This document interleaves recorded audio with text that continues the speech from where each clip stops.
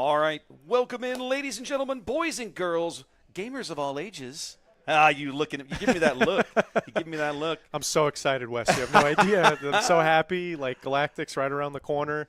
Us to get to see some of the new cards being played. Yeah. Players coming up with innovation. I love it. Yeah, it's going to be good times. Ladies and gentlemen, welcome to San Antonio, Texas. This is a new venue for me, but this is very close to home for you. Yes, this is my essentially my stomping ground. So I'm from San Antonio now. I live here, and trying to get the Star Wars community up and running. Shenanigans was so they didn't want to support SWU because of the bad taste in the mouth that happened with Destiny. Understandable. But when I came to them and said, hey, I'll run everything, they were like, whatever you need, we'll support you. And they've been nothing but supportive since. I run the SWU community here, and they're fantastic. These guys are already started, unfortunately. We should probably get into the game. We got to talk a little more about the venue later.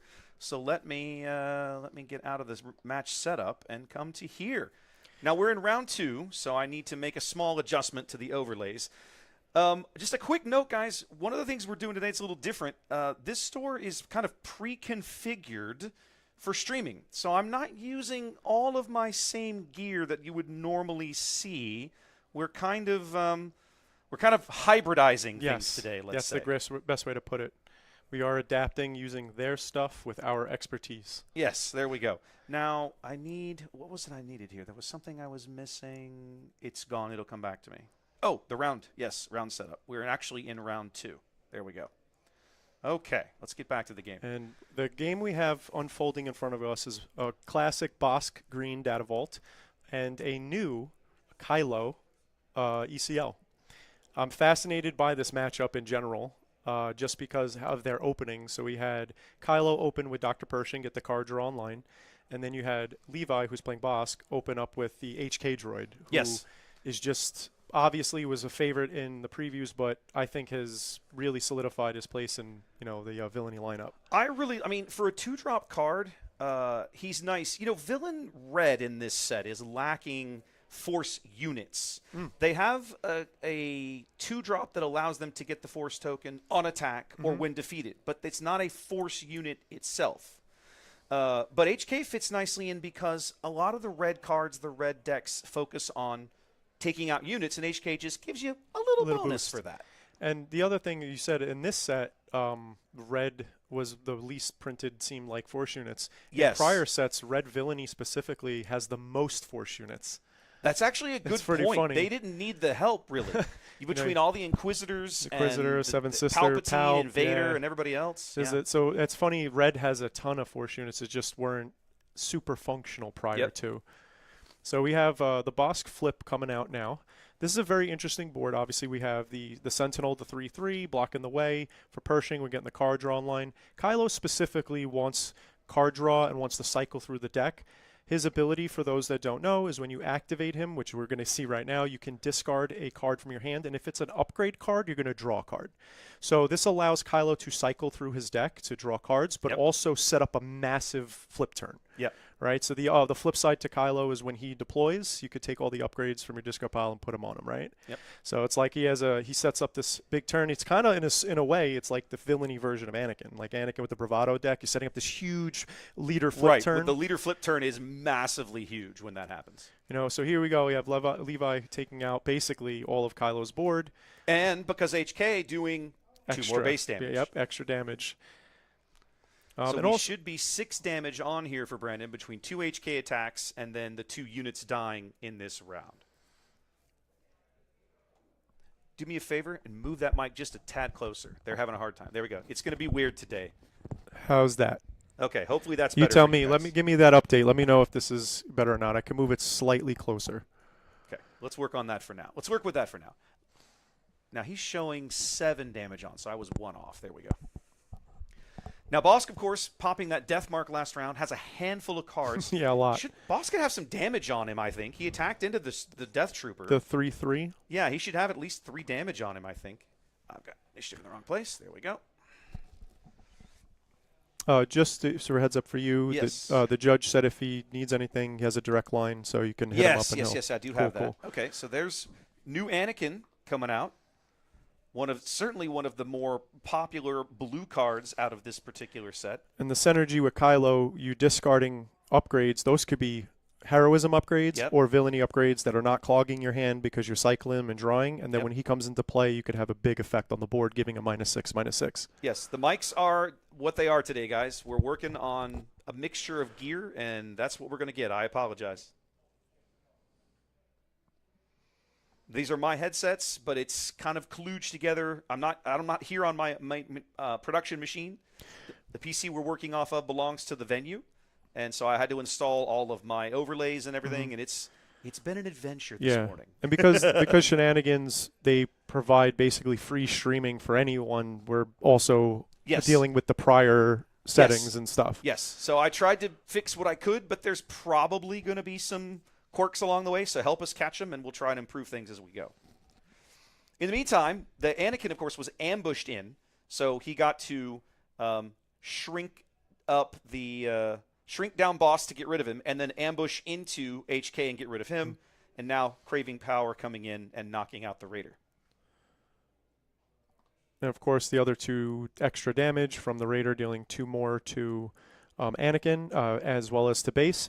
And then with the craving power on Anakin, he has that extra 2 health, so he does not go to the discard pile just yet. The other fascinating thing about specifically this Kylo is that this is the first time we're getting a viable card engine. This is not the first time we've seen a card like that you discard and draw or something of that, but this is the first time we see it where it has a function and synergy where it actually has a super powerful effect. That's consistent. Merciless Contest. Yep. Simple, easy removal there. Get rid of that stuff. Did he play Merciless Contest on Kylo? He played it on empty boards, so Kylo cannot be killed by Merciless Contest. It Contest. wasn't Kylo. He played it on Anakin. Oh, I'm sorry. Yeah, that's right. Yeah. Anakin was on the board with the craving, and he bots it, and now he's got a Dark Trooper of his own. Anakin, obviously how the builds can go, Anakin can build very combo-eccentric where you're putting all those resources, the upgrades, onto him, get him Voltron going, real big guy, or the other way is that you use it as the draw engine, you set up really favorable trades, and look at his hand, the Avenger, like that, and then you're setting up this saber in there too, I think. And you're doing this big late game, and that's the two different kind of pushes where this is the one we're seeing more common. I think the other aggro is more reserved for the red Kylo, which I know that you know a lot about that intimately. I do love that deck. That's one of my favorite decks right now. I'm taking that one to Vegas this week. I can't wait to play some more games with it. I'm not playing in the big event. I'm just going to go smash pods with it. But it's in best of ones, that deck is like, well, it's been 7 minutes. Are we done yet? That's very true. Fun. That is very true. So much fun. All right, Brandon on the button here as we begin what should be the 7 resource round. This is Kylo's coming out turn. Levi's on 8 because of the resupply earlier. Brandon looking like we're going to ambush in a Maul. Get that 4 overwhelm. Yep. And that would be the first damage. Well, got to start somewhere. And this is going to be Kylo's flip turn, so he'll have a giant sentinel in the ground arena shortly. Going to be answer one Maul with another Maul. And then here's some overwhelm for you. Oh, we can all play that game, can't we, boys? Now, why? Oh, right. It's a trade out, yes. Yeah. But he does push through 4 Push through the damage, yeah. The damage that was left onto Maul from the prior attack now comes as the damage is going to Brandon's base.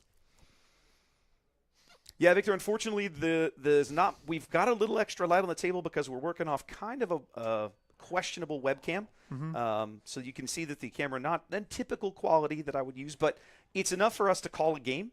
And the little extra light helps it because webcams in particular with those shallow depth of field struggle in low light conditions. Not only that, but then the where in the venue where it's at, the artificial lighting that we have is focused. It's not conducive. Kind of deep in the room. Yeah. It's not close to the windows. Not at all. There's no natural light in the back. Very little natural light in the back of the room like that. So yeah, we brought in some extra light. They did specifically ask me when we talked a few weeks ago, like, hey, if you've got some lights. I was like, hey, lights I have. So we brought a little extra light, and it is helping. Funny thing is, I could read the cards in their hand better than the cards in the field. Yeah. Now, what's interesting here, we went past the 7 resource round, Brandon electing to leave Kylo where he is, not bringing him out just yet, even though down to only 10 HP. I'm a little confused, I suppose, by that decision. I wonder if it's that he's looking for like a big one-turn win somehow, or maybe a way to protect it. But also the board was open last turn. That's true. I wonder, of course, being Bossk, I wonder. Okay, that was cute. That was weird. The monitor's like shut off. Okay, hang on a minute. I just gotta get rid of that and then didn't do anything to the stream. It just made it. Okay, that's good. Yeah, so there it goes. I'm Okay. curious to see if Kylo's setting up a one-turn kill, where maybe he's doing this like if I put all these upgrades in Could be. I super laser blast, I clear your board. Now I put Kylo, boom, one-turn swing. Yeah. Because we see in looking through Brandon's hand, you can see he has a ton of Is that upgrades. He another played grading Electro power? Staff. No, he played Electro Staff. Ooh, that is such a good card on a Sentinel. On a Sentinel, yeah. And the funny thing is them having the same creature out. It's just like, mine's so much better now.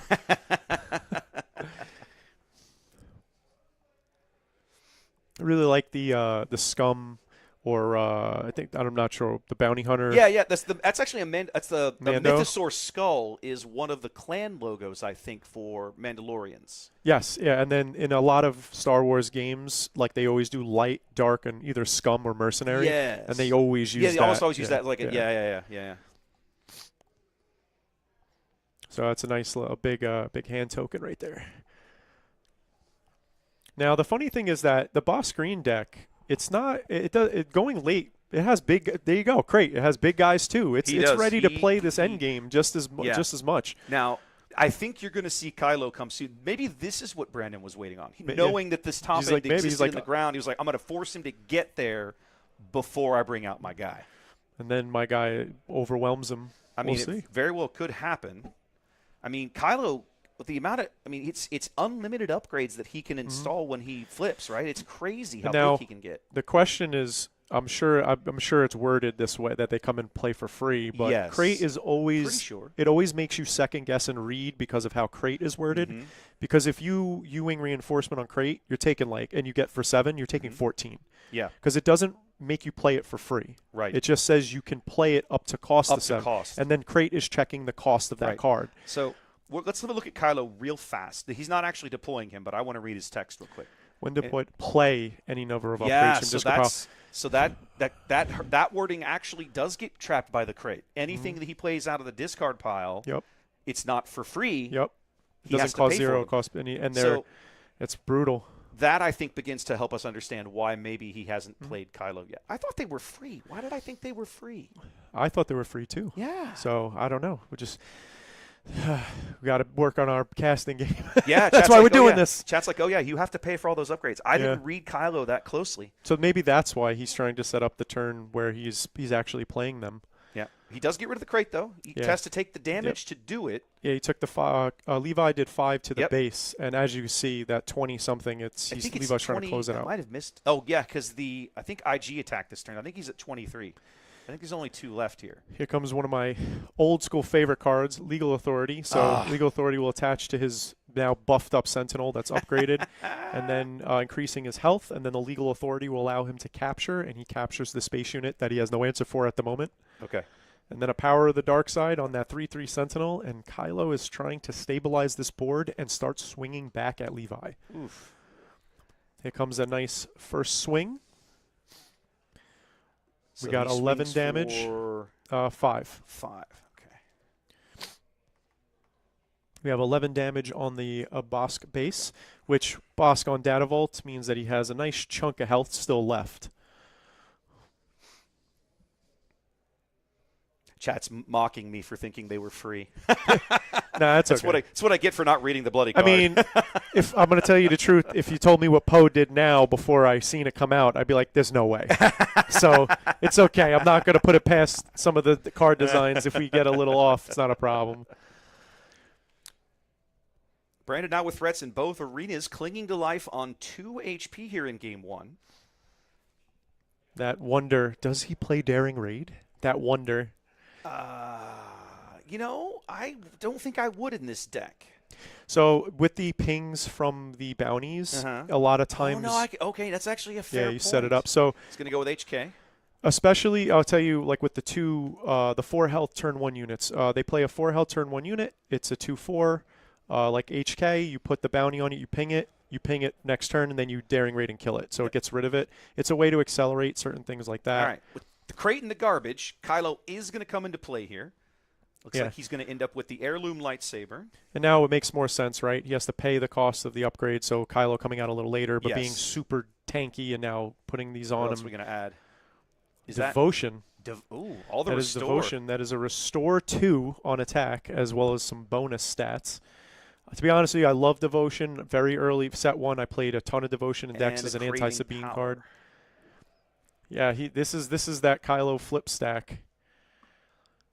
So what is he now? He's a 5/5 base, and we added 2/2, 2/2, and 1/1. He's a 10/10. He's a Okay. big boy. His granddad's going to show up and smash into him a little bit. Actually, no, he could. They're both Sentinels now, yes. So Yes. he gets to choose which one he wants to smash. And the funny thing is with the Phase 3 Dark Trooper, it has the upgrades on it. It's actually bigger than Vader. I think it is. And the Electro Staff giving the minus attack.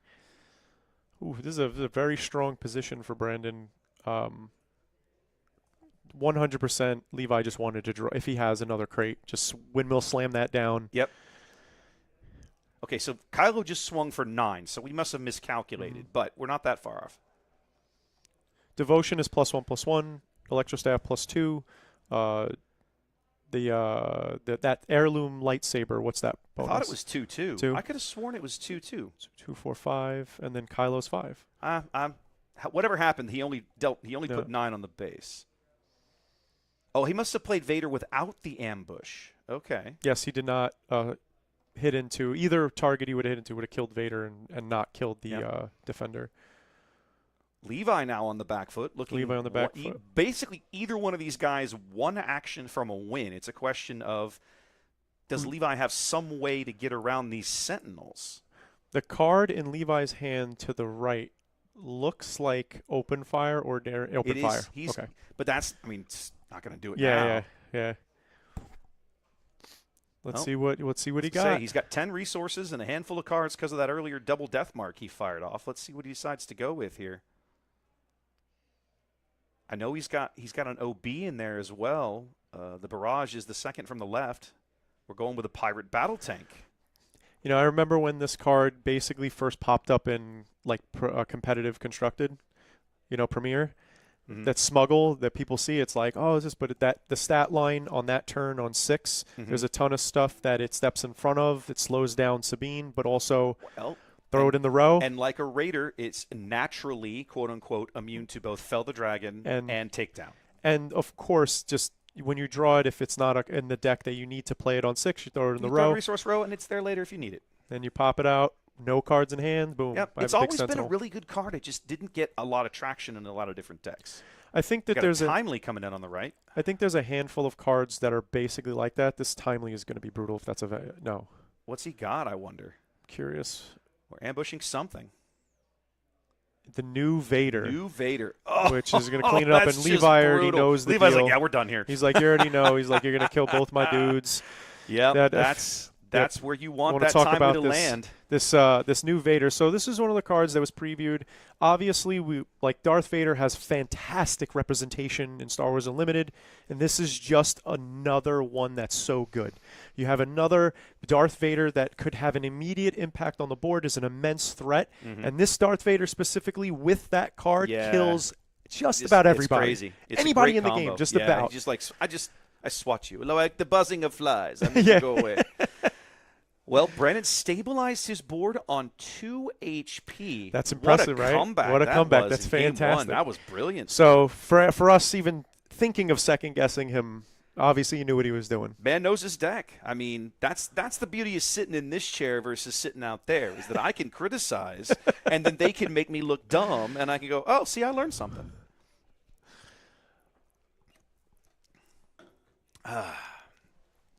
Okay, so while these guys are sideboarding, let's talk about the event today. Sure. We didn't get the chance to do that before we got kind of running into game one. So with the technical you were difficulties. telling us about how you had worked with Shenanigans to kind of get the community going here. Yes. And then talk about this event, because you contacted me. Guys, I got to tell you, for the first time in my SWU casting career, somebody came to me and said, we want you to come stream our event.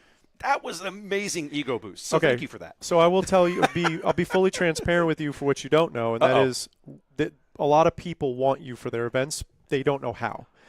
What I mean by that is that they might be intimidated to ask, or maybe their venue doesn't like allow for streaming. Now that's true. Some venues are not easy. Yes, and then like Dragon's Lair when we in Austin, as well as where we met in Houston, not Houston. Yeah, DL. The place in Conroe, Cards and Comics or whatever it is. Yeah, both of them have good space to set up and run streaming, but to be honest with you, we know that there are some shops that they could barely fit 20 people, right? And that's no knock to the shop, but like it doesn't make it conducive for streaming. Right. So I know I wanted to get you on board. I loved casting with you the last time We had a great together. time in Austin. I had a great time, brother. And I wanted to get you here because I think San Antonio and Austin have such a good scene, but the representation from San Antonio stores isn't there because it doesn't seem like they're promoting it or wants, and I just want to kind of get it out there. I think San Antonio has some fantastic players that have made tons of marks in major events. Yeah.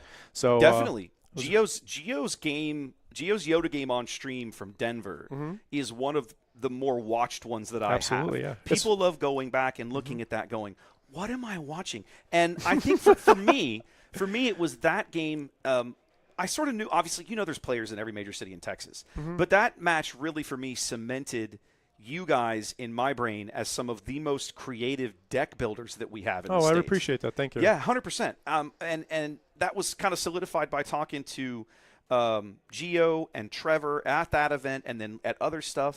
And it was like they were telling me about the stuff they'd tried and everything, and I was like, you guys are just out here just cooking, just throwing stuff in the oven and seeing what happens, and I love it. Very early on, like the San Antonio group that we have now, we kind of like immediately met when the game came out. And I've run multiple events for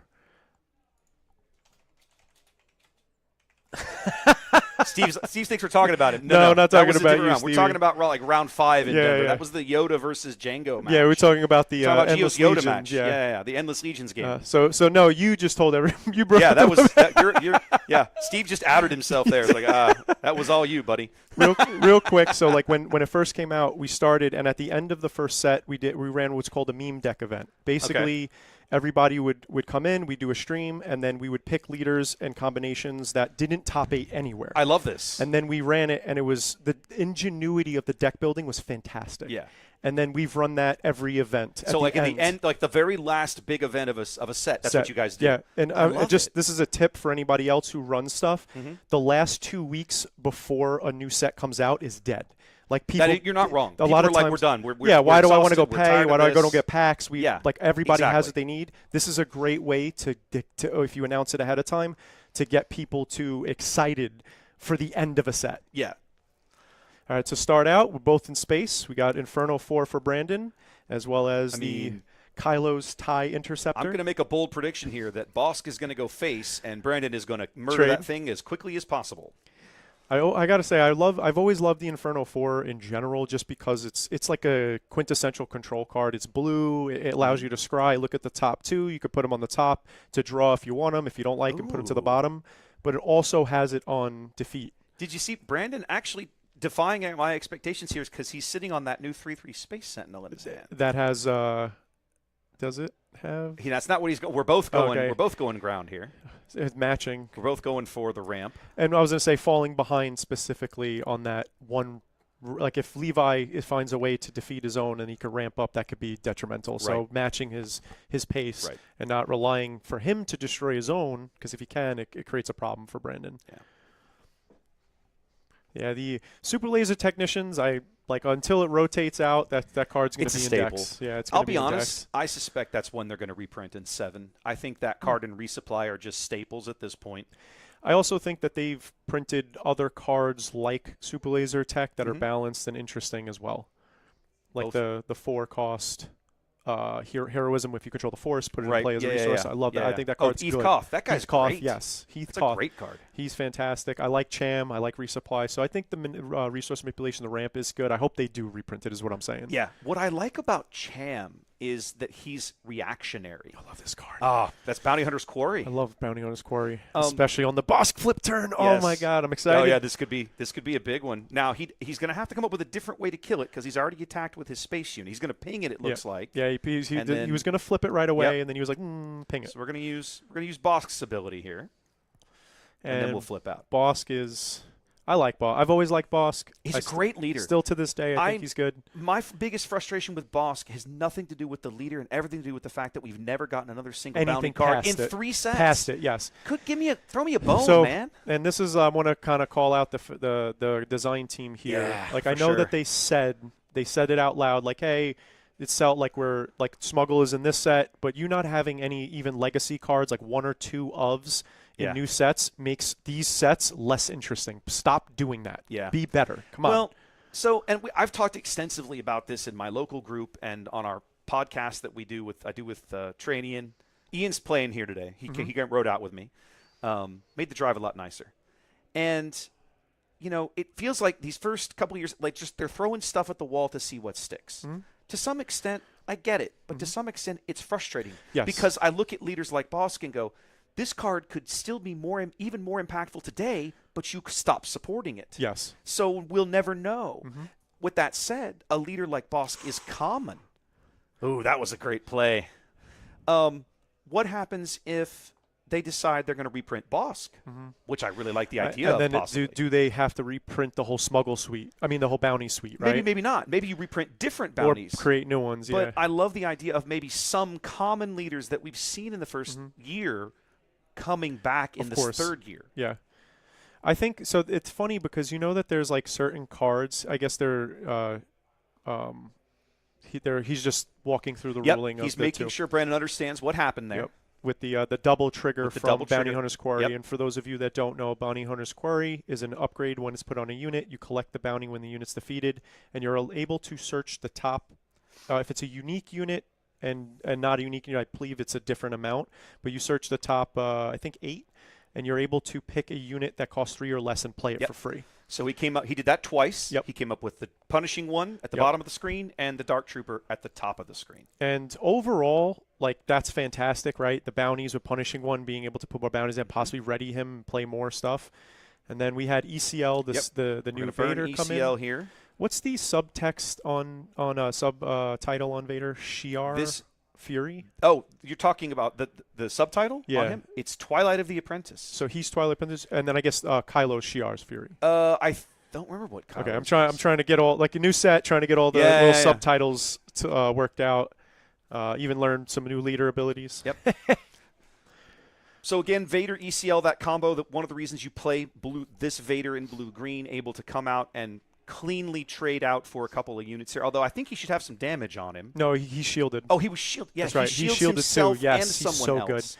He shields himself, someone else, and an opponent. So whatever he attacks into bounces the shield, and then the other unit that you don't attack is the one that you give the shield to, which his game text murders when he attacks. Absolutely, yeah. Yes, there we go. In fact, ECL is the only reason why he plays ECL is because of Vader. If Vader wasn't printed, Kylo wouldn't be playing ECL. Okay, I think he has 16 damage on there. I think I'm a couple off. Vader coming in and cleaning out Maul. Excuse me, Maul coming in to clean out Vader. Maul mauling Vader. Yep, doing his thing. Getting a little overwhelm and should be 1 overwhelm, I believe. So that'd be 17 on. There we go. That is correct. Brandon is choosing what to do. He'll discard an upgrade to draw a card. Right now, Brandon's hand is fascinating to me. He just drew a Ray. The Ray from set 2. Yep. I love that in this set they gave us a red Ray and a blue Kylo, so that now those cards could overlap. Have different places they can overlap. Yeah, they could overlap. Yeah, I thought that was really cool. I agree. Because old Ray with red was a thing for some people, but not widely played. Right. And old Kylo with blue was a disaster because I tried it. It was awful. I tried every color with that Kylo. Right. I tried every color with a couple of leaders, and there are certain colors that don't hold water. Don't hold water. Yeah. No, they really don't. Brandon's staring down lethal now in one action. Yeah, the ramp up on this game was fantastic of them just trading blow for blow, the upgrades making things bigger, and then the overwhelm, and they were going to the next game. Brandon, no way out there with the Raider in orbit. Even if he kills it, the when defeated will trigger. And then murder. Maul, even if he plays a Sentinel, Maul having the overwhelm. Yeah, the Sentinel in the ground arena won't do it with the 7 overwhelm. So off to game 3. We're going into game 3. Yeah. Did you think we were going to be going to a game 3 with this matchup? I'll be honest, I don't know what to expect from this meta at all. Okay. That's one of the reasons when you invited me to this, I looked at the calendar and went, hell yeah, I want to do this. I had to kind of sell the wife. She was like, man, we're going to Vegas right after that. I was like, yeah, but I really want to do this. Yeah. Like, I want to see what people are cooking. So when choosing the date of the venue, so personally, I don't like that a new set came out 2 weeks before Worlds. Right. For Galactics. No, I'm a fan. I'm not a fan either. That's a personal thing. I think in doing so, it gives people who have more time but more teams, more of a network, a huge advantage, which you can argue that that's who's going to be going to Worlds, but it's not the case. Like, there's a ton of people that they just can't print the preview cards out and start playing with them before they're released. Yeah. But teams do that, and they have a huge advantage. Only 2 weeks before the set comes out until Galactics is giving, in my opinion, giving those that can prep a big advantage. It is. And looking at this, I was like, you know what? Let's we have a 1 week gap between the new set. Window. And so I'm like, in that week gap, let's throw this in. I love it. We could get it, and we can see some of the stuff. All the locals now, they're getting practice. Yeah. And I thought it was a great idea. So yeah, I love it. Well, the other thing, walking around out there, right? The field you have is very diverse. Yes. and not everybody has fully embraced the new leaders, let's say, out of this new set. That's a great way to put it. There's at least 2 old school JTL Vader yellow decks in the field today. Yep. I passed at least what was Gar Saxon? Yeah, I think I've seen 3 Gars. 3? I know for a fact 2. Okay. 2. Yeah, I've seen 2, but I think there was 3. Okay. I mean, Levi's on Bossk green. Yeah. I know we have someone on Bossk blue. Bossk blue, yes. No, there's a Bossk blue. So obviously this is like the new Kylo. The new Kylo, but not Force token Kylo. But not Force token. Nobody I don't remember if I saw anybody playing like Force bases, but they must be out there. There are some people playing. There's a one of the popular decks right now is not. You would think Han 2. Yeah. We have a ton of blue red. It's just not Han. It's not Han. It's There's one not a lot of Han. Oh, there is one out there. There's one, yeah. Okay, yeah. At least that's something. There's 1 or 2, but okay. I believe there's a Kit Fisto. There's a Ray blue. There's New Ray, red You've Ray. You've got to be kidding. Yep, me. red Ray. Yeah. We got red Ray blue. So we have quite a few of the new diverse. But we also have classic, and it's not as deep as we thought. I thought we were going to see at least 6 Han. Yeah, I figured like blue. At least a third of the field would be that. Yeah, at least more than 1. Yeah. I mean, don't get me wrong. I'm not remotely upset. I want to see the variety, right? And that's one of the things I'm looking about at going to Vegas. Like, I think there's going to be a lot more variety in the side event areas than there will be in the main field. Oh, absolutely. Personally. Absolutely. I think in Minneapolis, when I was playing in side events, I noticed that the people who were in the main, they didn't want to play that deck anymore. Exactly. So they would take their fun deck, the less serious hey, deck. This is my B tier or my low A tier. Like, it's decent. It's fun to play. Like, I have the deck that I'm on right now, like that I love is Captain Phasma. Oh, yeah, I love Phasma. I love Phasma, and then she got a few new toys in this set. She's really solid. It's a lot of fun to play. So there's a Wisconsin tournament that's also being streamed today. 6 of the 19, that makes a third of the field. Exactly, that ratio makes complete sense to me. Yeah. Yeah, but in here, it also has to do with the local kind of like trash talking that goes on behind the scenes, right? Like we have like a fun rivalry between Austin and San Antonio, so it's very possible that Han 2 either A, saving your deck for Worlds and like, hey, I want to play something else here and stress test the field, or B, like, we're talking trash. Like, you're gonna bring the meta deck, like come on, and like, come on, you loser. There's no brag. You don't get bragging rights after that, It's so funny. I've been to a ton of events where I've played some of the most off meta stuff, and I've turned heads, and I've made top 8s and stuff, and it's great. But like when I leave, I feel like I get more credit even though I don't win. Yeah. Like I pull at one of the events, I had the unrefusable offer combo with Django Green. Okay. And I like blew out like a couple of Quinlans. And one of the best plays I had was I took my opponent's crate, played it, used the crate to kill his reinforcement walker, and then I won the game off of that. And there was like a crowd like looking at that. I bubbled out a top 8 with 5 and 2. Yeah. And like I felt like I won because people were cares hitting me at up that after point? like, yo, that was crazy. I seen you do this. Yeah. I wish you were on stream. I wish we could have Yeah. got you this. So it was like I like the deck innovation with this this game in general. So I was playing something recently online, and I cannot remember what it was, but I remember telling myself, I wish I was playing this game in person because I want to fist bump my opponent for the combo they just hit me with because it was so good, and I'd never thought of it. I was like, that is amazing. I've had more than one opponent say to me, you know, I've lost a lot of ways, but this is one I could lose with a smile on my face. And I've done the same too. You know, I'm not a sore loser. Good game, man. You know, do some cool plays. I'm happy.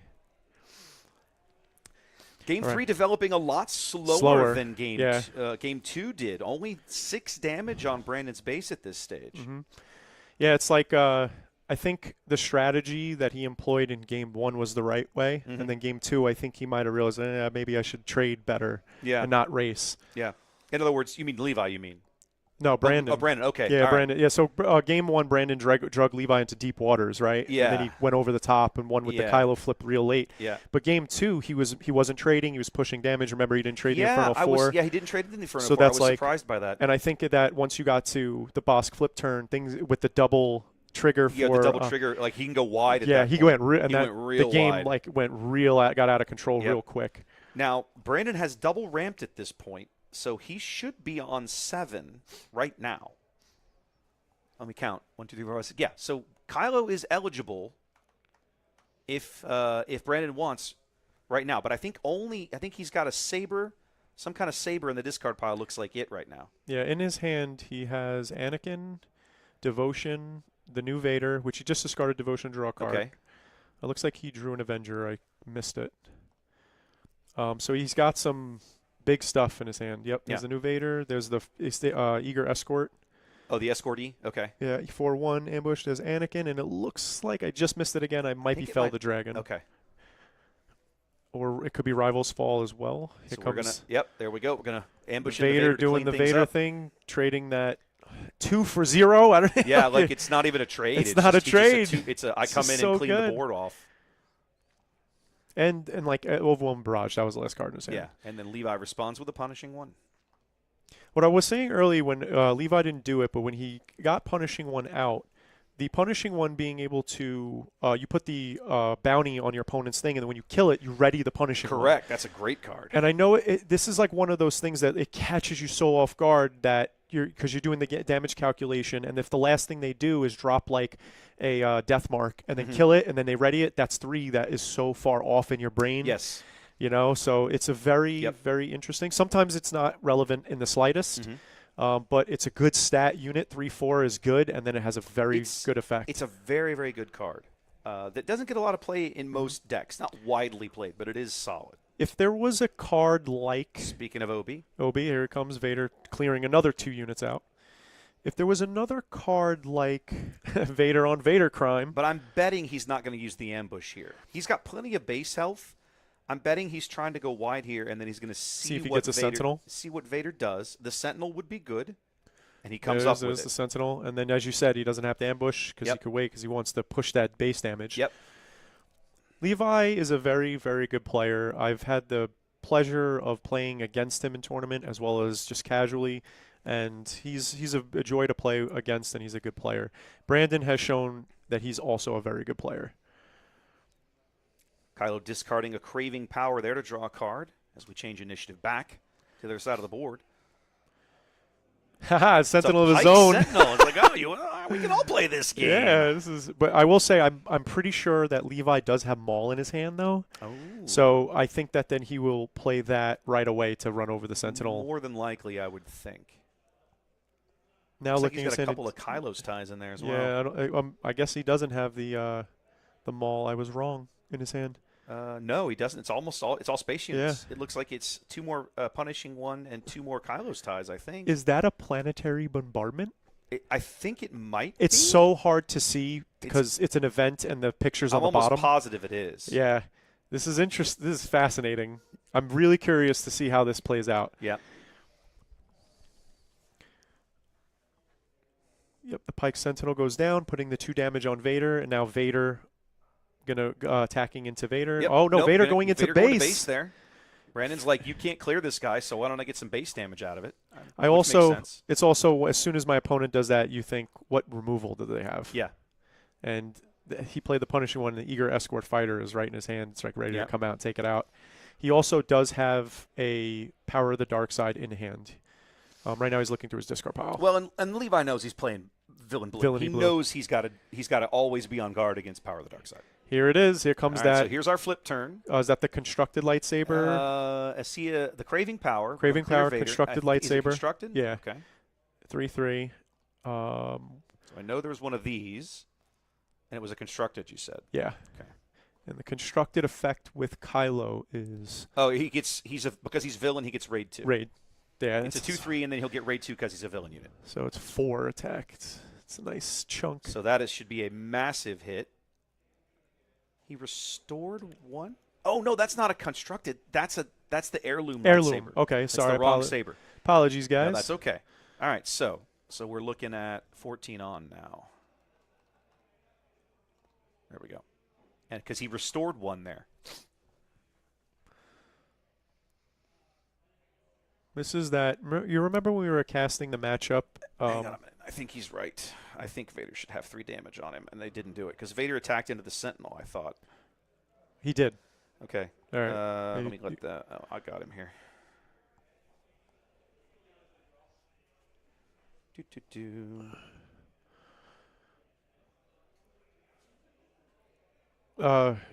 Hold on 1 second. I'm gonna just go. No, I got it. I let. They just ended the game.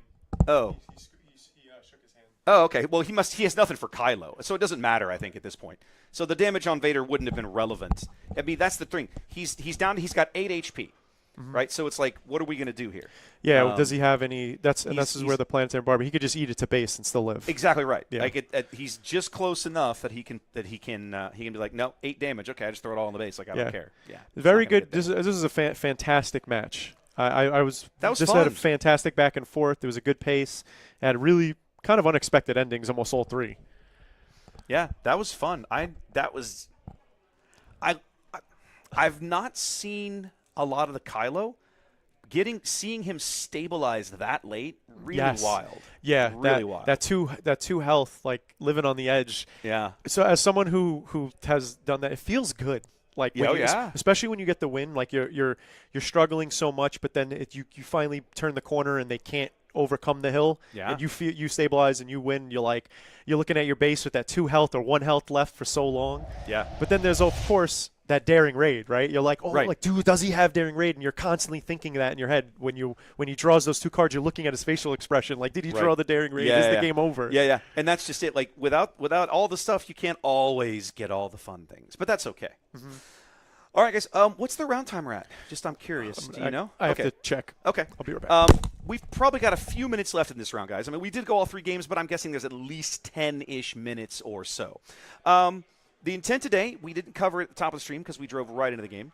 We're doing 5 rounds of Swiss and then a cut to top 8. So we will probably be here at least, I'm guessing, at least 5 more hours in that range, off and on as the day goes on. Let's see what he comes back with the timer here. I'm waiting. But yeah, this is going to be a lot of fun. The first event, the first couple events of new sets is always interesting. You just never know what you're going to get, which is half the fun.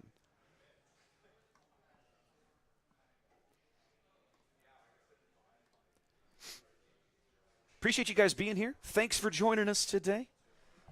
Push this over here just a little bit.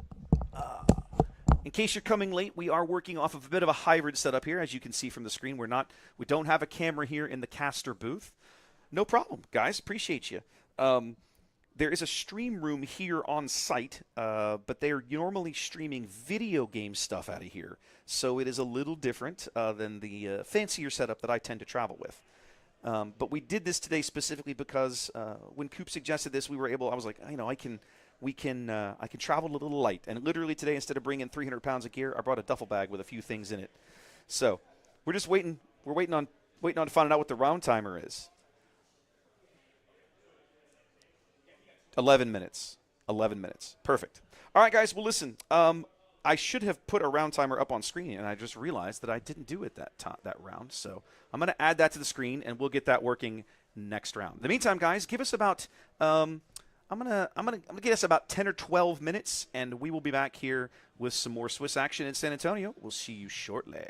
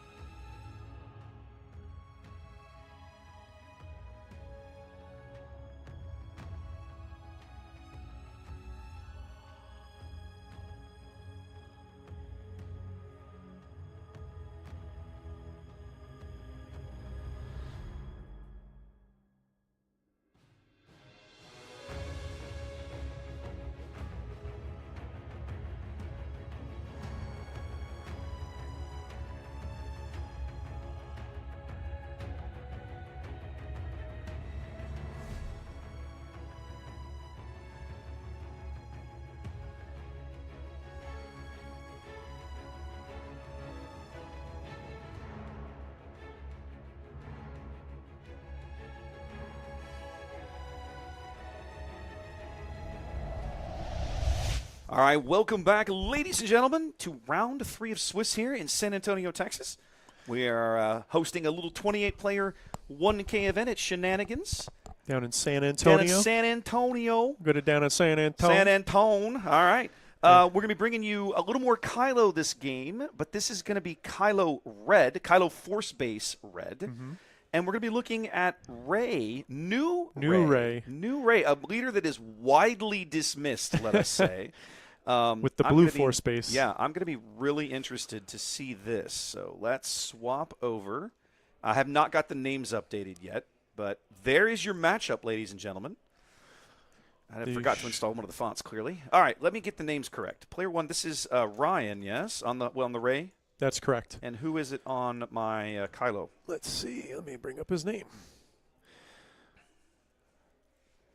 Starting with a simple Guardian of the Wills. I apologize. We're trying to keep these guys moving, so we're not doing quite as much prep in between, but that's all right. Nope, that's the wrong card. That was an Adigalia. My apologies. I pushed the wrong button there. A-N-D-R-E-W. Got it. There we go. Names are at least updated. That button is mapped wrong. I'll have to fix that. And later. what a start for this Kylo what's player. He starting off with? Kylo, a Sith holocron. With on the Guardian of the Wills. So the Guardian of the Wills set 1 printed card, seen almost no play.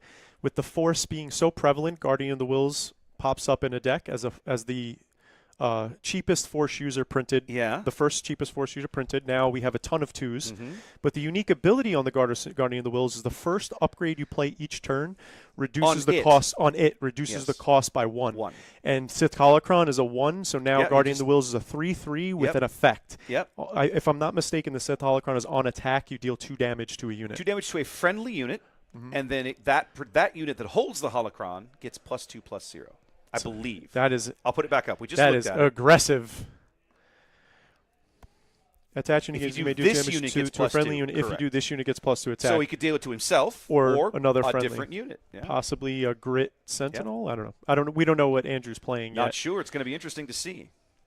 And now the name is that Adigala? That's Adigalia. Yes. And irritatingly, for some reason the card's mapped incorrectly, but I'll figure that out. So we're playing Mystic Reflection with Adigala being a Force unit. It is -2, -2. These cards out of their binders. I love this. And then he stuff. goes, and he goes, I'm just going to go slap another upgrade on it. What is it?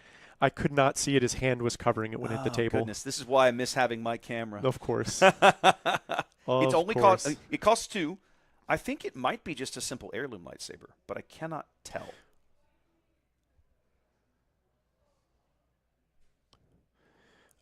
Three? No, I think he has the right amount of cards in hand. Well, let's see. He would have had 4. He played 2 last round. He played 2 cards last round, and then he would have drawn 2 and resourced 1. So he would have been at 2. He should have 3 in his hand before he played. We should have 2 in his hand right now. Doesn't he have 3? I think he does have 2 in his 3, 4, hand. 5, 6, 7, 8. If I'm not mistaken, there should be 10 cards out. This is turn 3, right? So this is turn 2. This is the 3 resource round. Sorry, 6, 8. So 3, 4, 5, 6, 7, 8. On the board. He should have. See, I think they're right. I think he's got too many cards in his hand. I'm going to tell the judge. Okay, yeah, definitely check on. Yeah, I think he's got too many. I'll let them figure that out. Oh, good! They're using my new Force tokens. I'm so excited to get my Force tokens in, ladies and gentlemen, from our friends at Laser Gaming in the UK. They do great work and took good care of me getting everything ready. They had streamer-sized Force tokens. So I was excited to get those in before we were able to do the event, so I have those for the players at the table. So they're checking on this now. I'll let them figure it out. Not my problem to solve, ladies and gentlemen. I keep meaning to lobby the guys that maintain the tournament standards for streaming that we shouldn't be called upon to involve ourselves in maintaining monitoring the state of the table, but it's not a role that I want when I do these events, right? But frequently the judging staff will ask us and be like, "Hey, when you see stuff, please let us know so we can address it." And I'll be like, "Okay, sure." So we try to keep them informed and let them deal with it because, of course, we are not judges.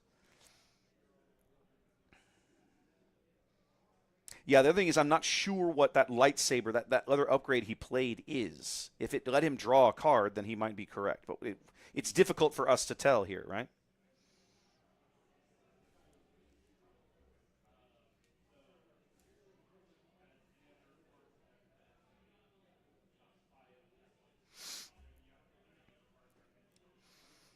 I can hear them outside of my ear cup dealing with it because they're sitting. We have a small little booth here. Let's say this is probably about, I don't know, like an 8-foot square room, and the streaming table is on a slightly raised stage in the corner, about 10 feet away outside the walls. So we're able to, between the ambient noise in the room and the walls and the door, we're able to cast and hear, and they can't hear us out there. So that's good at least.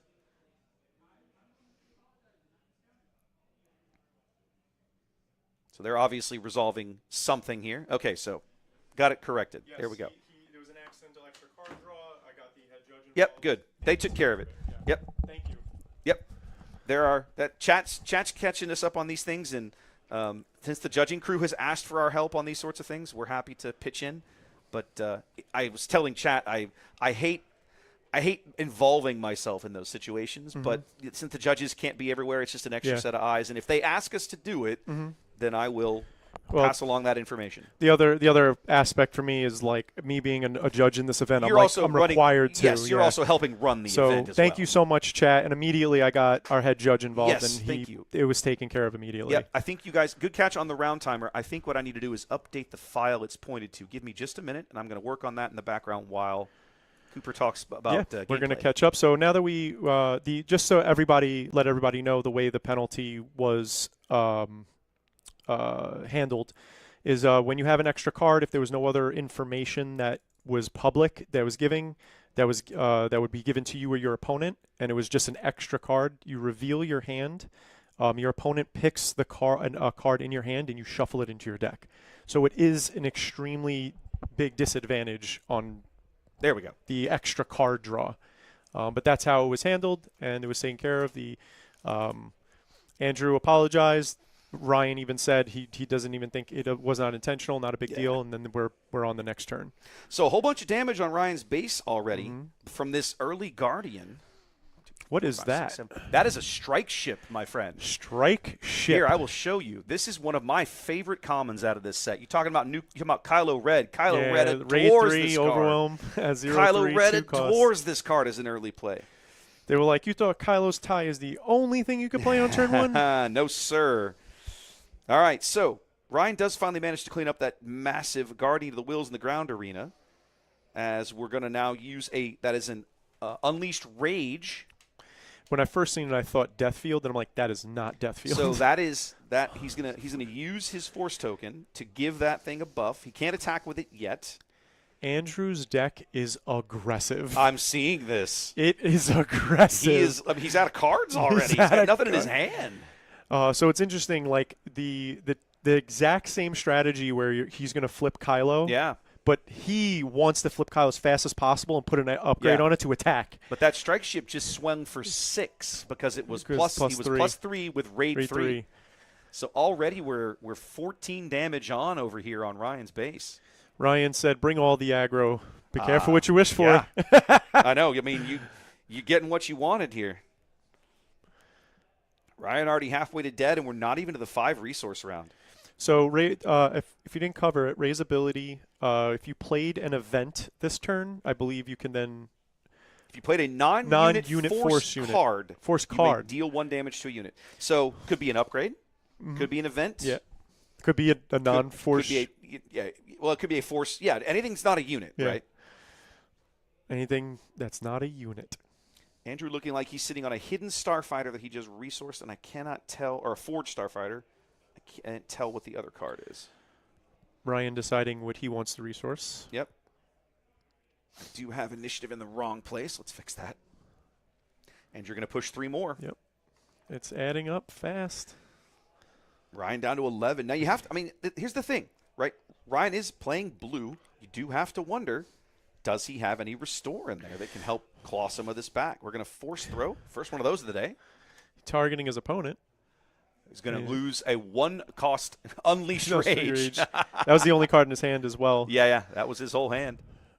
Oh, if Ryan, so now because the now he can ping the strike ship out with Ray's ability. Because it's a non-unit. Yes. Right? That's what it is? Is it a non-force? Correct. It's a force non-unit, a non-unit force card. Yeah. So a force event or a force upgrade. Yeah, upgrade. Yeah, I think she's a little like, especially when you read her, she has like this very strange restriction. But then as you're you reading the card, you realize that force labels everywhere. It feels like Kylo may have burned a little too bright, too fast here, though, right? Yeah, he's got a clean board. He's got 1 card in his hand. He's about to play a 2-cost ground unit. This is the new Acolyte of the Sith, or whatever it's called. It's the I'll pull up the card here.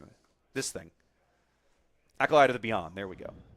On attack, when defeated, the force is with you. Correct. And now we have, I think, Mace. Is that Mace? Looks like Mace. I think so. He uses force token, so I have to believe that's Mace. And he has 6 resources. Then it's time. And you know what else I haven't been doing? And Yoda has restored 2, so he just restored 2 from his base as he attacked into the Kylo. Yes.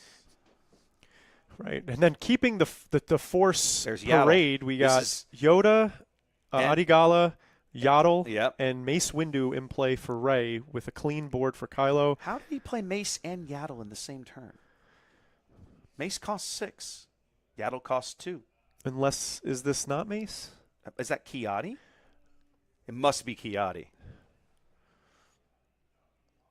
I don't know how he killed that thing. It's very hard for us to see what that card is. It's right difficult. Under the direct light, which is fading out the cost. I think it's Kiadi. But I've got to remember this. I have little force token icons I can put on the display. Oh, that's cool. I like that I like that you can actually see them on the screen as well, though, with the big tokens. So it's Kylo coming out now. Big 5/5 Sentinel, probably going to pick up at least. He's going to have a couple of holocrons, 2 holocrons, and some kind of lightsaber. So the funny thing about it is, like as I said, no cards in hand. He does have to pay the cost of the upgrades, but with no cards in hand, he's playing as many upgrades as he can. Yes. To make Kylo as big as possible. And if you don't have an answer to it, honestly, Ryan's going to die to this one attack. Well, no, Ryan's got 13 HP left. It's not that big. Right. He's got a million restore. Like every. Oh, that's right. Yaddle gives everything else restore as well. It's going to give everybody restore. Unit, even Rey, when she flips out, will have restore. Yeah, you're 100% correct. To answer your question, we're at Shenanigans and we're using their setup. Wes traveled in, so he didn't carry all of his equipment with him. The point of this was to try bringing my overlays and limited amount of gear to use someone else's computer, camera, stream setup, and so on. And in doing so, outside of the normal technical difficulties, we're restricted by the limitations of what's available. Indeed. And I'll be honest, the computer and everything in here is not bad, but the camera does drive me. The camera does drive me a little crazy. Yeah, which makes sense. If it's such a simple plug in, and we could have something better. Okay, so we smashed Yoda in. Somebody said that they think that's Jedi Knight. Oh, that would make sense because he does, but he only deals 2 damage if you have the initiative. I don't know.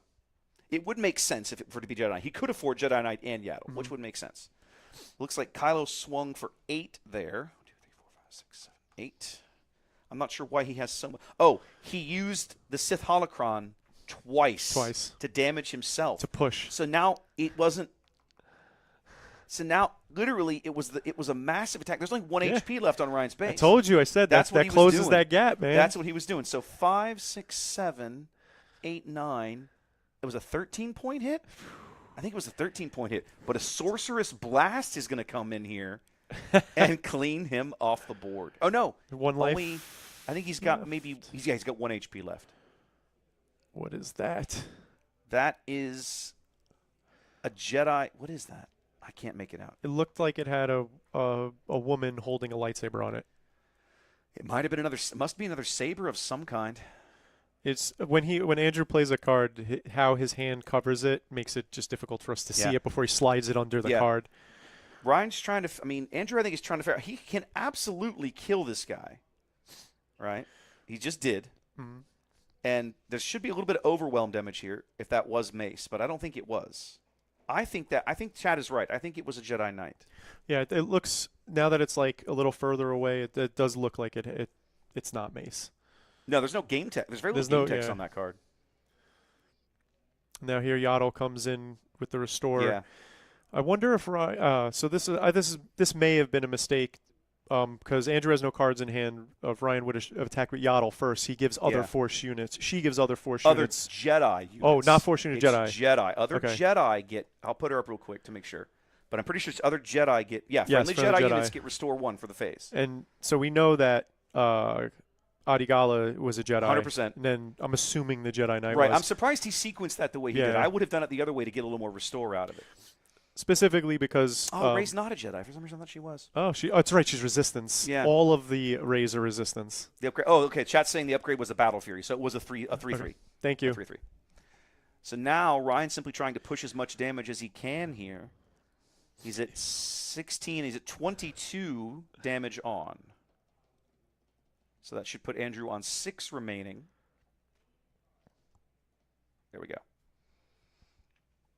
So both players now in single digits, but Ryan with a board state to easily clean this up. Paul said the new Red Ray is a Jedi. The new unit Red Ray is a Jedi? Oh, the red. Yes, right. The unit is. That's what's got me confused. Gotcha. Okay, so what have we got here? Yes. It's difficult. What is Thank that? you, Paul. Oh, that's the sun.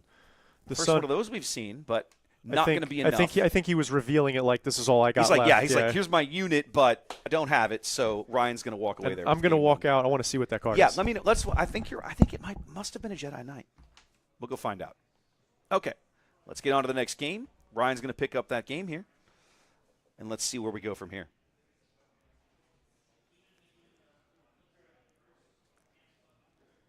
Focus will not improve. We are working off a webcam at about 5-ish feet over the table here. What? It is. Was in play last turn. Oh. It was just underneath, we couldn't actually see it. Oh, he covered it up with something.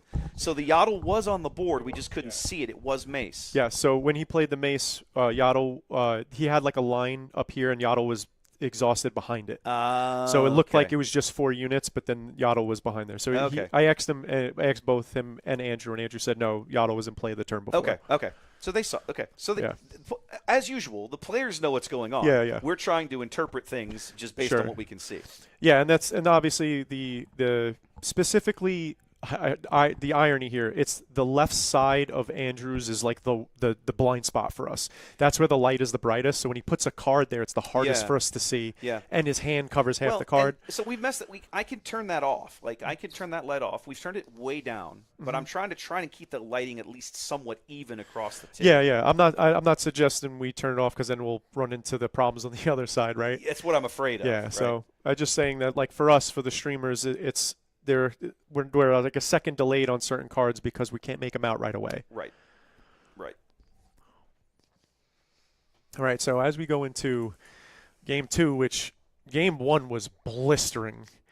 Like Andrew was just like, I'm going to – this little vulgar here, but he's like, I'm just going to stick my balls on the table and see what you can do happens, about it. Yeah. And damned if he didn't almost win. He got Ryan down to 1 HP. 1 HP. And that's one of those times where you think about it, right? Like this is going to – let's say that Andrew goes on and wins this game and then loses the next game. Yeah. Then he's going to think to himself, if I didn't draw that extra card and my opponent got to look at my hand, pick a card and pick a card out and get rid of it. That one life, could I have won? Right. I don't know. Yeah. It's a good question. So play mistakes can be very costly, obviously, right? He said, well, it is what it is, chat. If both players agree that the game state was okay, there's not much we can do from here. Yeah, but at this point. We'll let them deal with it later. It's not whatever. Game's over. Yeah, both players agreed. Exactly. Both players agree. I don't really know what I'm supposed to do we can at that point, right? yeah. That's why I even went out to double check. Yeah. Okay, look, Ryan took a mulligan here. Yeah, he's doing his little pile shuffle. I do this. Especially when I get a really bad draw, if I don't 100% do this, pile shuffle. So as a kid, I never did this. I rifle shuffled. Okay. They just I just rifle shuffled, riffle shuffled, whatever it's called, the bridge. Yeah. And I'm 13, but then as I got a little older, I was damaging my cards. Yes. So I've learned how to rifle shuffle now to not damage my cards, but especially drawing 2 cards, how you're kind of organizing your resources, you have to pile shuffle, I feel like. If you don't, agree. you just have to. It's like the rifle shuffle for me, it just isn't enough, it feels like. Yep. All right, Andrew started the game on the button here, having lost game 1. Let's see where we go. What are we opening up with? All right, we got New Kylo. I know your story. I really like this card. Again, as a Phasma enjoyer, this card fits right into my world. Oh, I like the card for the effect on it. I think it's pretty solid. I've never actually gotten that effect to fire, but it has some value, no question. So, and now I'm curious to see if he's going to be able to, because he plays tons of upgrades. Yeah. He's going to be able to make it stick. Point. Like, yeah, he could stick it with a Sith holocron. Saber. A saber. Ooh. A fallen lightsaber on that. Damn. A fallen lightsaber on him this early would be good. Now, the trick is he can't use the game text until he attacks in with it and then is able to do the thing. Yeah, he has to gain the force first, right? We just hit it with, that's one of the new cards, I think, isn't it? I think it's if you control a force unit, deal 3 damage. 4 damage? I think it's Whirlwind of Power is what he just played. Giving you -2/-2 if you control force unit. -3 for 3. If you control a force unit, obviously, Yaddle is force. So, 2 early damage to Andrew as poor Kylo bites it. And initiative, swap back.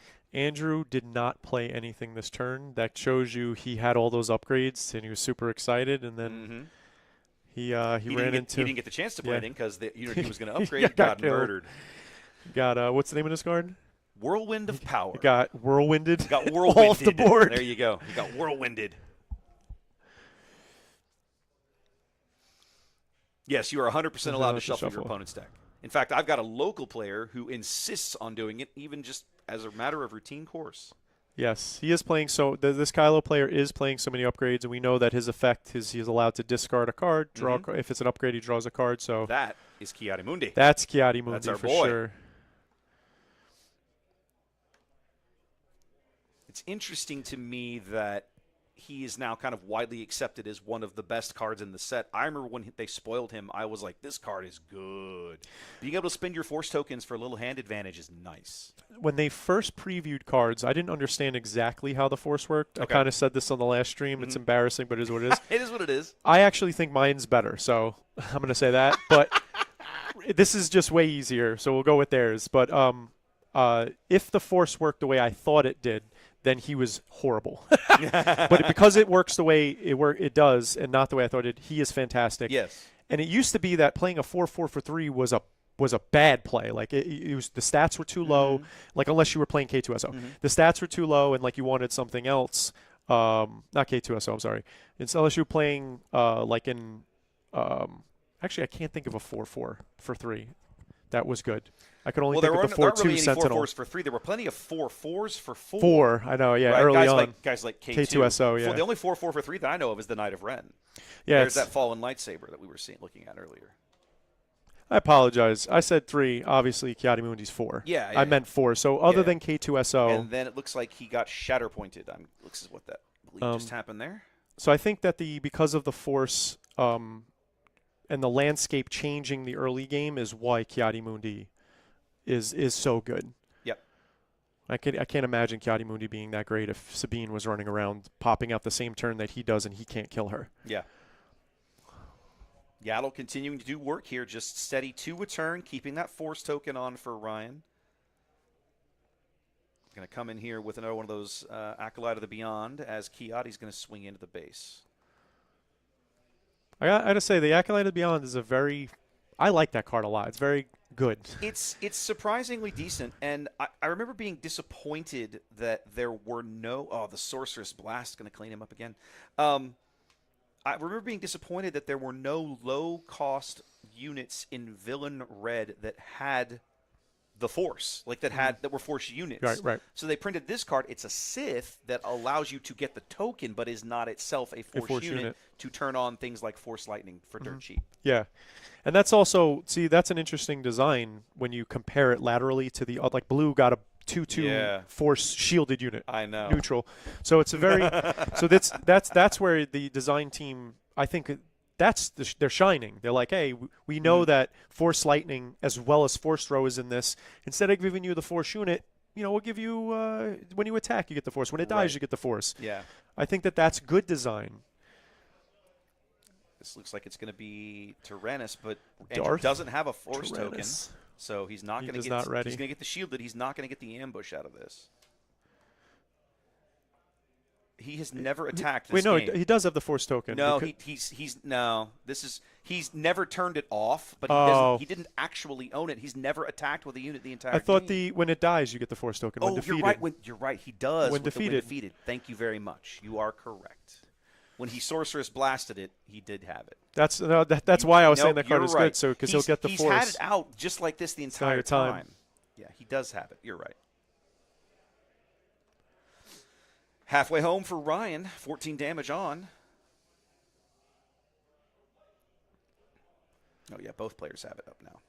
I'm losing sleep over here. Here we go. Yes, that is the actual watermark force token that Wes has put on the overlay, so we can track not only base damage, life total, but also who has the force. I had to go to that was a bit of a pain in the ass to get a hold of too, by the way. That actual logo I had to ping one of the official content creators, who then had to go basically like beg FFG for it. And then when they got it, they shared it with me. Okay, clearly that card not mapped correctly. I'll work on that later. Here comes that's one Anakin on the left. Is that the Prestige Anakin? That is a Prestige Anakin. Ooh, that one. Ooh, that one might be mapped correctly. Hold on a minute. Thank you for the reminder. We have Guardian of the Wills. That one we got correct. There it is. The regular Anakin not mapped correctly for some reason.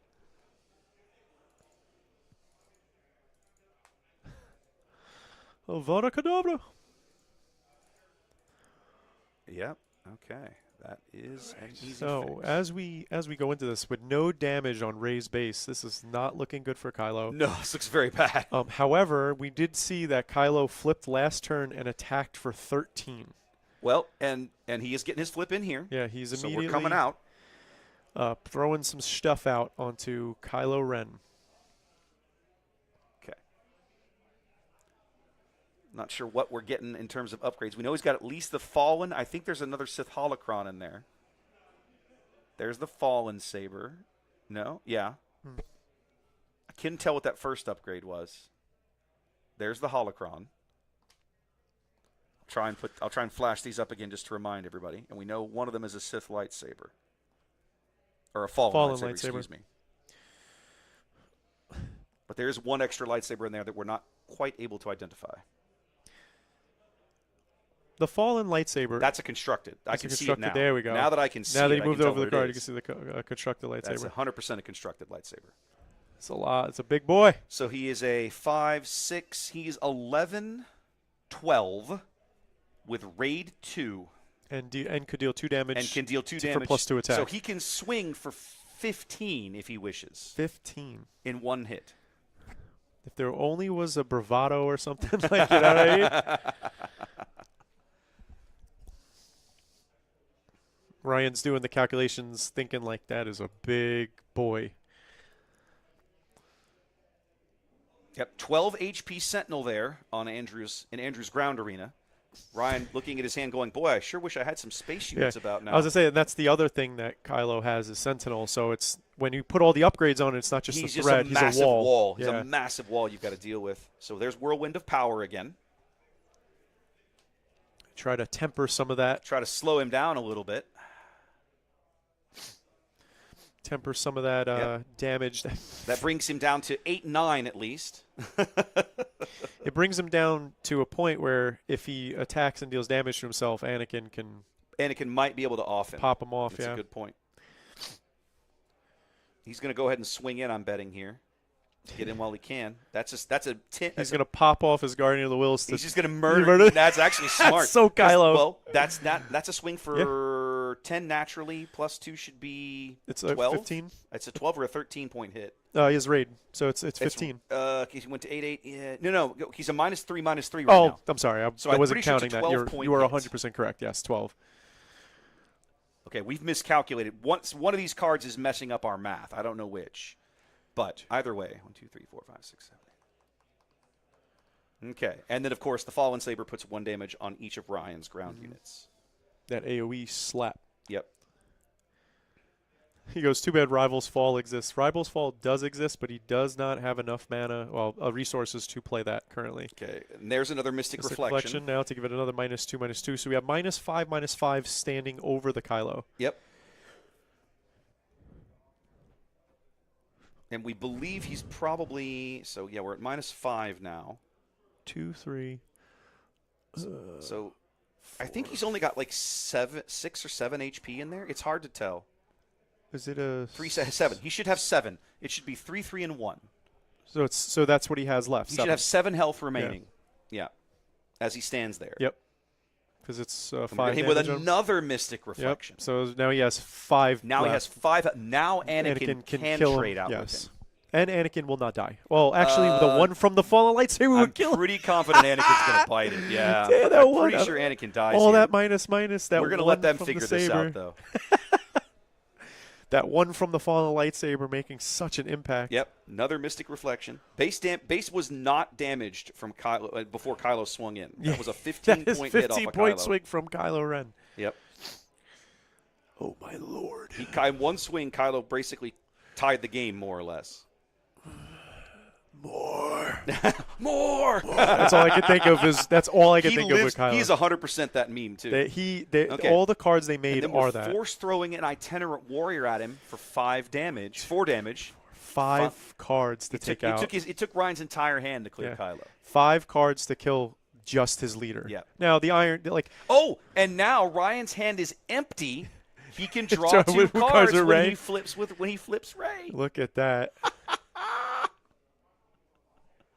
Yeah, Rey he could throw away his 0-card hand and draw 2 cards. There you go. That is really, and now he's got lethal. Yep, that is game. 6, 5, and 4. Yeah, he's got it. Game. Wow. Wow, this was fast. That was interesting. That was very interesting. That was interesting. One of the things I will say is I didn't even think of Kylo Ren having that potential burst. Yeah. But like he commits. Oh, yeah.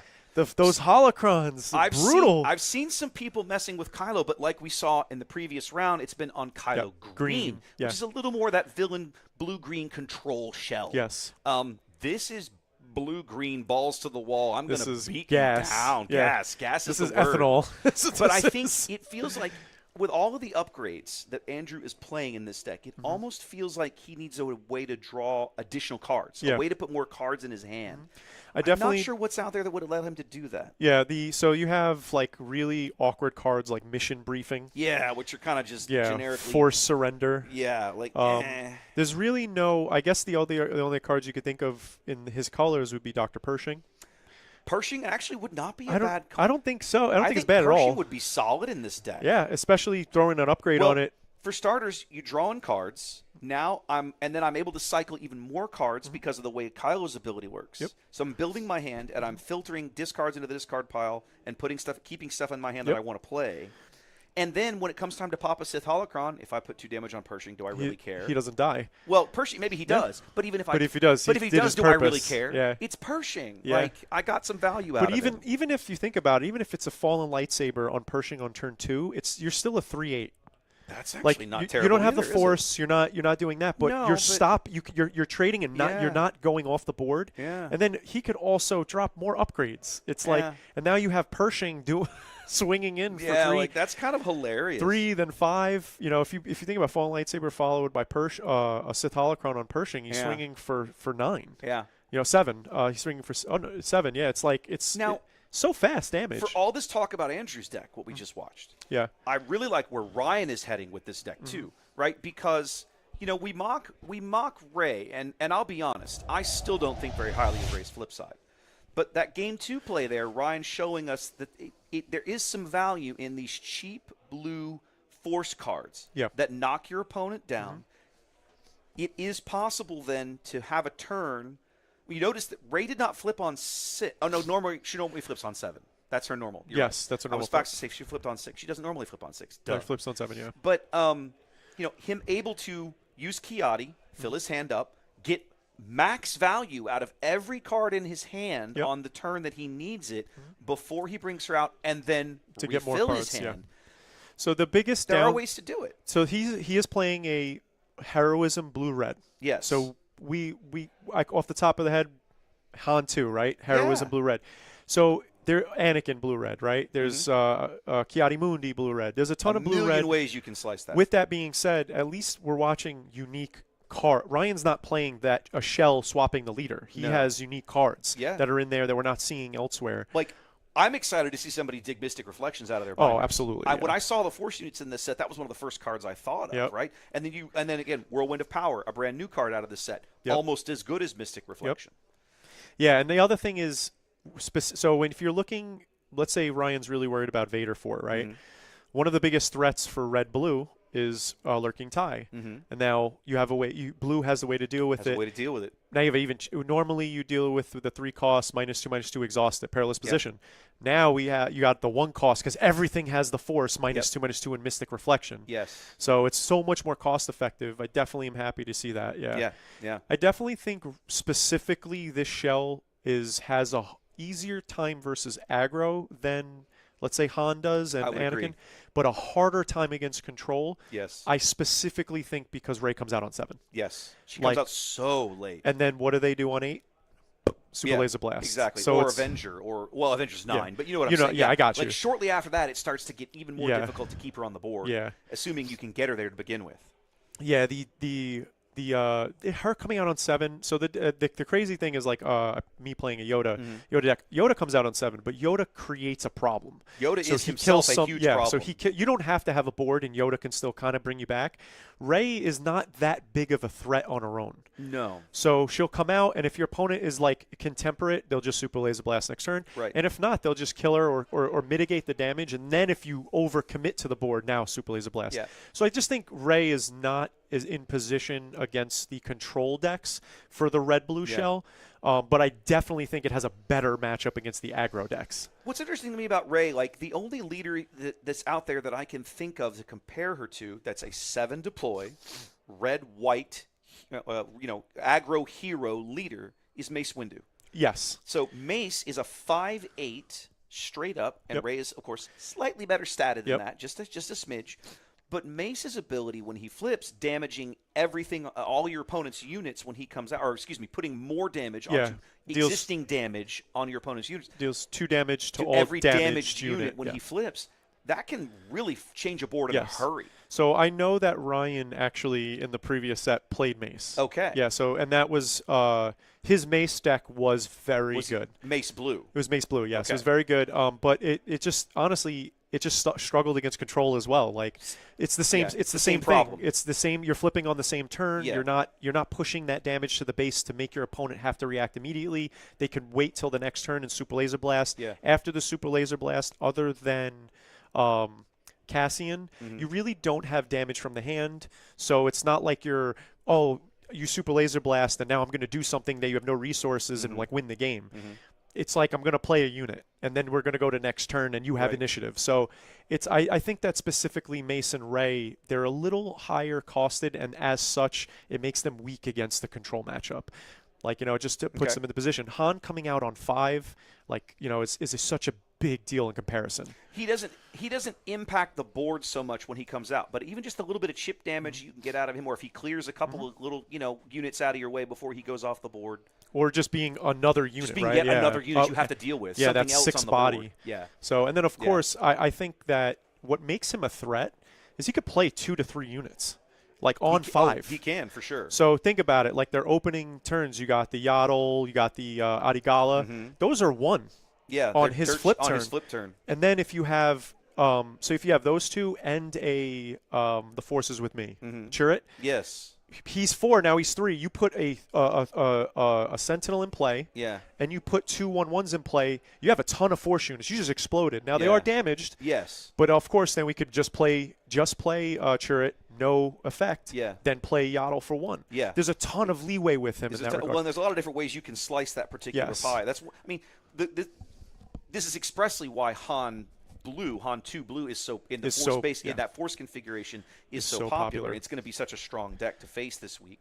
And literally, I can say that now. This week. Yeah, this week, coming week. This coming next week, weekend. Yeah. 1 week from today. 1 week from today. Galactics will already be 1 day. We're already be 1 day in. We're less than a week away, baby. Yep, gonna be exciting. So, all right, guys, listen. There's about 15-ish minutes left on the timer in this round. We're gonna step away for a little bit. We'll be back with round 4 here at Shenanigans in San Antonio in just a few minutes. See you then.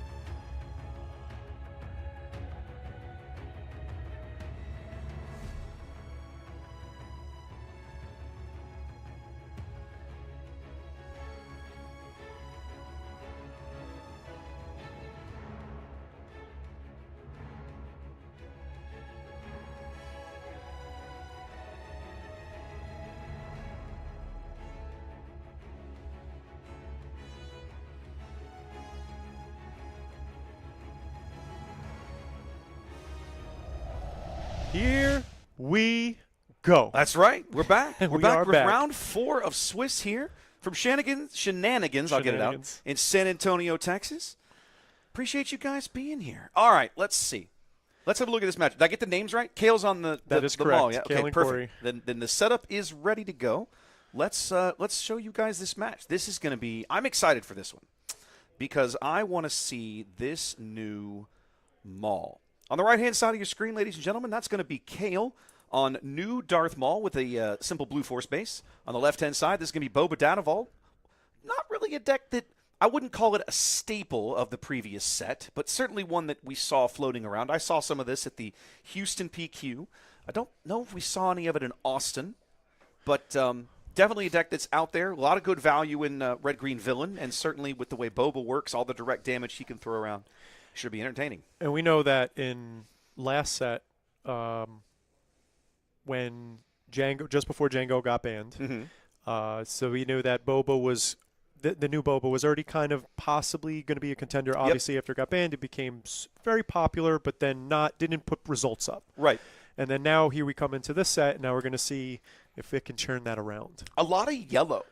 Usually when you saw Boba, particularly in that era around Django's popularity, when you saw him in yellow. Yeah. But you didn't see the green version pop up until later in Until this later. kind of a few weeks after Django kind of went away. This green version started filtering in. Yeah. And it's definitely made a splash. We had a local player build it at the Houston PQ and have quite a bit of success with it. I can already see a planetary bombardment in Corey's hand. So I love that card. Corey is a local to my game group. He's a really good guy. He loves Boba Fett. So he, in set 1, played Boba Fett through and through. Obviously, the ban, he was sad. He played Django a little bit. But when the new Boba Fett leader came out, he was super excited. And we're getting started off with the TIE Bomber, which I like to say is a pretty standard Boba card. I love that card. The 0-4 when attacks deals the indirect damage, and you get the bonus from Boba's. If you use Boba. Yep. So, and then on the other side for Kale, he has the 2/2 Force shielded unit, the Force Crafty Smuggler for blue. The blue Crafty Smuggler. The blue Force Crafty Smuggler. And after Ryan's match last one, he said that that's his favorite card to see his opponent play on turn 1. Really? Yeah, he said Mystic Reflection it right away. Okay. And immediately coming in with a Fang Fighter to wipe out the shield on this shield. thing, following up Followed with a by a fallen fallen lightsaber. lightsaber. Oof, we are not Corey's- messing around here, folks. Corey is kicking himself in the foot. He's getting rid of the shield, but now stuck with the lightsaber, and then going to swing in with the bomber for 4 indirect by the time you add Boba's ability. And then the big guy swinging back for 5. He should hit for 5, yes. I'm not sure where the 6th damage comes from there. Why are there 6 damage? What is Maul's ability? Maul can use his Force token as an action to deal 1 damage to a unit and then 1 damage to a different unit. Gotcha. So I'm not sure why there's 6 damage on the base there. It feels like there should only be 5, but we'll get that fixed. 1, 2, 3, 4. I'm going to mark it as 5 for the moment. All the indirect, by the way, from the TIE Bomber attack went directly to Kale's base there. Oh, is it Maul's saber? Ah, okay. Yep, my bad. It's a 4-2. Yep, okay. Chat had it right. Chat caught it. It's the Maul's saber. Yep, okay. And this is the penalty we work under of not being able to quite make out the cards. We can tell it's a saber, just not quite which one. Yeah, we don't have C-Raptor's typical, really professional, well-done setup. Right. And I'm saying that intentionally because I want people who are tuning in to know that we are using someone else's equipment, and that C-Raptor in general, Wes, your stuff is top of the line. Yeah, so, I mean that's the goal of it, right? Is why is he restoring 2 here? Oh, he's taking them. I'm sorry, he's recalculating. He's getting the Fang Fighter swinging in there, and then the Sage answering for 6 more. that Sage is Doing wild. work, doing work, ladies 12 and gentlemen. damage from a 2-drop. Yep. Whew.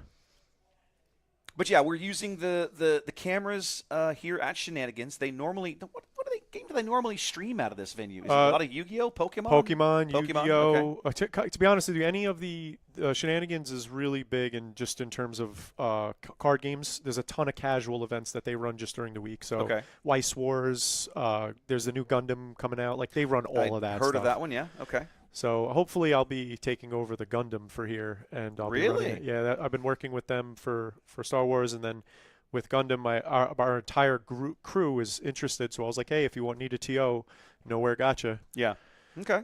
Oh, Kale does have a force token. I should mark that.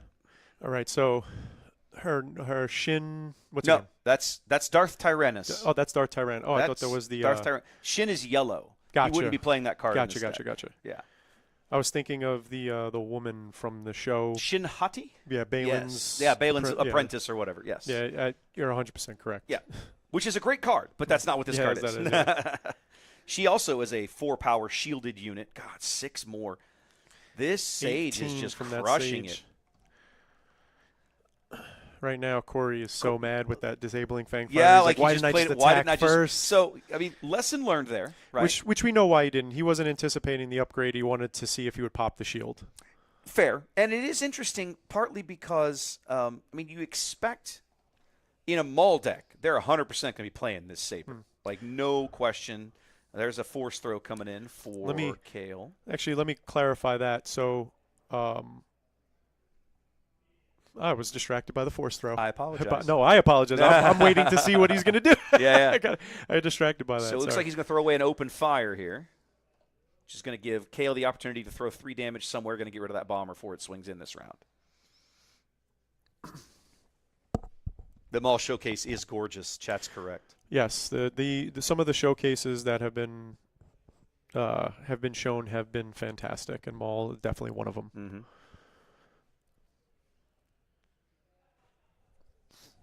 All right, so 3 more from IG.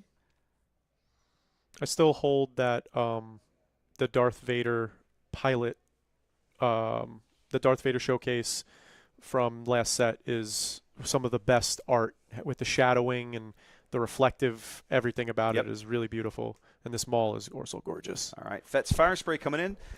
Fett seeing his ride hit the board, definitely something he's excited about. For all the damage this Sage has done, Corey is still ahead in life remaining, simply because he began 5 up, although I think that's about to change because Tyrannus just swung in for 4.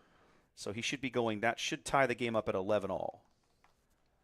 Yep, 22 damage on for Corey, 17 damage on for Kale. That looks like, that's the Jedi in hiding over there on the right. This is the game, like the match counter. Yeah, this is game 1, so there's nobody's won. Yeah. Nobody's won anything yet. Where's that card? There she is. Trying to think of, like, obviously you have access to timely intervention, overwhelming barrage, planetary. There's a lot of cards. OB with this much indirect damage is really good. There's a lot of cards that Boba can play. I just honestly can't make out Corey's hand. Yeah. Well, let's see. I think there's an extra disabling. I can't tell. Looks like yes. I'm pretty sure that card on the right is another disabling. He's contemplating that. He's got a planetary bombardment in there. He's figuring out what to resource right now. This is Boba's flip turn, so he needs to flip early enough that his flip can clear some of this crap out. I would not do this. In doing so, it does kill it. It does, but the reason I would have probably gone ahead and flipped Boba and just dealt the 1 damage or whatever it would have taken to kill it and spread everything else around and save that disabling because he wants to play another one of those sabers, and that way keeping that disabling in your hand allows you to burn the next one that shows up. The other, Darth Tyrannus' stats, is he a 4? He's a 4/3. So the other thing is that if, depending on the upgrade, I don't know what Corey's thinking, of course, but depending on the upgrade that Kale plays, perfect, yeah, depending on the upgrade he plays, Boba might just be able to come in and pop whatever he puts the upgrade on. Fair point. So, for example, like I think the biggest thing gives +3. So if he gives +3 to Tyrannus, he can kill it. Yep. If he gives +3 to that, that's where I'm not 100% sure, depending on the upgrade. So he's going to kill the Jedi in hiding, which allows Kale to use his Force token to force Corey to discard a card. He throws away Palpatine, which he's never going to get to play. The game's going to be over long before we get to 8 resources. Here comes Maul. Yep. Both players now, well, Corey 100% has lethal on the board. So it's a question of what Kale might have in his hand, because this should be an 8-point swing from Boba here. And then, of course, he still has the IG 2000 in play. Yeah, unless I'm mistaken, I'm going to throw Boba up here again. He's a 4/4, right? Yeah, that's he an gets 8, +4, yes. So it's an 8/8. That's an 8/8 fire spray. So that should take Kale down to 3 HP remaining. And then he swings in, and then he deals the 2 damage. It looks like right after that, Corey will swing back, right, and end the game. That should be it. 10, We 25, take 27. 5 out of Maul. 1, 2, 3, 4, 5. Corey should have 31 on here. Star Wars Unlimited is fascinating in this regard. Yep. Now imagine if he had obviously a Sentinel, or even if Corey just waited a little bit, the game would look completely different. Yeah. But think about how much damage that 2-drop did. 18. He got 18 damage out of a 2-drop unit. And lost. Yeah. And lost. Wow. Because he's got to climb a 33-point mountain. Yes, that base made the big difference. Yes, the base made the big difference. That base makes. Now, if I'm Corey, I'm still nervous that I got smashed that low to begin with. If I'm Corey, I'm happy I'm running Disabling Fang Fighters in my main. That's actually right? a fair point. So we know he has 2 in his main. If there's a 3rd in his board, he's bringing that. That's a fair point. Bringing that right to the main. Check on something for me. Can you pull that up on your phone? I think both these guys are undefeated, yes? Yes, they are. They're both currently 3-0. They are both undefeated. Okay. Yeah. Yes, they are both 3-0. Okay. Both of them have played very diverse things. It's not like they're playing the same thing. Yeah, they've just bounced around to whatever. Yeah. This is where they've landed for today. Oh no, I meant like their opponents, like what they're playing against today. Yes, against to get to this point. So Corey played a control deck, aggro deck, and a mid range, and Kale played 2 controls and an aggro. So I know Kale's first round. I believe he's the only Maul in the field today. Yes. Yes, that's then what I've seen. His first round was against my buddy Ian, who rode with me from Houston here today, who was playing Vader JTL. Who really does not want to see Maul. Yeah, because of the 1/1s. Constantly murdering ping, every TIE Fighter token you make dies as soon as it appears, right? Yeah, his Maul's ability is deal 1 damage to a unit, deal 1 damage to another unit. That's Correct. it. Like no qualifier, just do it. No fancy shenanigans, just do it. Deal some damage. Yep. And obviously that's pretty not good for Vader. You're pinging Vader the token they make every turn. You're dealing damage to something else. Exactly right. And it's not like in some decks you can contest them getting that force token. Vader cannot. JTL Vader, Pilot Vader cannot do that. Yeah, it's the only way you do it is by delaying it a turn with waylay. Yeah. Exactly or right. no good to be dead. Right. You could waylay, you can lock him down, but the bottom line is he will eventually get to that force token and start cleaning you up. And speaking of, I actually think no good to me dead now is even better than it was before. I agree. Specifically for delaying your opponent from getting the force. Like, oh, here's your force unit. Let me exhaust it. That's 2 turns. That one is not going to get the force. And if we push past that optimal force turn for you, what are you using your force token on? You're losing all that value. Yeah, very interesting strategies and ways to play because that doesn't disable force throw. No, it doesn't. Or this stuff. So it's like there's this like weird push and pull that happens, but I do think that specifically no good to me dead is in a very good position.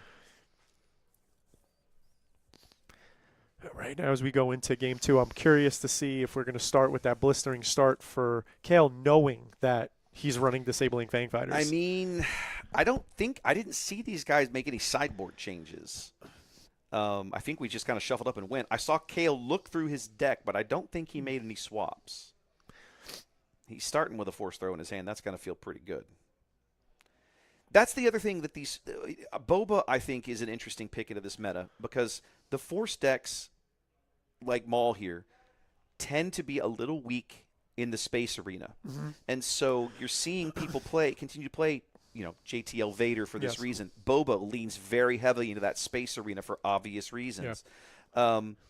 It's made me wonder, has Wedge's time finally come, perhaps?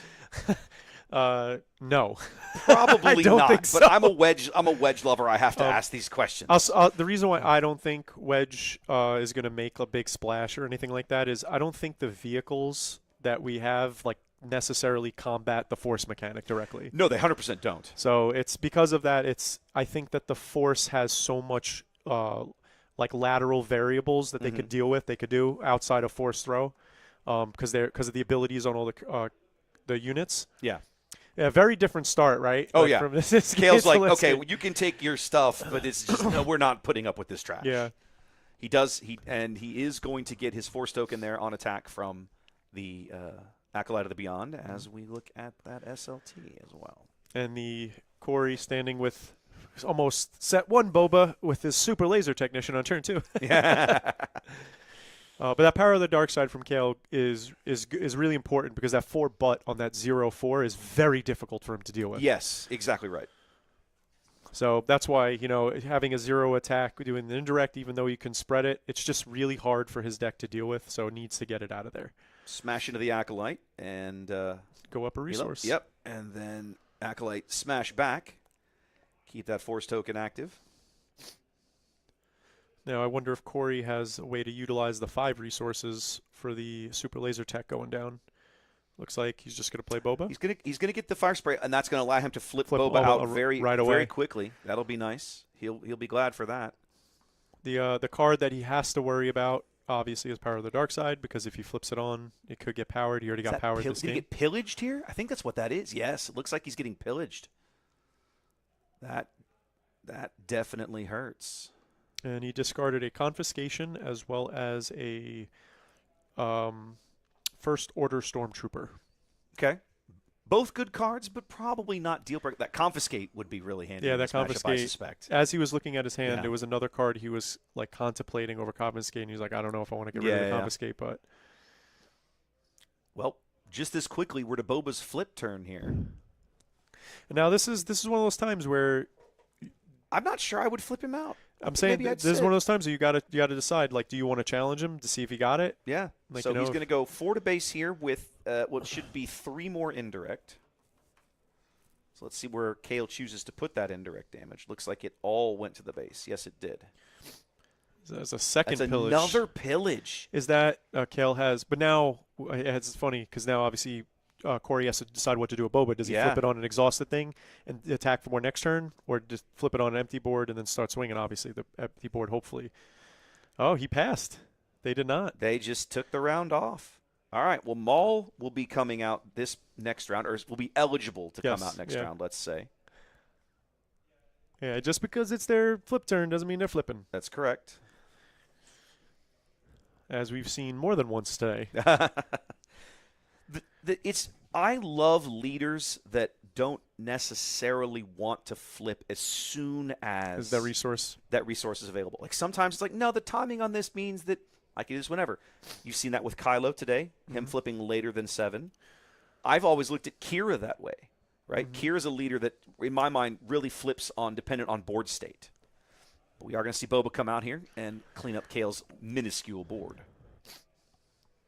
The other thing, the irony is, like, outside of Power of Dark Side, now he's on 6 resources, Rivals fall. Yeah, Rivals would do it.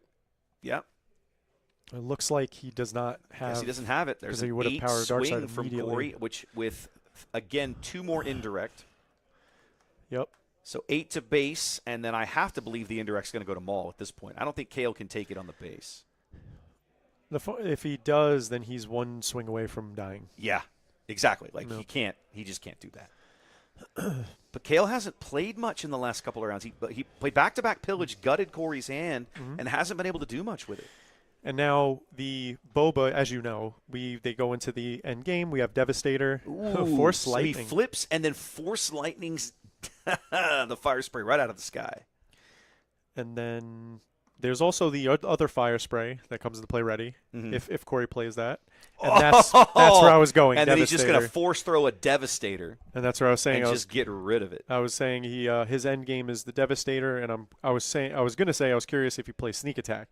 Because not just Devastator, basically anything becomes a lethal threat. Yeah. So 5 cards have been pulled out of Boba's hand. Yeah. Over the last 2 turns. He's still resourced to 8 that round. I'm a little surprised. I guess he's banking on eventually seeing one of those Devastators come back. This is that is a great pull for Corey right here. So it's hitting for 5 over. 4. 4. Maul's got 6 HP. So he should be pushing 4 overwhelm here and still surviving because he only takes 5 back.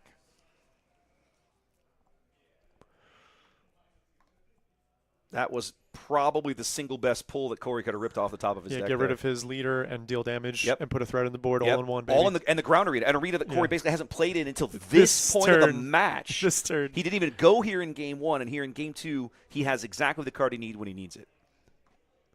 There's that power of the dark side, which I definitely think Kale just drew. Yeah, I think so. And then here comes the non-force when it dies. Yep, make there's the the force. Jedi in hiding.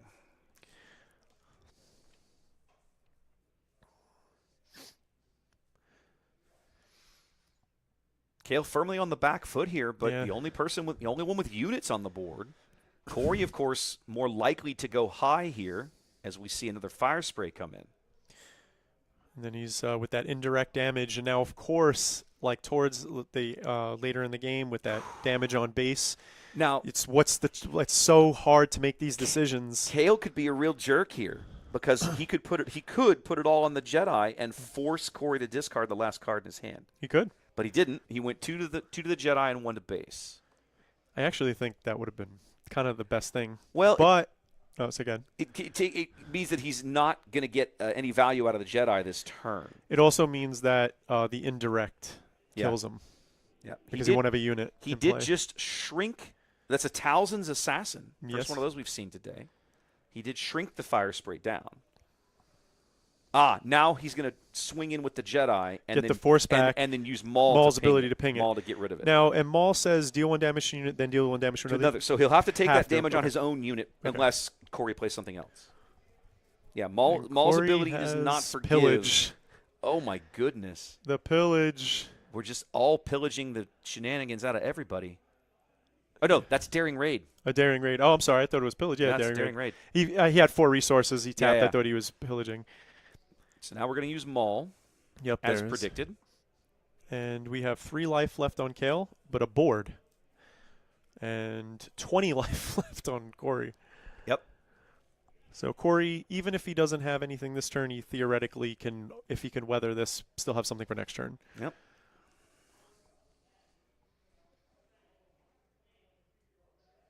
Still resourcing.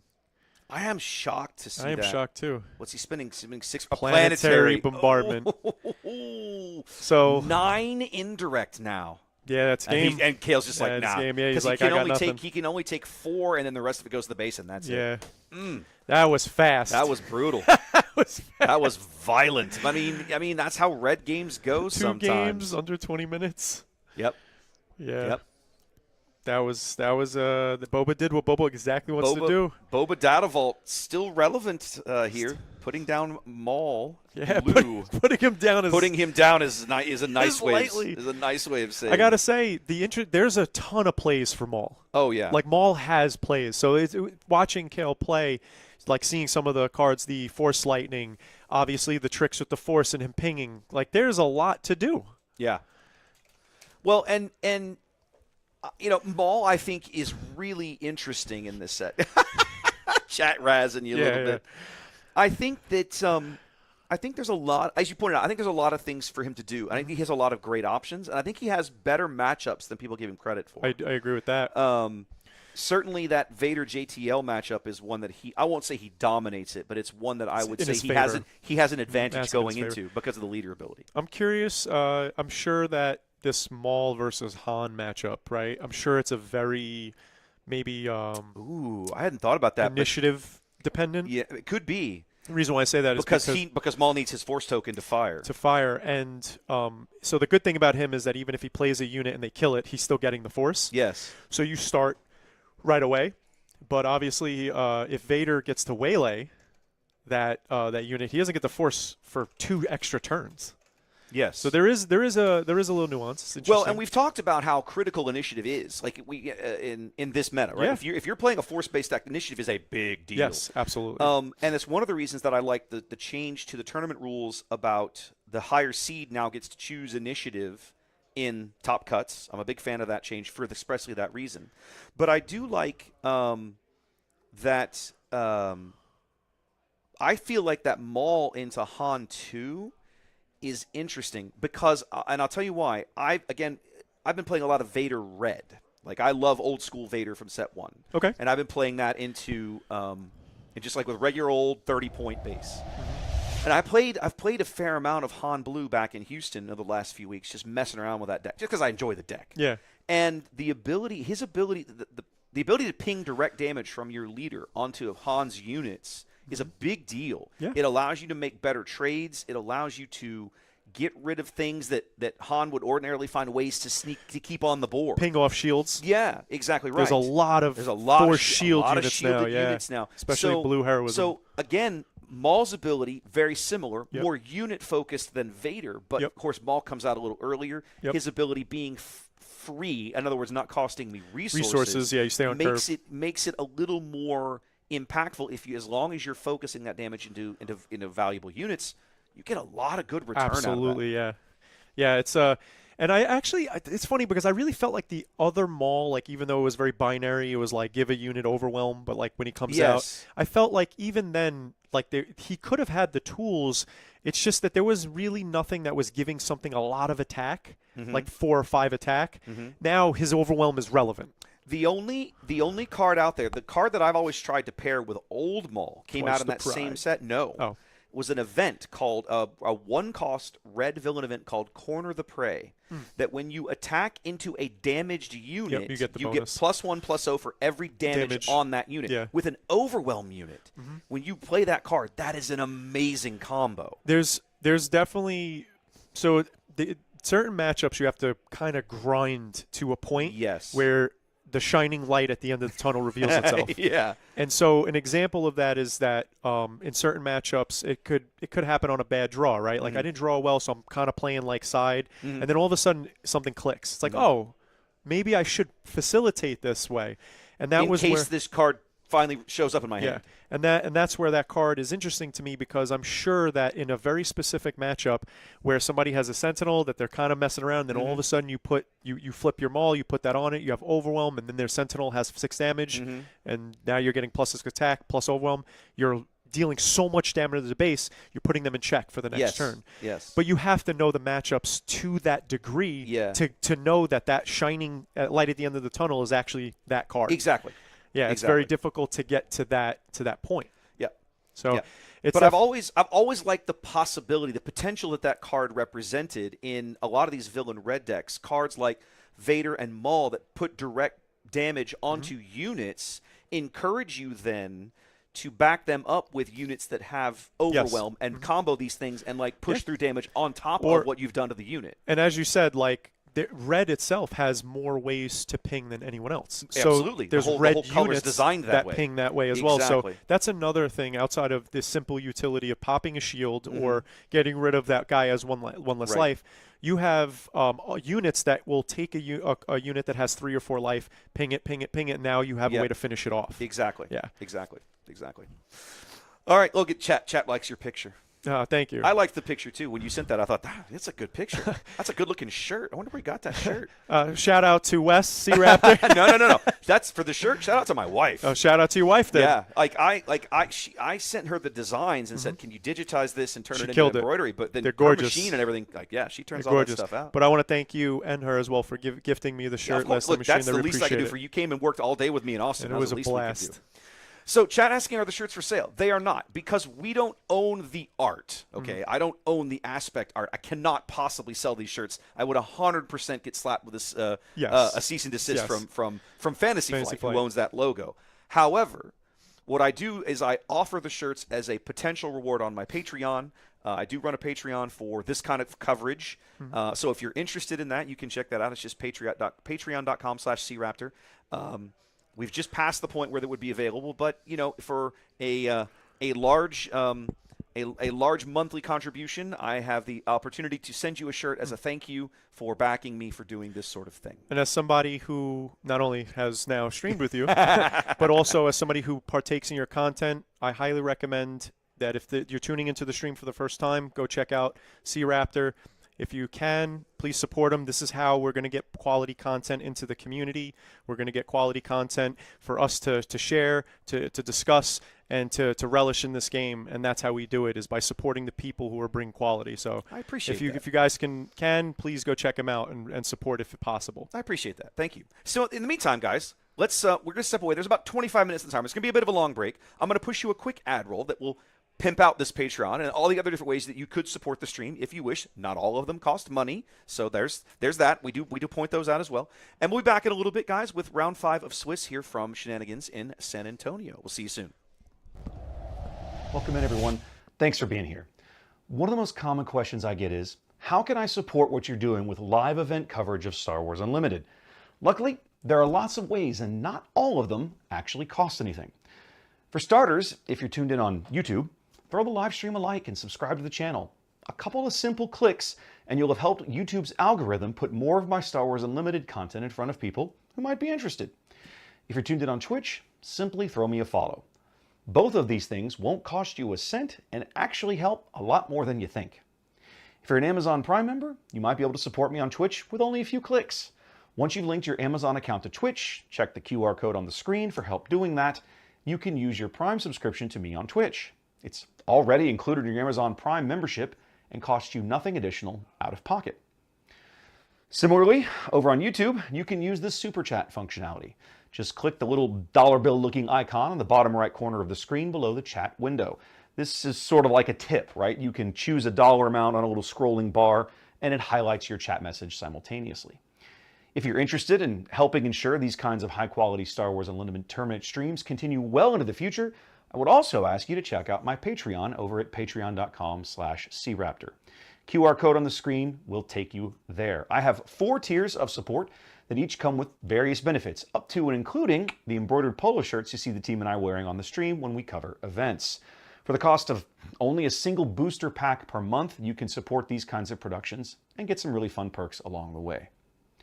Whether you choose to pitch in and help keep us on the air or not, thanks for being here. We love Star Wars Unlimited, we love the community, and we look forward to showcasing more of both in the future.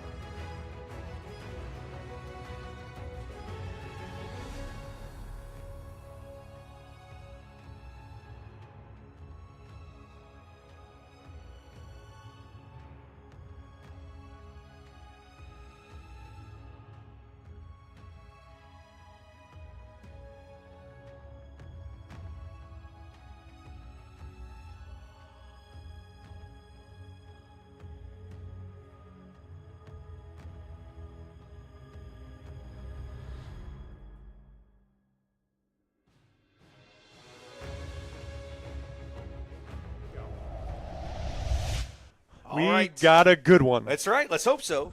All right. Welcome back, ladies and gentlemen. Round 5 here at Shenanigans in San Antonio of our Legends of the Force. Kind of, I guess, we'd call it a launch tournament, kind of, I suppose. Yeah, pretty right? much, yeah. Yeah.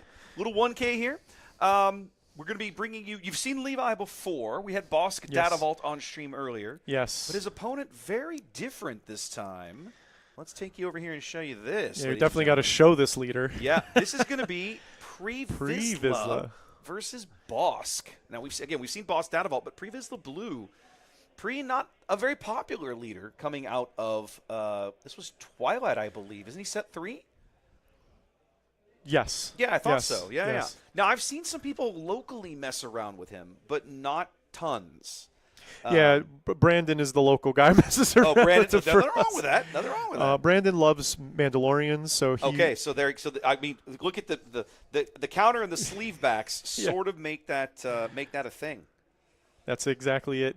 I'm Brandon. looking for the Mandalorian tattoo, but I'm not seeing it yet. I believe it's on his arm, okay, like on the by on the shoulder. on the left shoulder. Yeah. And he hit him with Drain Essence.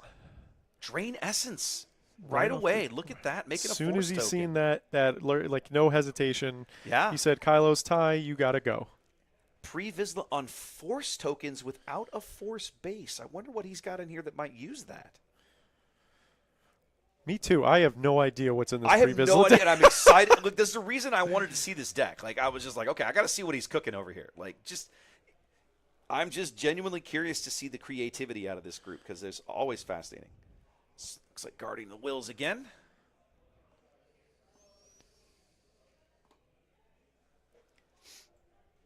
That's not who that is. What is that? That's not Guardian of the Wills. I cannot recognize that card off the top of my head.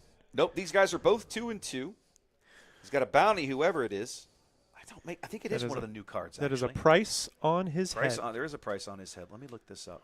Ah, it's the Night Sister. Here we go. It's this card. Night Sister Warrior. That is a When nice defeated, looking draw a card. card. Okay, so we're going to put a price on the head, and then Brandon's going to come in with an I'm your father. So either he's going to get to draw a whole bunch of cards, or the poor short trooper's going to die. And he instead, said, "Draw those Brandon 3." says, "Go ahead." Levi says, "Go ahead and draw those cards."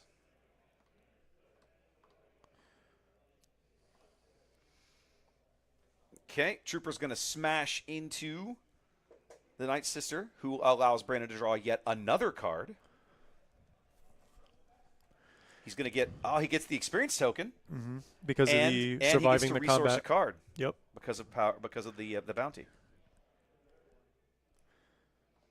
Good start. I mean, solid good start there for Levi. I'm not sure what's killing him there. To be honest with you, I actually think it's also a solid start for Brandon because he has so many cards He in has his so hand. many cards in his So hand right many now. cards It's in his crazy. hand. I mean, that's what Pre wants. He wants to have a nice. What does he even do on the leader side? Hold on a minute. And I think he Deal damage. deploys To on 5. oh, that's why he spent 1 to murder the trooper. Yeah. That's why he wants all Yep. those cards in his. A number of cards you draw in this phase. He drew 4 cards. Yep. So he just went. I'm just going to kill your guy. That's what he did with it. I wonder, no joke, I wonder if Levi, being inexperienced with Pre, allowed him to draw the cards. It's possible. Both leaders coming out here. Now, Pre, of course, having all those cards in his hand should meet the requirements there for the Saboteur. Now we see what he's using that Force token for. And possibly +2 attack. That is Chirrut putting up that nice little shield wall, right? He's a 3/5 Sentinel, and when you use the Force, the attacker gets -2 attack. This is fantastic when you put Chirrut in play. He bounces an attack, you claim, you attack, get the Force right back. Yep. So Vizsla going to go ahead and knock his rival leader off the board, take 4 damage back. He is a 6/6, I'm pretty sure, with all the cards in Brandon's hand.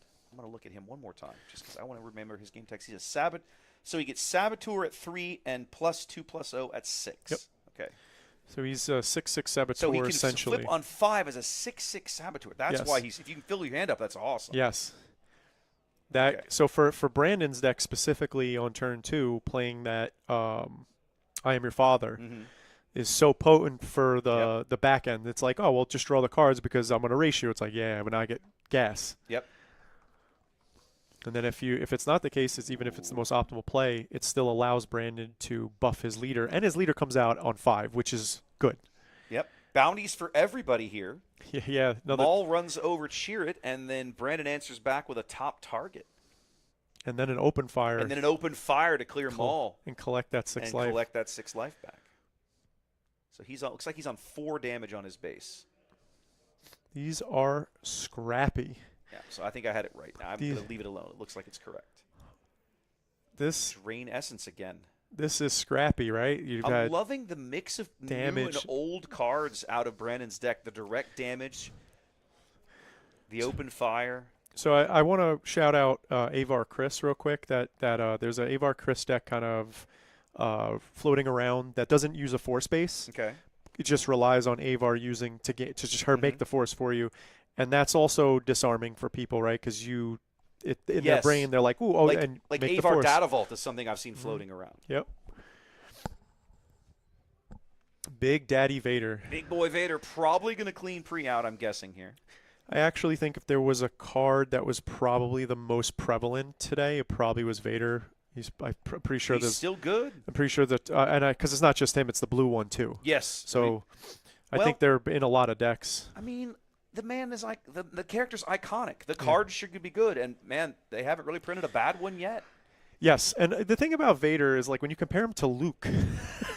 Yeah, it's like kind of depressing, isn't it? Vader gets good things in every part of the game. You have a sick pilot. Yeah. You have a pinger, a really good leader who pings, who deals damage. I'm your father. I'm not sure what he. Okay, he took the damage. He's that like, time. He's like, you don't want you drawing those cards. No, you're not drawing cards this time. Yep. Because if he let him do it, I think he would have killed him anyway. He would have killed the Raider. No, because Pre was exhausted. He couldn't have done it that round. He couldn't have done it that round. I'm curious what to see. Like, Pre's gimmick is always, okay, I'm going to have a lot of cards in hand. But my question is, how do you get over the finish line? He's come out. He's done his thing. He's left 12 damage behind. I mean, that's notable. But now how do we get across the finish line? Right? You're red-blue villain. Great tools. What have you chosen? Are we going Crate? Are we going Death Triangles? Are we going Crate? Are we going Palpatine? What are we doing? Looks like we're going with a client right here. And that's what that is. Mm-hmm. That is correct. It is a client. Okay. Shielded 2/5. And then he puts a Bounty Hunter's Quarry on it. It feels like we're back in set 2. I was going to say, this feels look at this, man. Like retro. Yeah. Bossk versus Pre. Looks like he plays a takedown to get rid of the Raider. A second Bounty Hunter's Quarry. Oof. I got to say, one of the best possible plays. And then an open fire. Yeah, I was going to say. How did he ping the shield? Oh, Bossk. Bossk, yeah. Bossk pinged it off. Now, it's not too crazy. I guess if Bossk was out, right, getting the 3 cards is like so, like, oppressive. But getting 2, it does populate the board, but that also pushes Pre-Vizsla. Now he's at 8 resources. Yeah. And then, of course, the 2 that come out, one of them is a threat. The other one is not. Is really particularly. Not, yeah. It's like a wet noodle. The SLT this late in the game is, it's a thing. Just throwing pasta at him. Yeah. But, of course, as you've seen with the double bounty, if that was in play. Yeah. It's now you can ready, deal more damage, maybe spread the bounties around. Brandon's got 8, 7. Palpatine. Yeah, Palpatine. In the most beautiful treatment that he got off of me. Go for Papa Palpatine. Yeah, that Palp is gorgeous. Those cards. That is a beautiful card. All of those cards in general that were at both Denver and Minneapolis, they're gorgeous. The Force effect. Speaking of another Vader. Speaking of more Vaders. That Vader's also really good. He's so good. He's a pilot. He's so good. He teaches people how to fly. He wrecks people in this game. He's so good. We've been trading units, but very little base damage the last several turns. Yeah, all things considered. Everybody just slapping each other's units around. Let's see what Palpatine's going to do here. My assumption is he's going to go to base, and he does. That's exactly what he does. You think we got an OB coming? I mean, I could see it. I feel like the targets in play are prime OB targets, right? Vader with that 7/7. Vader going to answer with 7 more of his own. Ooh. Vigilance, another card that has been kind of on the... I feel like my base health is off on Brandon. Can you read that dial? It looks like 16. It looks like 16, right? So he should have There we go. Okay. I'm gonna go with 16, and let's hope that's correct. I missed the vigilance as well. And Another then we're open gonna fire. Open fire. I'm Yeah. going to get rid of that IG 2000. Yep. We had Levi take the initiative. Brandon immediately passes as we go into this next turn. These guys are not like these are some of the fast. They're like 10 No. resources and we're 10 minutes in. Like these Yeah. guys are playing quick. They know their decks. There's not a lot of time. Like I'm the kind of guy that when the board hits a certain point, I'll kind of just stop and think about, okay, what play am I going to make here? And these guys are just like, nope, I know what I'm doing. Yeah, they know their decks. Levi going straight to face. Brandon down to 7 HP if our tally matches the board. I believe we're close. That's where he's like, if Brandon has a taller mountain to climb here because of Data Vault. We're going to go Vigilance again. He's milling him. Okay. Looks like that's Brandon's plan, is mill. Because if it wasn't, I don't know why in this situation you'd mill. Yeah. I feel like the shield, the heal are just better. Yeah. Going to force There's a choke force Palpatine. We'll get to draw that card. Yep. Before he can swing in. That card that Brandon drew, he hopes was Power of the Dark Side. Or Fell the Dragon. The It does have records full are resource. correct, ladies and gentlemen. Most of the folks that we wanted to see in the top cut, we wanted to look at a couple of 3-1 guys because those would be playing in, but they said they were gonna ID. Yeah, they ID'd. Which surprised me. Yeah. But okay, fair enough. I think a part of that had to do with friends getting matched up. Fair enough. I And mean, it's like small event can happen. Yes, they're both the same record. They're Yeah. like, let's just draw and see if we get in, if one of us get in, both of us get in. Yep. There was only one. Super There it is. laser There's that blast. super laser blast. Goodness. There was only one pair of undefeated going into the last round. So we ended up with a match of a couple of 2-2 guys, and there are some 2-2 guys I think on the bubble that have an There are. opportunity to move to 3-2 and have strong enough tiebreakers they might get over the hump. We'll And see. this is two guys on the bubble. Right. Yeah. So the winner of this is going to hope to make it. Mm-hmm. A lot of space in this boss deck. That's the second Raider and the third IG we've seen.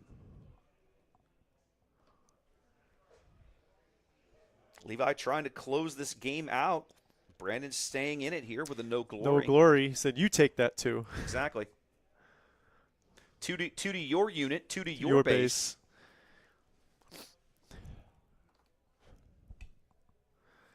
He does get in for 3 there with IG.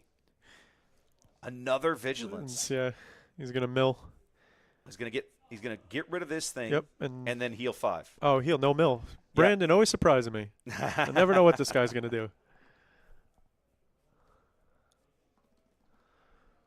Vader comes out. This is the third Vader played this game. It's at least the second I can think of. This is the second green and the red one. Oh yeah, Yeah. he's got them all in there. Third Vader this game alone.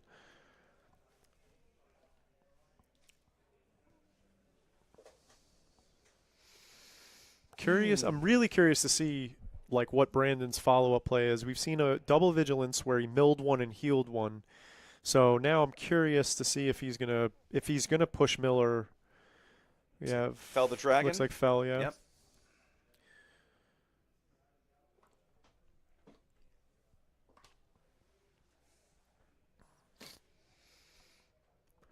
Cleans up Vader. Does take the 3 from the trooper. Another client. Tons of healing. Obviously, Brandon's plan is to draw a bunch of cards and just outlast here. Speaking of healing. Speaking of healing and outlasting. and the card draw. I remember in set 1 just immediately no glories. Immediate no glory. Did he heal off of it? No, he must have drawn. He drew. Okay. I remember in the first set seeing Reinforced Walker, and naturally from other games, I'm like, it's not going to get played, right? Really? Like before I love that. Before card. the set came out? Oh, yeah. You were like, I thought everybody was going to be dead by turn 5. Oh, yeah, no, I didn't think I thought we were going to. It was. Sabine was crushed. No one was getting Reinforced Walkers off. Sabine was winning left and right. Boba was crushing people. No, when I seen it, I didn't think it was going to be played. But then because I didn't even know that it was an action back and forth. Oh, okay. But then as we learned the game, I was like, wow, this card is amazing. It's so good, and it's very, neutral. Very good. Yeah. You know, so good card design deserves a shout out. Yep, I agree. There's our third Raider of the game as well. There's our our top target. So now he has 2. This Raider has 2 bounties on him because he has the client bounty and the top target. That is a significant heal. That would be a heal for, I believe, 10. Speaking of I bounties, think it's 9. is it 9? I thought it's 5 from the client and It's 6. It's 4. It is 4. Yeah. It is 4. It would be 6 if it was unique. I'm not sure how he killed him, but he killed him. Shatter point. Shatterpoint? Okay, so he used his Force token. No, he didn't need to use his Force Yeah, token. because it was 3 just health Shatterpoint. left. And then a no glory again on the second Ruthless Raider. Wow. And this is what happens when you draw 20 cards. Yeah, you've got you everything. have all the You answers. just got everything. You've got every answer you could possibly need in your hand. I would bet money that if the same scenario happens in game 2 where Brandon's going to play a I'm your father, Yeah. he's going to let it die this time. He's like, all right, He's you like, killed he's it. like, you're not drawing. Yeah, I'm not that letting you garbage. draw You're never so drawing many this crap cards. again. Yeah, our third Vader now. Our third Green Green Vader, I Vader. should say. Apologies. Gonna find a punishing one. And also, I'm going to tell you, at least the combo that I'm always trying to make work when I'm with this boss screen is Pilot Vader onto punishing one attack, bounty kill, ready kill. Like, that's what I'm looking for. So you put the pilot on him, he becomes huge, you swing, you put a bounty on something, kill it, ready it, swing again. I'm a little surprised to see Levi drawing cards there. He's had 12 milled off the top. There's a crate. That can't be exciting to see. He's had 12 milled off the top. He's got to be getting low, and he's drawing cards. Merciless Contest. Going to kill the Vader. He's going to kill the Vader. And take 3 to his crate, base. And then I'm assuming he's going to take it to the base. Yeah, Brandon's point. Yeah, he has to. It's only ground or base. Oh, okay, right. He can't deal with the space unit. Yeah. So I think the reason why Levi drew a card is I think he realized I have to end the game. Yeah. Like so let me just draw the extra cards. The only way I'm going to win is by just finding the answers to this. Yeah, just healing is not going to help. Yeah, healing is not going to get me there. If I was going to deck out, I'm going to that one card. Now I need that one card to deal that planetary bombardment or whatever his finish is. Maybe his own crate. Right. I will say I was pretty shocked with the Merciless Contest getting rid of the Vader. I'm no longer convinced I have the damage correct on Brandon's base in terms of base health. I can't read that dial at all. Yeah, unfortunately, it is very hard to read that dial. It looks like a 4. 4? Is he back all the way up to? Yeah, he's all the way up to back to 26, and we've got that's an Avenger. Okay. It's either 4 or 14. I can't tell. But how much he's been able to heal? I think it's 4. I was saying, how much he's been able to heal is confident. probably 4. He's healed at least 30 points of damage. Ooh, if look not, at this. If not closer to 35. Levi still has plays. So you have the open fire with Palp. Oh, he's going to murder the Avenger. Yep, wow. into getting get a 3 drops. He's going to search for the 3 drop for deck. Wow. But I don't know, how is he going to get over the finish line? Gets 8K. There's an HK.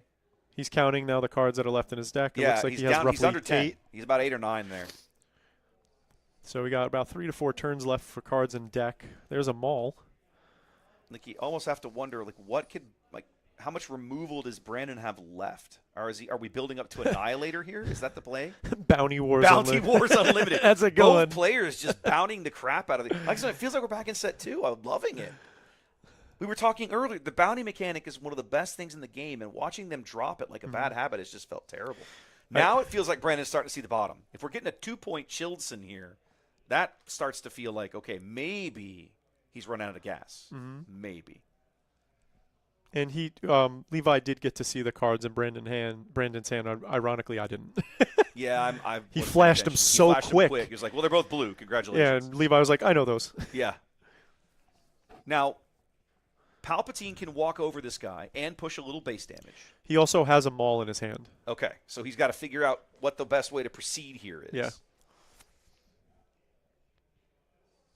Maul would overwhelm for 3. 5. Why? Maul's 7/6, isn't he? Yes. That's a a 4/4 4 Childson. I'm looking at this. I'm like, that's a 1. That's a 4/4 Childson. So Maul would overwhelm for 3, and then HK would add another one on top of that. And that's what it looks like that's what we're going to do. Yep. That would be 4 to base. 3 overwhelm and 3 then overwhelm and 1 from HK. Yep. So we're back down to 22 health remaining there for Brandon. Is that 8 or 18? I think it might actually be 18. Am I 10 off? I can't tell. I'm going to go peek. Okay, go. Power of the Dark Side means he's going to have to kill something here.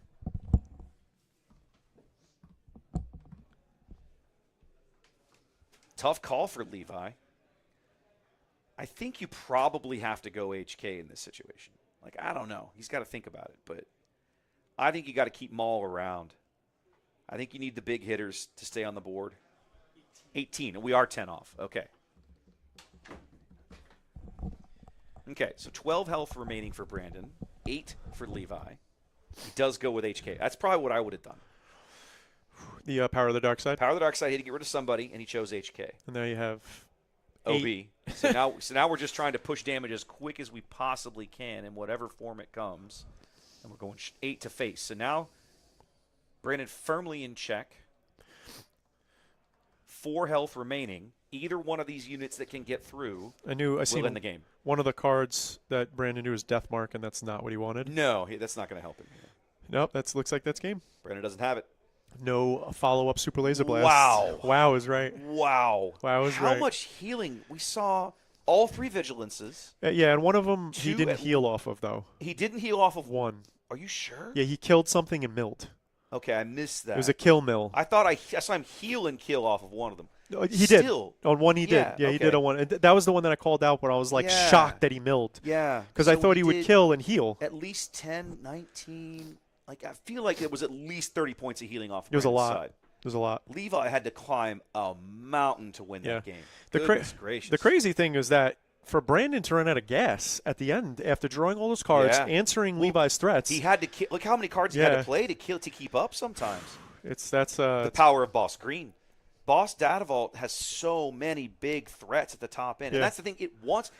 This pre-Visical wants to be at the top end. So does Bossk. Bossk wants to just get there. He wants And- the Palps and the Crates and the Mauls. And he's probably got Devastators in there too. and both of them are playing bounties too. So Yes. Fascinating. Of that, Levi has the better action economy and manipulation with Bossk, because he can deal a damage, he could dirtle, he could just activate it and let Brandon go. So it gives him more options that way. But as we've seen, Levi's been playing fast. Yes. So he's been pushing pace because he knows he's like, this guy's trying to mill me. I'm gonna the longer this game goes, the more likely I am to end up on the wrong end. Yeah. And the irony of how late that game was. Yeah. He still got the dub. Yeah. Still Still pulled got it that. out. I'm genuinely, when you see one of these blue-red villain control shells get to the late game, you don't get there. Yeah, when I see So to see Bossk pull it off is impressive to me. and a crate was played Yes, on Brandon's side. A crate was played and removed. Yes. So if you look at in a bottle, a crate was played and then Merciless Contest was played, and he sacrificed the Vader. So he sacrificed the Vader and the Merciless Contest to get rid of a crate. Still won. Still won. And he didn't. And he kept the 3/4 punishing one in play. Yes. That was what he kept in play over the Vader. Over the Vader. And he pulled it out. So good job, Levi. Yep. Very fascinating sequence of events that game showed us. Well, and sometimes not. I was having a hard time keeping up. Like, these guys are not slow playing this at all. Yeah. No, they know. As I said before, these guys know their decks, and they're just pushing it. Yep, for sure. Chat saying Levi's been on Bossk for a while. Yeah. So has he been playing this all the way back since like set 2? Yes, and he has 2 deck techs or in-depth guides, 2 master Bossk. classes. Okay. One of them was early on. He was just really on the Bossk Green train when Bossk Blue was super popular. And another one was he did it after he won a PQ. Nice. With Bossk Green. So he did 2. Which one did he win? I'm not 100% sure. Okay. I think it was the one after Conroe. In Dallas? It might have, or Houston.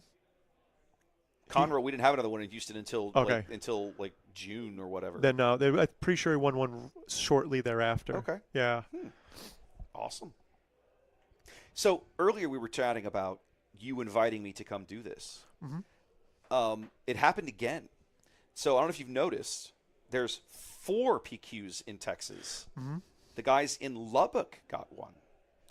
They reached out and wanted me to come out there and stream their PQ I think it's in October. I got to look at the calendar. It might be August. I don't remember. But I was like, my problem is I'm still trying to get my arms around the schedule because my work situation is about to be a bit messy, and I'm going to be working out of Lake Charles for a spell. So I don't know how much I'm going to be around to do remote events. It's going to be awkward for the next 6 months or so. So the next 6 months. it's a 7. Basically, through next February, I'm going to be in Lake Charles during the week to work. At least that's what's supposed to happen. But I don't know. They're on a schedule where they get every other Friday off, which will work for certain events on certain weekends. Yeah. But I don't know where that falls on the calendar. Course, so I've got to get more information. So we're still working on that. But. Right, so Brandon starts off with the Dr. Pershing. Immediately, Levi puts a death mark on it and pings it with Bossk's ability. It's like, nope, you need to die. You have so got to die. So I always like, as a prior Bossk Blue player, I always really like putting death mark on my opponent's Pershing. Obviously, I ping it, they ping it, right? Accelerates it. And then the other thing that's interesting for that specific, with Bossk, you could ping it once, and if they're aggressive and they draw, don't even ping it a second time, and then flip Bossk. Yeah. And now it has 1 health left, and now you're going to draw 4. Yep. So there's a lot of ways Bossk has all of these options to pressure in the beginning. And I think with the format unfolding and with the force grounding units, it puts Bossk in a better position. I got to say, I think one of the things I'm enjoying about watching Brandon play this Pre-Vizsla deck is he's mixed in some cards from the new set that I would not have considered with Pre. Like this Night Sister Warrior. An awesome just little 2-drop that when she dies, she replaces herself. She puts a card in her hand. That's really nice. Yeah. That's exactly the kind of card that Pre-Vizsla needs. Absolutely. In the early game to be useful. Yeah, cantrips. For those that don't know, a card that basically replaces itself. So this card, you play it, and it draws you a card. That would be a cantrip, so it replaces the card that is used.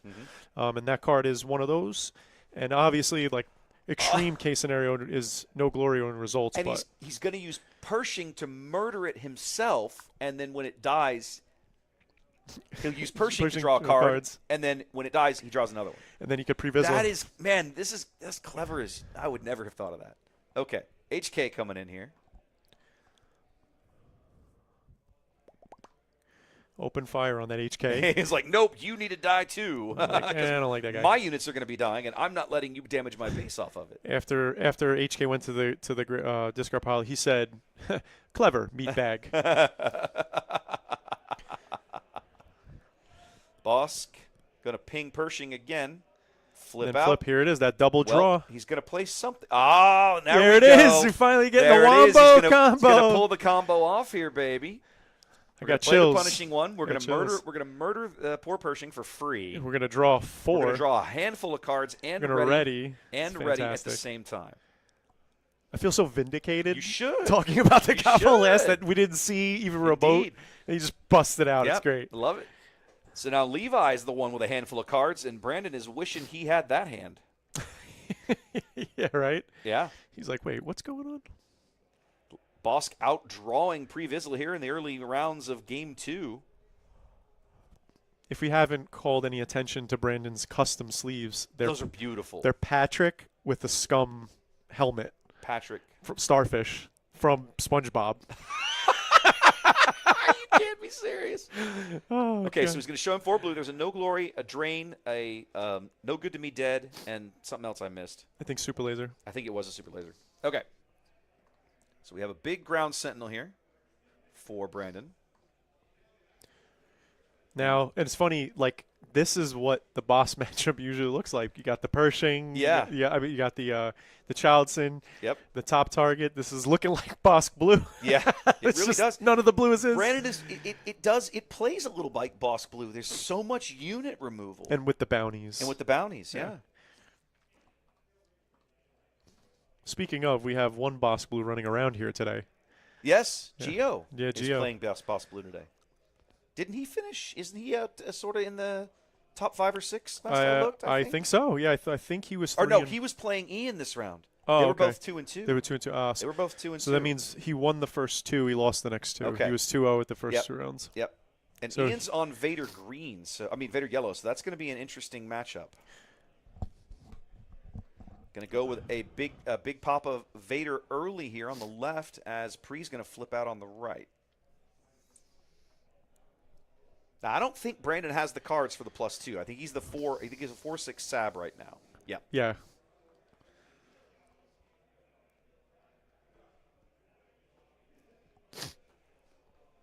Levi on the button. Vader can walk over Childson as if he wasn't even there. pretty much has to do that. Otherwise, Bossk is going to get smashed. Yes. And Brandon going to collect that bounty. You don't want that to happen. So Vader going to clear out Shieldson here. Vader 7/7, so good. Oh, I guess he did have some damage on him already. Okay. Well, that's going to clean Brandon's base up. Like, he's all back to full now. He should have 0. That should be 0/0 on that marker. Now the question is, does he have a way to ping this Vader off for one? Does he have a way to take care of this open fire for the punishing one? The punishing one. Oh, punishing. Okay. He's got 3 damage from the punishing one here, and then we're going to open fire it. That should be 3, I think, on the mark. Can't read the stupid dial. It's hard to tell. Then we have Darth Vader making another appearance. Oh, you open fired it? Ha ha ha. And punishing one making another appearance. Exactly. Ha ha ha ha. Power of the dark side. Somebody has to die. It's going to be punishing one. Feels bad, ladies and gentlemen. Levi's going to stay on the button. Whose ship is the punishing one? Dengar's ship. It's Dengar's? It's Dengar's ship. Does he combo with his ship at all? The Dengar pilot does a little bit. The Dengar unit they printed in set 2 kind of doesn't. It's really. when it deals a bounty, you could deal a damage to the thing that put the bounty on it. He basically has like boss games tech. Like when you play a bounty, you may deal a damage to that unit. I still am not convinced I have base health correct for Brandon, guys, so don't take that as gospel. That should have been a Fell the Dragon, I'm pretty sure. Yeah, that's what that looks like.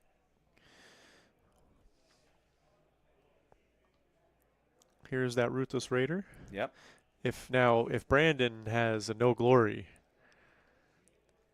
We know he does. I'll say that I would have just claimed. He goes for the Drain Essence on Vader, but we know he has a no glory. He had a no glory in his hand earlier. To be honest with you, I would have claimed and immediately no glory the Ruthless to kill the Vader as well. That would have been smart. That's what I would have did. That would have been smart. I think Brandon wanted his Force token.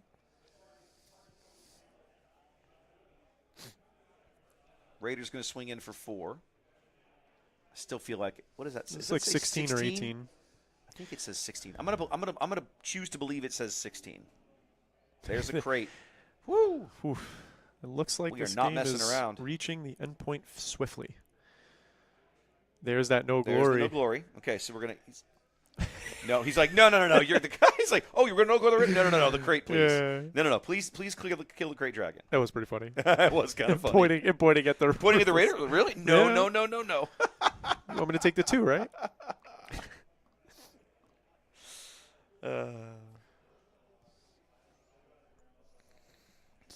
Still, I'm pretty sure Brandon's down to single digits here.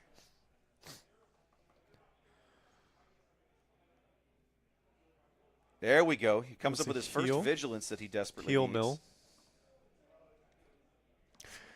Good card. Good 2 good cards in there. Overrun Barrage is one of them. Gets him back to 10 health remaining. Another double Raider. Ruthless. This starts to hurt after a spell. Yeah, it's starting to look grim. All right. Now the thing is that this is the crazy part. The client can heal quite a bit, right? Yeah, but you've got to. He has no space units, which means Brandon needs to be drawing into removal cards. Yeah. What's the name of that card that deals damage and creates the force? Drain Essence. Drain Is the Essence. card you're thinking of. There's HK. Yeah, Drain Essence with a. I'm not sure I would have played the HK here because that gives the client a very easy bounty target in my mind. I think by doing that, you take the heat off your Ruthless Raiders. That's fair. You know, if they're going to focus on and then of course the AK, if you kill something, you deal that extra damage, right? Brandon has to be looking for a Super Laser Blast. Instead, for the moment, we're going to go bounty. If he had Super Laser Blast, well, he could bounty into it perhaps. Right. If he had Super Laser Blast, because he ate the 4 and heals, he would say he nets 1. There it is. There it is. No, that's Palpatine. Okay, so we're going to shock HK and the he'll Kylo heal style, off of the 5 off of that. And heal 5 off of that. Then you got 4 back down.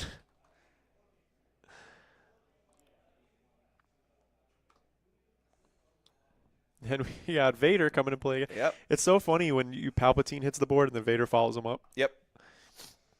1, because Vader, it costs less, but 2, he usually puts more stats on the board. Kylo's ties back again. Who could have predicted it? He is going to get rid of the client, which, good. That needs to Levi desperately needs to keep that card off the board.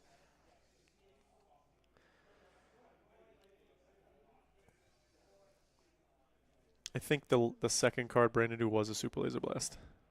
Or was it on the client? At this point, the Super Laser Blast might, well, it won't kill him because the Raiders will will only hit deal for 4. But man, it's a desperation play at this. Yeah. But I mean, he's got to do something. Levi's on the button. He gets the first action. In fact, Vader, isn't Levi on the button? Doesn't Vader No. win the game? No. Brandon has initiative. Okay, so they didn't move the token. Yes. Okay, I love it when Is they do that this. Shatterpoint? That looks like it is Shatterpoint to kill Vader. There's no way. There's no way Brandon could claw back from this. Put No that on way. the wrong side. I can't imagine he can.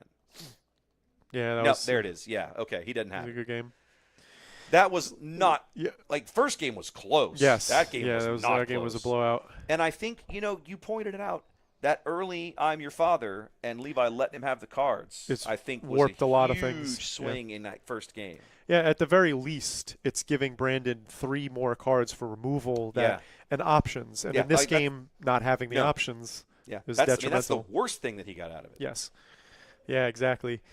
I definitely think one of the biggest play mistakes was not no glorying the Ruthless Raider to kill the Vader, but there is also the question, did he have another removal for Yeah. Crate? I'm not sure. It would have been a nice solid 2-for-1. Mm-hmm. I'm not sure it would have seriously swung the game. Well, he used 2 cards. That's true. He so, did. So it's him. Now he has an extra card in his hand. Again, if he had no remove for Crate, it's mute. It's moot at that point, right? Right, exactly. But I think that just that, playing that and killing it, you retaining the extra card in your hand. The other thing that I've talked about saving the damage learning, I called that finals match in Austin, which was a hard control deck, right? Joel's hard control. Yeah, deck. the Iden. One of blue. the things that I appreciated watching that match back was the way that Joel would very deliberately choose specific removal cards for specific units. So that he would have possibly the right card to throw against the right unit later on. Absolutely. That's 100% a skill, mastering which of those blue removal cards to use in which situation. Absolutely, yeah.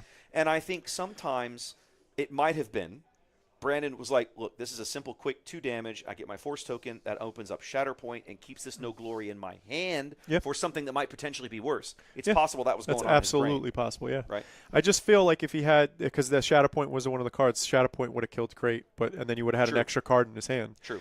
And that game was very close, so that one extra card could have made the difference. But, of course, hindsight's 20/20. Right. Again, shout out to Brandon playing pre-Vizsla in general, right? Yeah, like for sure. Like he's one of those leaders that just hasn't gotten a lot of airtime, and it's a shame that it seems like, a villain equivalent to Ki-Adi-Mundi, in my opinion, takes him and elevates him to where now suddenly he's a lot more attractive. If, in my opinion, if pre-Vizsla wasn't, like if it already had like one of the 2 cards counted towards it that you draw for your turn, so at least you have a guaranteed 1/1. 1 for 1. I can always ping for 1. Then I would like him. Because then at least I know there's going to be turns that if I don't have cards to enable him, I can still use him. Right. There's going to be these niche situations that I just need a ping. Right. The fact that he doesn't, and it's tied to card draw, and when he was printed In the round, and when he was printed, yeah, there was like 2 card draw cards. there's very little Pershing and not much else really. Mission Briefing. They printed another one in that set, which is like I'm Your Father has always been in the game, and that's it. There's not a lot, and they're expensive. Like the I Am Your Father is situational. Is like, very situational. Like if you play that like on an empty board, they're like deal 7. Like it's not a guaranteed draw, right? Like Yeah. So that's the other thing. So I always felt like not giving him at least that 1 ping, just 1. Yeah. Guaranteed, because you're paying for it, Right. so it's not free. It's not free. I felt that made it too weak, and I just never felt that he was viable just because of that alone. So it's possible. One of the things that we've talked about on our podcast that we do is, one of the more concerning things that we've heard them talk about from a development standpoint in their little. Did you read Tyler Parrott's little summary of year 1? Okay. I not only read the article that he put out, I watched the video that Mike KTOD put out. Yes, where he graded. that was a great video, I thought. And one of the most terrifying things that I read in that article was them talking about, as they get ready to release a set, they go through for a pass, and that one last nerf. Yeah. They're so terrified of releasing cards that are good that they release stuff that is so mediocre no one will play it. It also, like, one of the things that Mike said in his review is that it was like it looked like it was 6 months old. Like it looks like he wrote that in like October or November. Yeah, or maybe even early this year, but it took that long to get past the Lucasfilm approval process or something. Yeah, whatever the case may be, I definitely think that article was for competitive players that are following the game a little tone deaf. Yeah. And I mean that from like a lot of the criticisms that Mike put in his video I agree with, but I'm going to be even harsher in the sense that Tyler has talked about their design philosophy on stream. And then I'm like, Poe is a contradiction to your design philosophy. Which Poe? We're talking about Poe 6.6, the Swiss Poe, Army Poe. So I'm like, that's a contradiction to your own like design philosophy because you're like, oh, we have the stats, and if they have good stats, we take away the abilities. But if they have lower stats, we give abilities. Stats and abilities. Yeah, it's like, what are you talking about? Under cost. Yeah, like, it's crazy. Exactly. So I didn't when he was as a prior game designer. For those that don't know, I have multiple published games under my belt. I was a board game designer. Okay. As a prior game designer, I love game design and I'm fascinated by it. Yep. And there's a lot of decisions that they make that I'm like, I'm not in the room, so I'm not going to couch quarterback. But at the same time, functionally, there's an issue here. I can see it. I'm playing with it. Yeah. And you can X these guys early on. I said if Boba doesn't get banned, we have a problem in the game. And I thought that they were going to possibly ban Sabine because no matter what anybody says, Sabine is in set 1 ridiculous. She's the best card by far other than Boba Fett. Yeah. And I thought that they were going to ban her. And when they didn't, but they printed Poe and Wrecker in the same and I'm like, set. I'm saying to myself, believe that shenanigans. And gave overwhelm to Wreck. I know.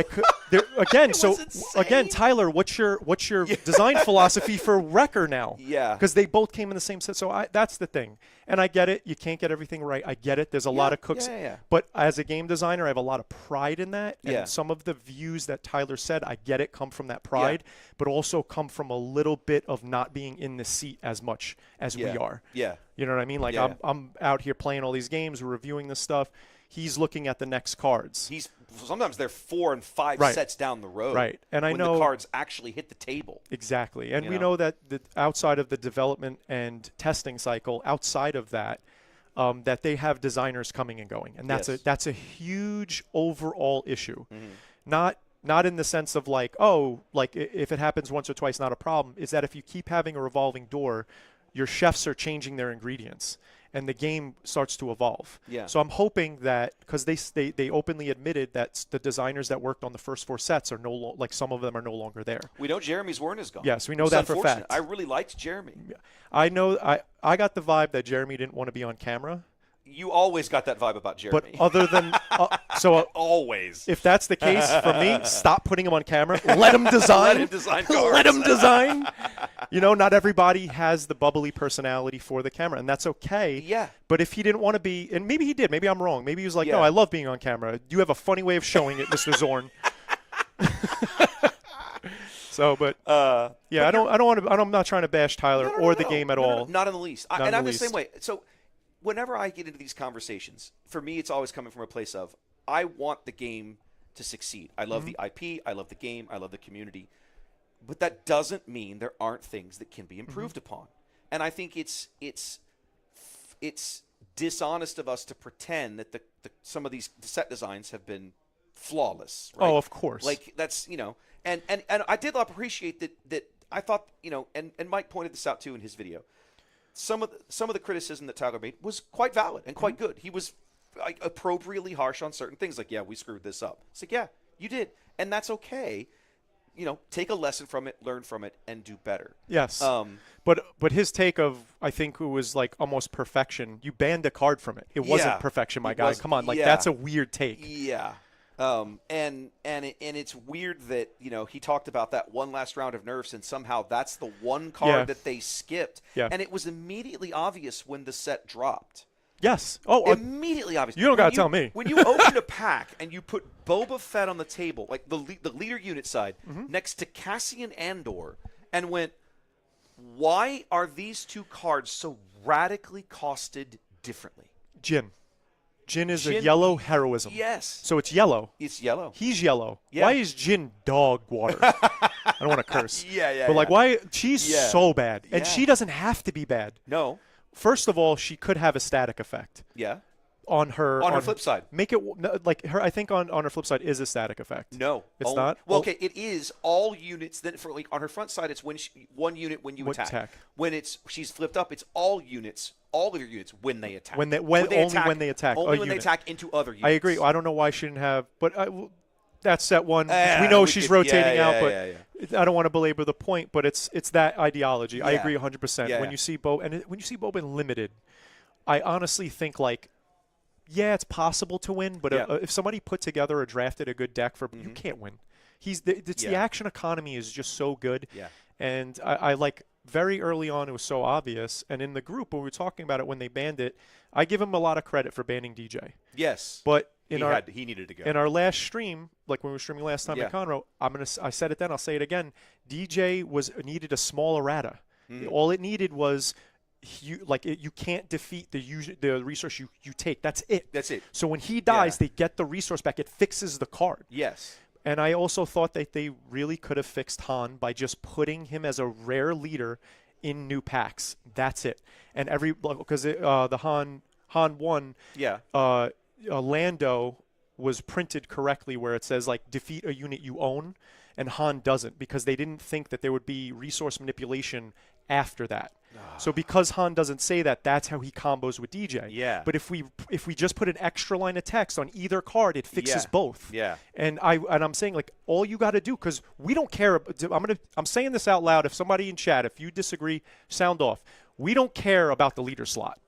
Like we want the leader slot to be good in that, like we want leaders there. Yeah. But like if you put something else in the leader slot and like 1 to 2 to 3 packs or 4 packs. You mean like the leader in a pack? In a pack, yes. Yeah, in a pack. I would agree with that. I don't care. I'm not going to be like this. We can't even play a game. Yeah. No, put Han there in that slot. And also take the bases out of the rare slot. Stop putting the bases. That's rare the worst feeling of opening booster packs is opening a rare base. It messes. So as good as this game is to draft, it really screws up your draft packs.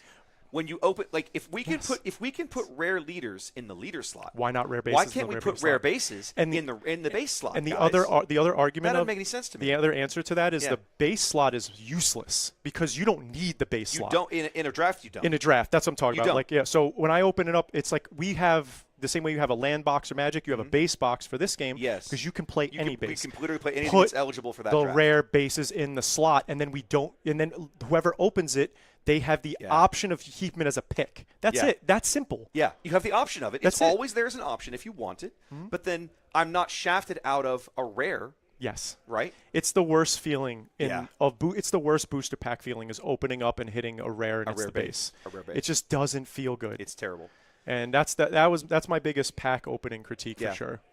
So this is a great conversation because to me it's exactly these kinds of pain points that can be addressed. That can be absolutely. fixed. Yeah. It's simply a question of do the economics line up in terms of I won't pretend I understand all of the shenanigans that go on in behind the scenes in terms of I see what you there. He's pointing to the Shenanigans logo on the screen, right? Yeah, but like I won't pretend I understand that side of it because they're going to play those cards close to the chest very clearly, right? Too much common sense here.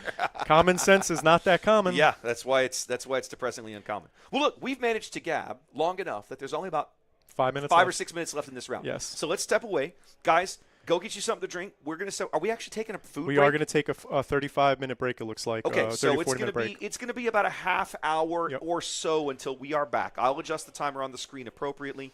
And then so we're going to have a small break for prizing or for do prizes for folks who aren't in the top cut. Yep. And then announce the top cut, short break for dinner, and we'll be back, I'm guessing, probably – I'm going to say about 6:15 local time. So about 35-ish minutes from now. 40 minutes max. 35-ish minutes from now, we'll be back with the top cut, whatever that looks like. Yes, we're going to have our top 8. Indeed. All right, guys, we'll be back in a little bit. We'll see you then.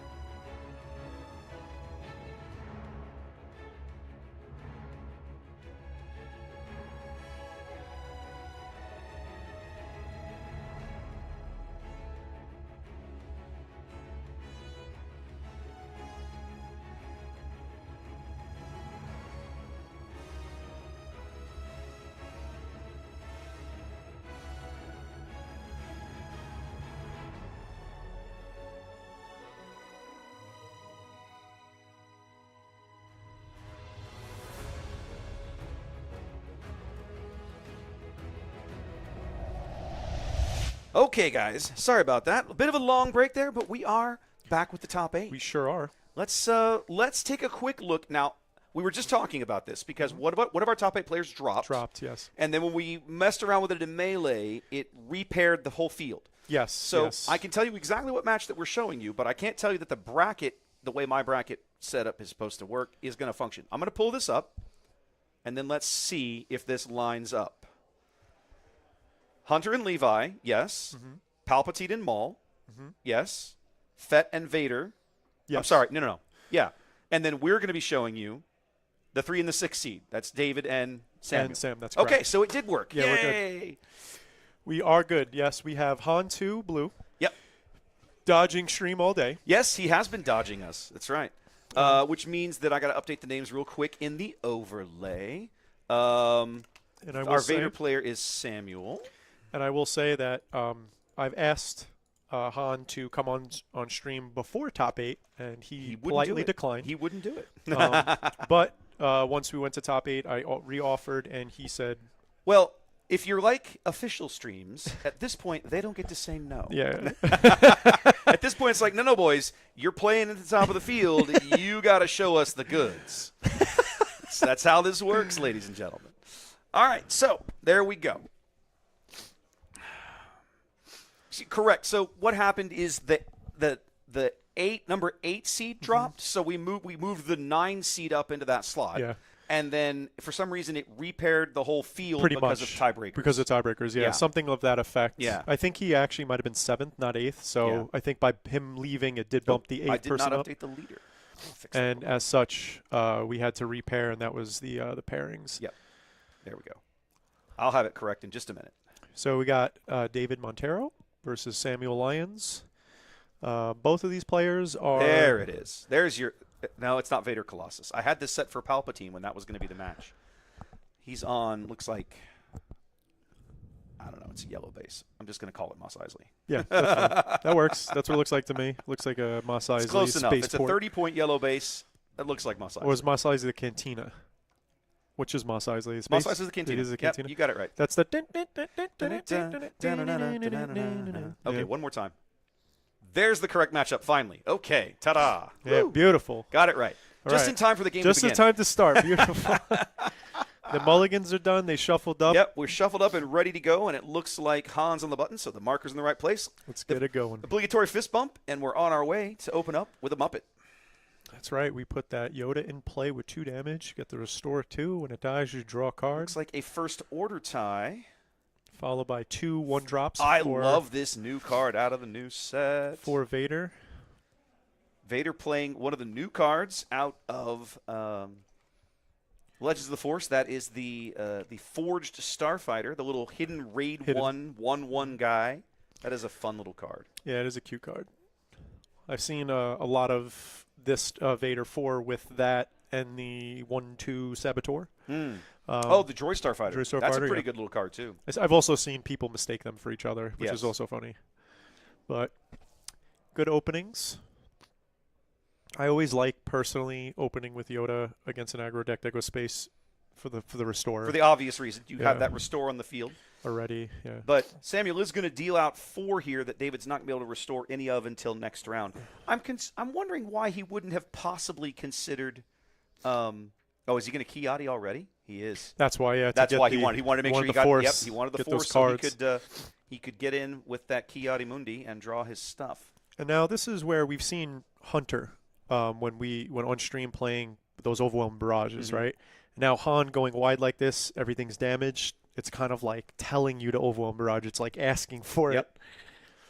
So we're going to see what the 5th resource play, 4 resource play that David will do.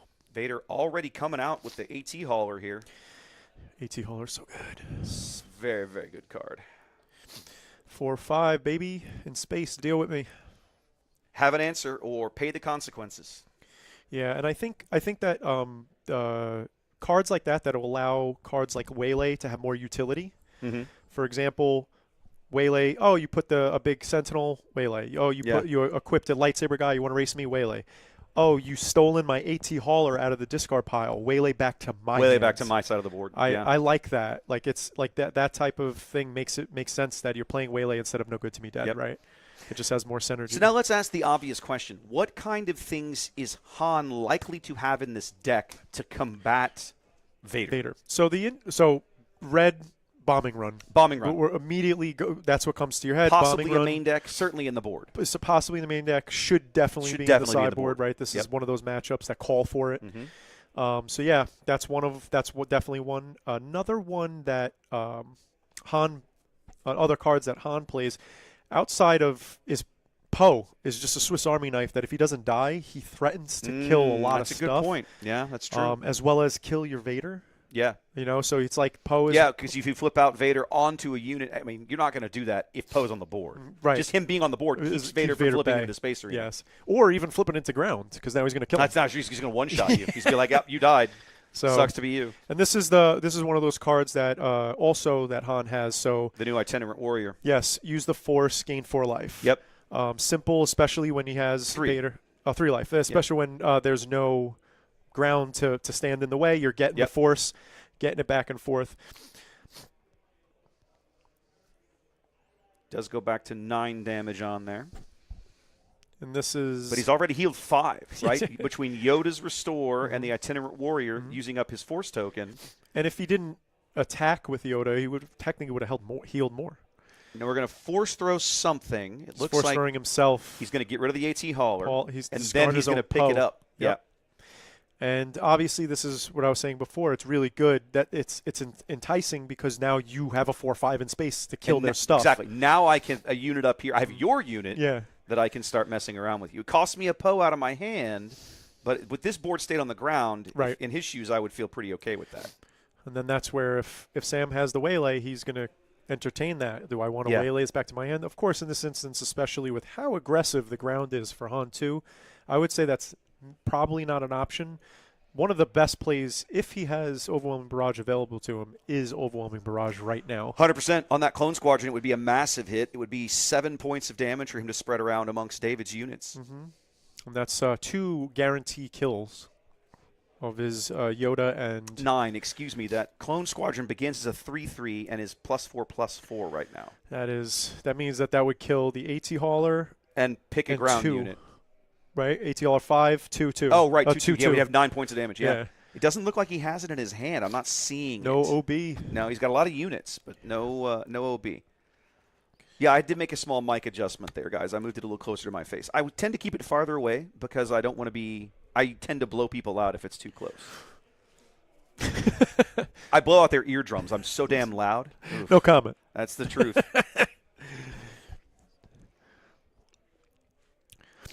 David on the button here. 5 resource round.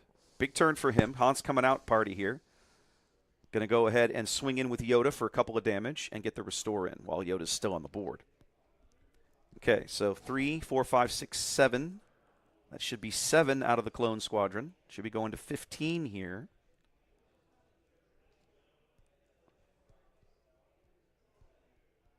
There it is. Okay.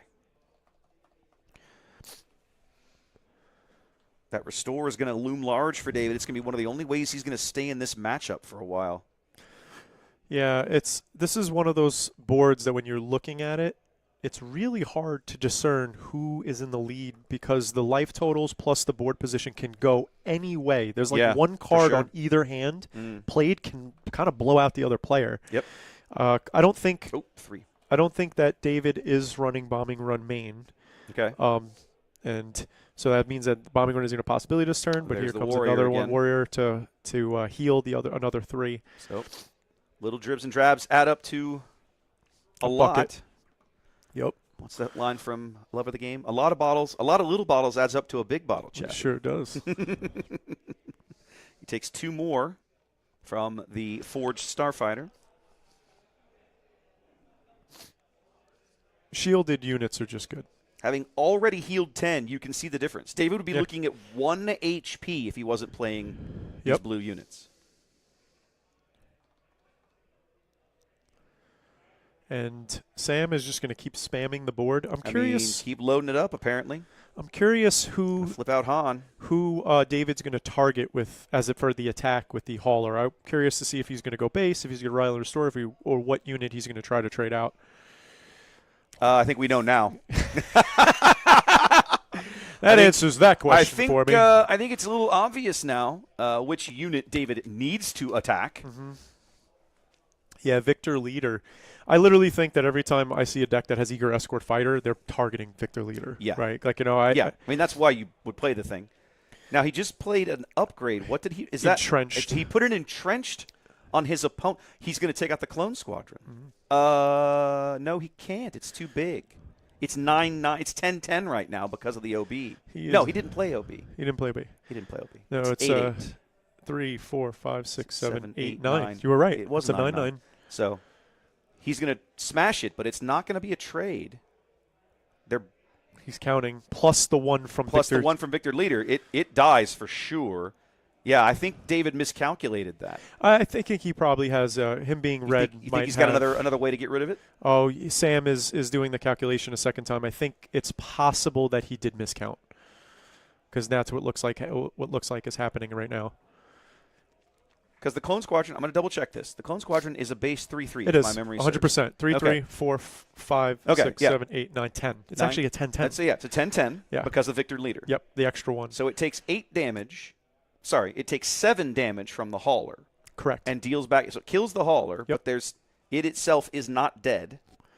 It's Dave scooped. Okay. Dave said, I miscalculated. Yes. That's going to kill me. If he had done it earlier in the turn, would have killed it. Before Victor Leader hit the board, which was a +2/+2, yeah. He might have been able to get away with it. Yeah, I'm curious to see. I'm actually really curious. I would love this to want to be like one of those times to ask Sam, say, hey, were you holding the Victor Leader 2 like in anticipation? Like, did you? I think you have to in that matchup. I think you have to hold it as long as you can, or as long as you think you can get away with it. And then knowing that the ready AT hauler is there, like if I've got that AT hauler on my board, that's the first thing I'm smashing. But if he would have played it first, then like let's say when he played the Entrenched, playing the Victor Leader at that time means that he can't kill it. He didn't play it Victor Leader right away, and Dave let that sit there for like 2 actions. What do you mean? Yeah, he played the Entrenched on the hauler, and then Sam attacked. And then Dave did something else, and then Sam attacked, then Dave did something else.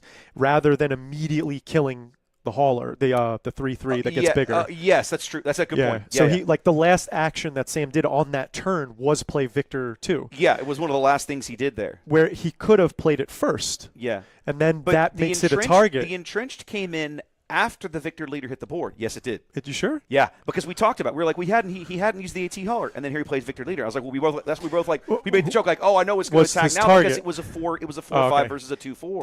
Then if that's the and then he entrenched it, and then I'm going, but see, the math doesn't work. That's why for me, so he played the entrenched, and then we seen Victor 2, right?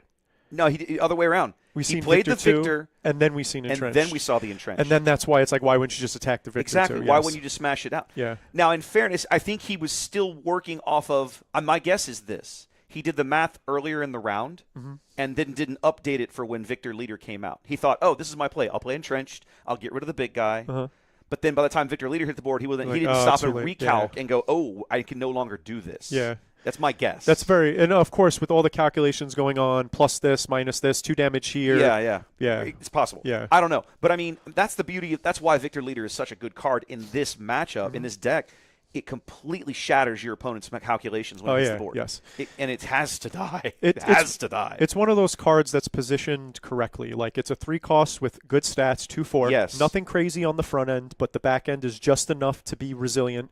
And it has a static effect that affects the board. And obviously, it's Vader's ship, right? Victor 2 is Vader's ship. So it combos with Vader. He's making more dudes, and they're getting bigger. He's making more dudes. They're all getting bigger together. Yeah, it's awesome. So it's there. That's one of the, again, when we see good design elements, we want to call it out. That's a good design. Thematically, there are so many well-designed cards in this game. They just fit for the character or the moment that they represent. I agree. You cannot fault them for that. I agree. I fault them when they pick thematic cards for things that you shouldn't be picking thematic cards for. In what way? Give me an example. For when you're going to do prestige treatments, when you're going to do promo cards, stop picking thematic cards. Pick cards that people play. I would agree with you there. So, like, I think that the Devastator being the promo was the first step in the right direction. That was a huge step. Fantastic. So now we got to Devastator was everywhere too. Yeah, so that was really good. And even if it's going to be a card that is not going anywhere, right? Yes. It's just printed. Yes. And for the next 2 years, that card is going to be a staple in certain types of decks that curve out at a certain price point in Red Villain. Personally, I think, the weekly play packs? Yeah. Pick thematic cards for that. I agree with you there. Pick that. Let me open a alternate resupply like in set 1 in that. Yeah. But let that be where your thematic elements lie, so we can players that are active playing weekly can get the characters they like. But if I'm going to go to a competitive event, let my reward be a card that I'll actually use. Yes, and is actually playable. And stop make them all the same. Stop it. In what top 8, top 16. Stop it. Okay, so your idea, I'm not sure I've heard this one before, but your suggestion would be, if you're top 8, this is your card. You top 4, you get a different card. Top 2, finalist is a different card. Champion is like a one-off. Possibly, I think the champion or the finalist and champion stamps. Yes. I think that put those on the card. That's good. So it could be the top 4. Sure. And that works that way. But yes, have the top 16 be different from top 8. Okay. Because it doesn't really have the right feel tournament-wise. Yeah. Why am I getting 4 copies of a card for winning when I only ever need 3? That, and also if I get in the 12th and then the next time I get top 8, they're the same card. The same card. So it's a lot of little things like that. In other words, it's almost encouraging I got my top 8 this time. Next time I'm going to try again so I can get that top 4 card that I missed out on. Exactly. This time. And then it creates more competitiveness I like that. in that regard. That idea. That's not something I would have thought of, but I do like it. And I just wish that they picked, again, early on, I'm going to say this, set 1, I'm not going to say, they don't know what the metagame is going to scratch out. You don't know the game, that's fine. So that's why I'm no complaints about, the set 1 promos or anything, but we see, set 2 was a huge miss with legal authority and... Unresolvable offer. Unrefusable offer.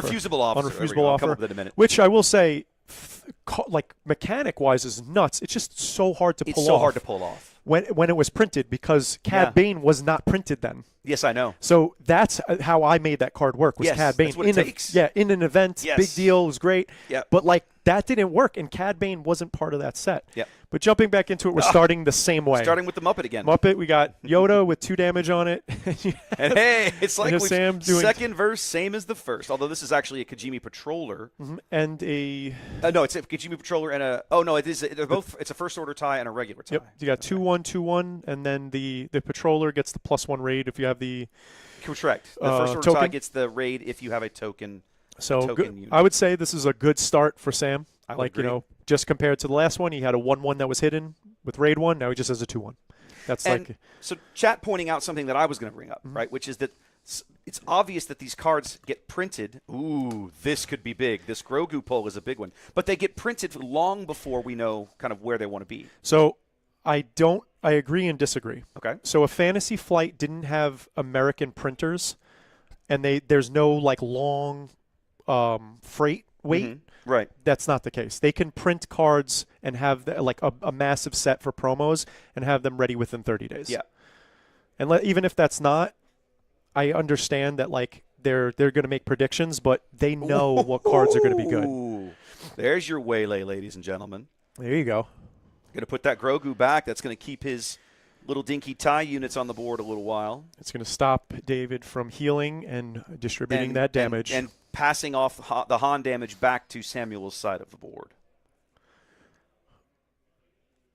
Well, right now we have Han 2 versus Vader 4, and Han 2 has a Yoda in play with 2 damage, and Vader 4 has 3 space units, and we are on the 3 resource turn. Ooh, we're going to force throw. A 4 resource turn. I was going to say, that usually doesn't generate a ton of nasty things against Samuel, but it is going to at least cost him a space unit here. Yeah, and he disregarded No Good to Me Dead, showing that he's the superior speed. Oh my! Right? He's like, I'm gonna be able to. Yeah, of course. It definitely is not it is as simple as that, though. They can get the approvals ahead of time for the art and stuff. There's no type of approval for game mechanics because Fantasy Flight owns it. So they don't have to get any type of approval from anybody else like Lucasfilms or anything like that or Disney for game mechanics. So they can have the art approved ahead of time and then they know what cards to print. It's not that difficult. There's another thing that about this ideology was about the playmats. I was talking in Minneapolis and Denver about the participant playmats. Yes. And they were like, and people were giving excuses saying things like, oh, they just wanted to keep the format the same, or it's difficult to change. It's not. It's we're talking about 3 clicks on the computer to change the size to make the participant smaller. Entrenched on the big guy. The big guy. That's a really good pull for David. Traditionally, you don't see Vader's pack much upgrade removal. We'll have to see if maybe Sam surprises us here a little bit. He does go 2 to base with the TIE Fighter. Takes 5 back from Cham. Han's going to bring in the Itinerant Warrior. Get the heal going. Alan, I don't understand the question. You said it require alt art for every card pre-approved and not used. I don't understand exactly what you're asking, so I don't know how to answer. So to me, you have to print all that stuff at roughly the same time you print the rest of the cards, in my opinion. So at that point, just get it all approved and figured out at the same time. Another clone squadron.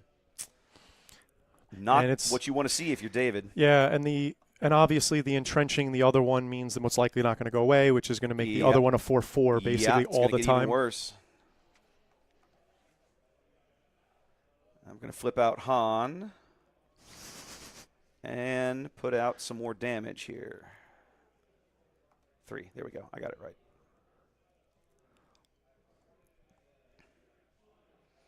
Blackheart, we had some Jersey mics. I don't know if I've ever had Jersey mics before, by the way. That was delicious. I'm glad you enjoyed it. That was nice. Yeah. That was nice.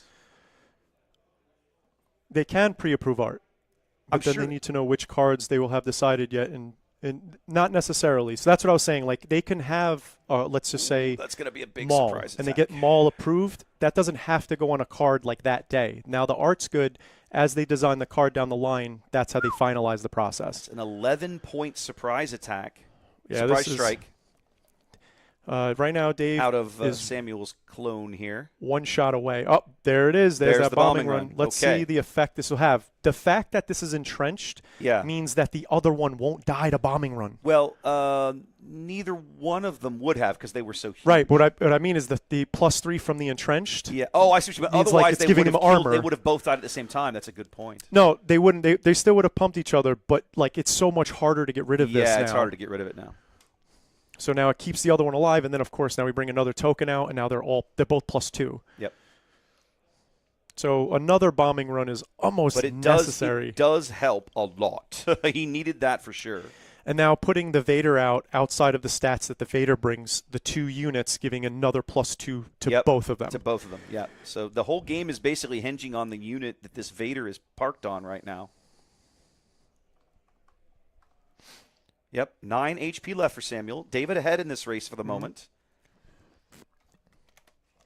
Let's see if he has a follow-up answer to He's still got more damage. He hasn't attacked with the Itinerant Warrior or with Han. So he's still got, what is that, 7 more damage coming in. 3, 7, 9, 10, 11, 12, 13, 14. An overwhelming barrage here wipes David's entire board. Does it really? Yes. Oh. He put this on him, so this is +4, so it's 7. I think is it 8, 5? 9, 10, 11. Isn't Vader 5? Let's look. Yeah. 12. Yeah, 12. It's either way, 14 it's across. Enough. Yeah. Well, it's a question of whether or not Sam has it or not. Yeah. He's staring defeat in game 2. Looks like we're going to game game 3. He didn't pull it. He needed it out, didn't have it. We're going to game 3.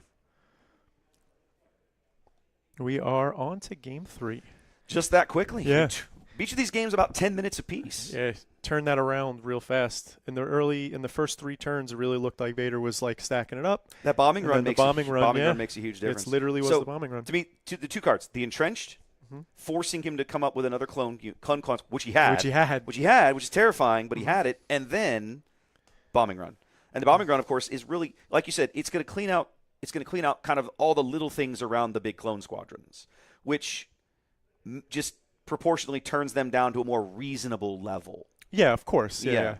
It's just then that the sequencing of the bombing run, having the 2 big guys, flipping the Vader, making the big guy bigger. Yeah. It's very threatening, but obviously he put him on the back foot. He's like, you can get all that, but I'm going to kill you. Yep. Not saying that they'll print it and have it in the shop in 30 days. I'm saying the process takes 30 days to have that print run done because it's inside the U.S. Not that they'll print it and then get it to shops. Not saying that. I'm just saying they don't. It's not a 6-month lead time for approval on the cards and then getting them to shops. As far as I know, and I don't know this for a fact, but I believe they print cards. They print cards in both the U.S. and in Europe. Yes. To avoid having to send all from one location. 100%. Yes. Right. So then the stuff that goes to Asia and Australia and stuff, I think ships from U.S. West Coast. I'm not 100% I don't know. I'm sure. assuming. I don't think they print anymore in China. I thought they would have shipped from Europe. Maybe they do. But I'm not sure. I don't know. They probably do now because it's simpler from a tariff perspective. Maybe, yeah. That's very, very, very true. Yeah. Okay, so we can already see at least one clone squadron there in Sam's hand. All right, Dave deciding what to resource. Sam's ready to rock. We got Vader forward with the initiative. Yes, let me move. Oh, I have that marked. Perfect. Yeah, because Vader ended the game on initiative. He took initiative there in the final round.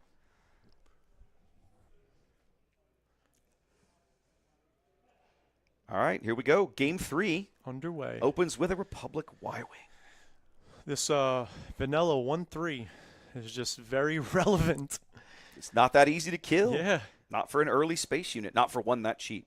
And then also in the mirror match, right? Yes. Play those 2 1s. Speaking of 1 cost, here is Yaddle using Han's ability. Get another, instead of Yoda, we have a different restore. Right. 1 Muppet, different Muppet. Different Muppet. What IP, where is Yaddle from? I believe the Clone Wars. Clone Wars? I'm almost positive it's the Clone Wars. Ooh, now that is a great pull for Samuel there with the dagger. He's like, you and there's the destroyed Grogu. that. Let me show you a worse threat. Exactly. Let me show you your future. You're not going to like and it then much. A force throw. The sequencing of these is very reminiscent He's going to get 1 damage here out of this force throw. Of like why force throw is so good. You know, play something slightly under, right? Take the damage, but then force throw, and then I'm going to trade and possibly kill something. Yep. Not a brilliant force throw here for David, but it does leave Sam in a dilemma. Does he generate the token or take initiative? He's going to take initiative. I think I like this play. I think that 1 extra... No, he's going to do it. Okay. I think the 1 extra damage sometimes is not worth it, but here he obviously disagrees with me. Wants to make sure he gets his token. Well, thank you about that, Fred. I did not know that. Oh, there you go. It was Phantom Menace on the console. I did not know. But okay. First time I seen Phantom Menace was in theater. Fun fact, first Star Wars movie I've ever seen. There you go. And here you are, all these years later. Not because of that.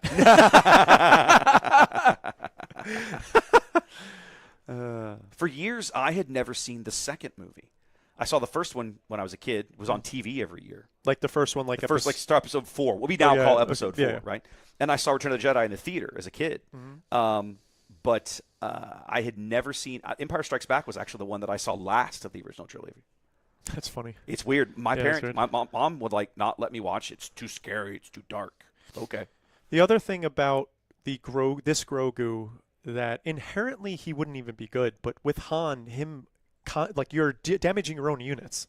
Yes. And then you're healing them and sending it, healing them and sending it. So good. So the synergy right here, obviously he's a force unit as well. Yep. He has a big butt, so it's like he has all the synergy for Han too. Yep. Samuel's board beginning to grow here. You have to begin to wonder. They own the printers. They're their printers. That's the thing. They choose the queue. There it was. I was to say, you wonder if the bombing run is a thing, and that's going to wipe the entire board. Yeah, it should kill everything. Oh, big play there from David here in Game 3. Yes. And now we're going to see if Sam can repopulate the board. He's going to start with another clone squadron right off the bat.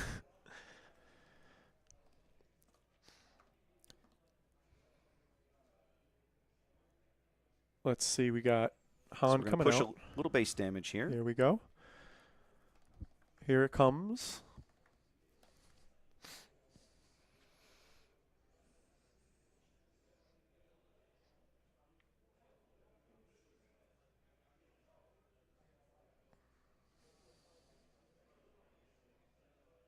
Okay, we're going to flip Vader out onto the big clone squadron. Oh, Kit Fisto's Aether Sprite, Whoa. ladies and gentlemen. Whoa. One of the more cards that I love out of this new set. Big pull there for David. I gotta say, I did not see that coming. I think it's going to be a very big card in this set. I think that is poised perfectly. Because 5 cost, space unit. it's not just this matchup you're going to hold that card for. Yep. New Kylo hates to see that card too. Yeah. Yes, yeah. Yes, what is it? Power failure on Power failure from the original set. right? Like just printed on a card. Yeah. On a unit. Pretty much. All right, we're all caught up on damage. Samuel's board exhausted here. We're 1 off somehow. Yeah, 11 on. There we go. I mean, to be honest with you, Fred, streaming this makes me want to play. Like, I want to play too.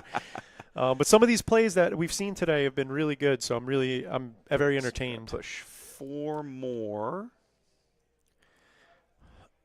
16 on. 16 on for Samuel. Yep. Now, we've seen the 5 cost big AoE from Han.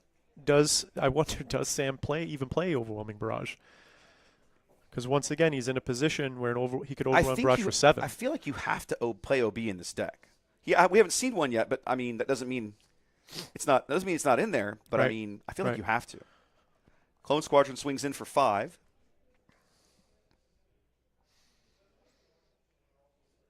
I think the answer to that question is he's trying to be more opportunistic when he's using the damage on the unit.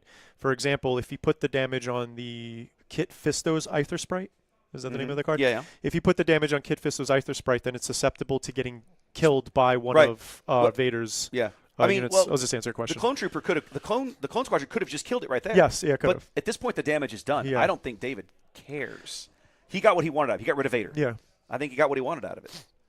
It gives him a little bit of space unit. Now, he can knock off one of these clowns and save himself a little bit of damage if he wants. I think so. Like if you put the 2 damage on him, right? Regardless, if Sam's big guy, he's going to go to base. He doesn't want to waste an action attacking. So, but if you make him weaker, then these guys can just easily pick him off. Can just chew him up. There's like a little nuance in that regard. I could be wrong. But I think that would have been on David's mind. He's like, I don't want to damage my space unit. I want to use it to get more utility out of it. Could be.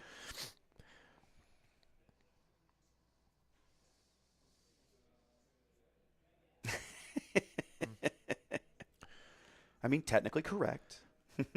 I think Eric is missing that Grogu. He's talking about Han 2 putting damage to play the unit cheaper, and then Grogu healing it and then flinging the damage. Right, that's what he's talking about. Yeah. Okay, so we're going to come in here with the Phantom Tie. Another card that Grogu hates because he can't do anything to it. Yeah.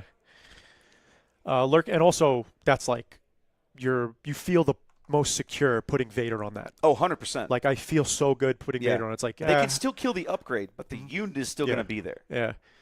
It's like you limit even more so what can hurt you. Yeah, it's a great card to throw Vader on when you can get it out in time.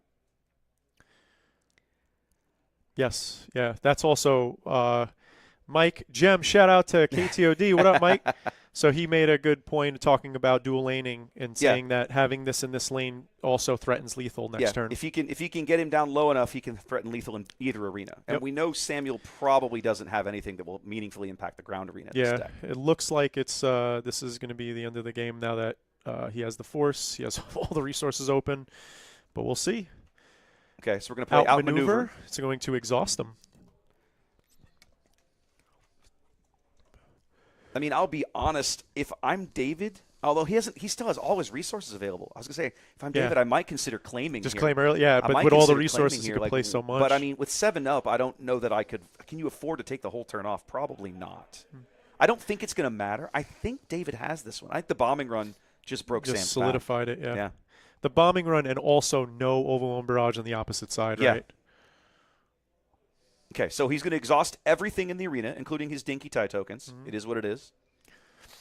Trying to stop the lethal threat, right? So Sam pretty much has to claim next. So David's going to go ahead and ping him for 1, because why not? Vader's going to go TIE Factory, go Burr. And as soon as he made that, he played Fell the Dragon. Okay, it's Fell the Dragon. Yep. Okay, I was like, he played something blue to kill it, but I couldn't tell what it was. And we're going to play another Itinerant Warrior. Yep, He a put the little damage. more. Yep. The stabilizing in the last 2 turns that David did to go from being threatened to now not being threatened, Yeah. to now stable, like feeling Yeah. better. The restore, the moving damage, the controlling the units. That Itinerant Warrior is such a good card in forced blue decks because it gives you healing, a nice mid-range board unit, and it's shielded. So, and in this deck, it comes in cheaper, and the damage on it is less relevant because of the shield. Because of the shield. So it's such a great card in this matchup. I agree. And remember we were talking earlier about the 4-cost 4/4s? So this is a 4-cost 4/4 with a shield and an ability. And a good ability. Right. So, and I think that's what makes it really good to play on this. Where same thing, exactly what we were saying about Kiadi Mundi. Yeah. I'm not sure how Sam gets out of this. I just don't think he recovers from this board. He needed something. I think he finally does have an OB in his hand. So obviously the shields stop OB from popping. From popping everything. The big guys. Yeah. I think even if he can OB and clean up everything else, looks like that's game. Doesn't have it. Look, have Han 2 doing Han 2 things, making Vader 4 feel bad. Yep. Solid win there for David. So it was. Go update our bracket. That was a solid set of 3. That was a good back and forth. I definitely am enjoying just the variance. So I was even talking to David before, and he was saying that there's so many flex spots in Han 2. It really is. It's such a deck. It's a deck with so much going for it. And that's what I really like. The variance is that it should lean. Theoretically, it'll lean on player preference. Yes. If you like the manipulation, you like moving the damage around with Grogu. That's what you're going to play. Yep. If you want more aggressive, you can do that. That is an option. I'm sure there are people out there who still love putting Poe out. On 5 resources, and creating a aggressive board state before that, so their opponent can't deal with Poe. So there's a ton of good stuff. Well, our 3 seed is going on here, ladies and gentlemen. Let's update the bracket. There we go. My round 1 opponent beats my round 2 opponent. That's funny. There we go. Sometimes all right, that's how the cookie crumbles. Let's come back to here real briefly. We still have some matches going on. I suspect this is probably not the first guys done. They might be the first ones done. I don't know. We'll go figure it out, guys. As with all Top Cuts, we have a longer timer. All right, the official round timer is 75 minutes. There are not many decks in this field that will take that long, so I don't expect that. And we have relatively fast players. Yeah, as well. even the guys we've seen today that have been playing as close to hard control as I've seen are lightning quick. Yeah. They're not taking a bunch of time. So I'm going to step away. Let's go check on some of the other matches, and we'll be back as soon as we can with the top 4. Yeah, we'll give an update of the time. Yep, we'll be back shortly.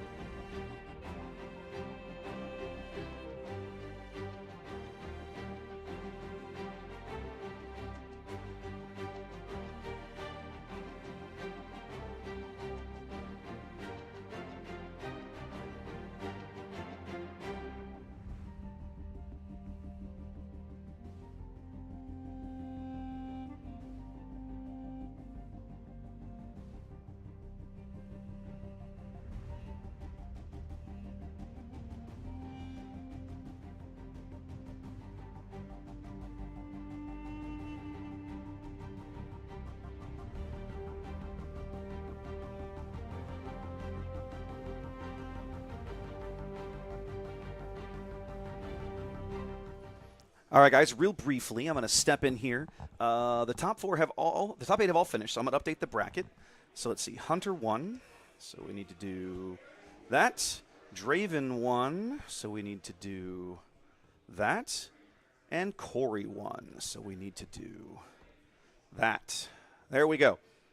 All right, so those are our matches. We've got a couple of JTL leaders, old school Palpatine, ladies and gentlemen. And, of course, we just saw Han Blue here on stream. All right, so there's our matchups. Let's go pick one, and we'll be back in 5 minutes? Okay, I'm being told 5 minutes. So give us about 5-6 minutes, and we'll be right back with the top 4. Okay, so it's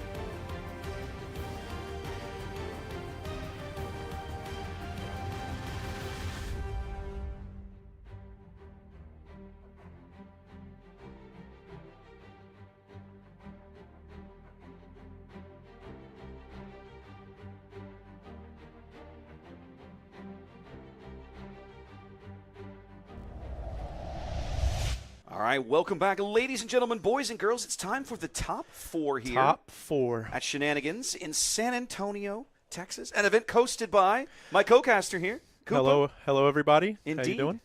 So if you didn't know, I own a business called Nowhere to go to get what you need.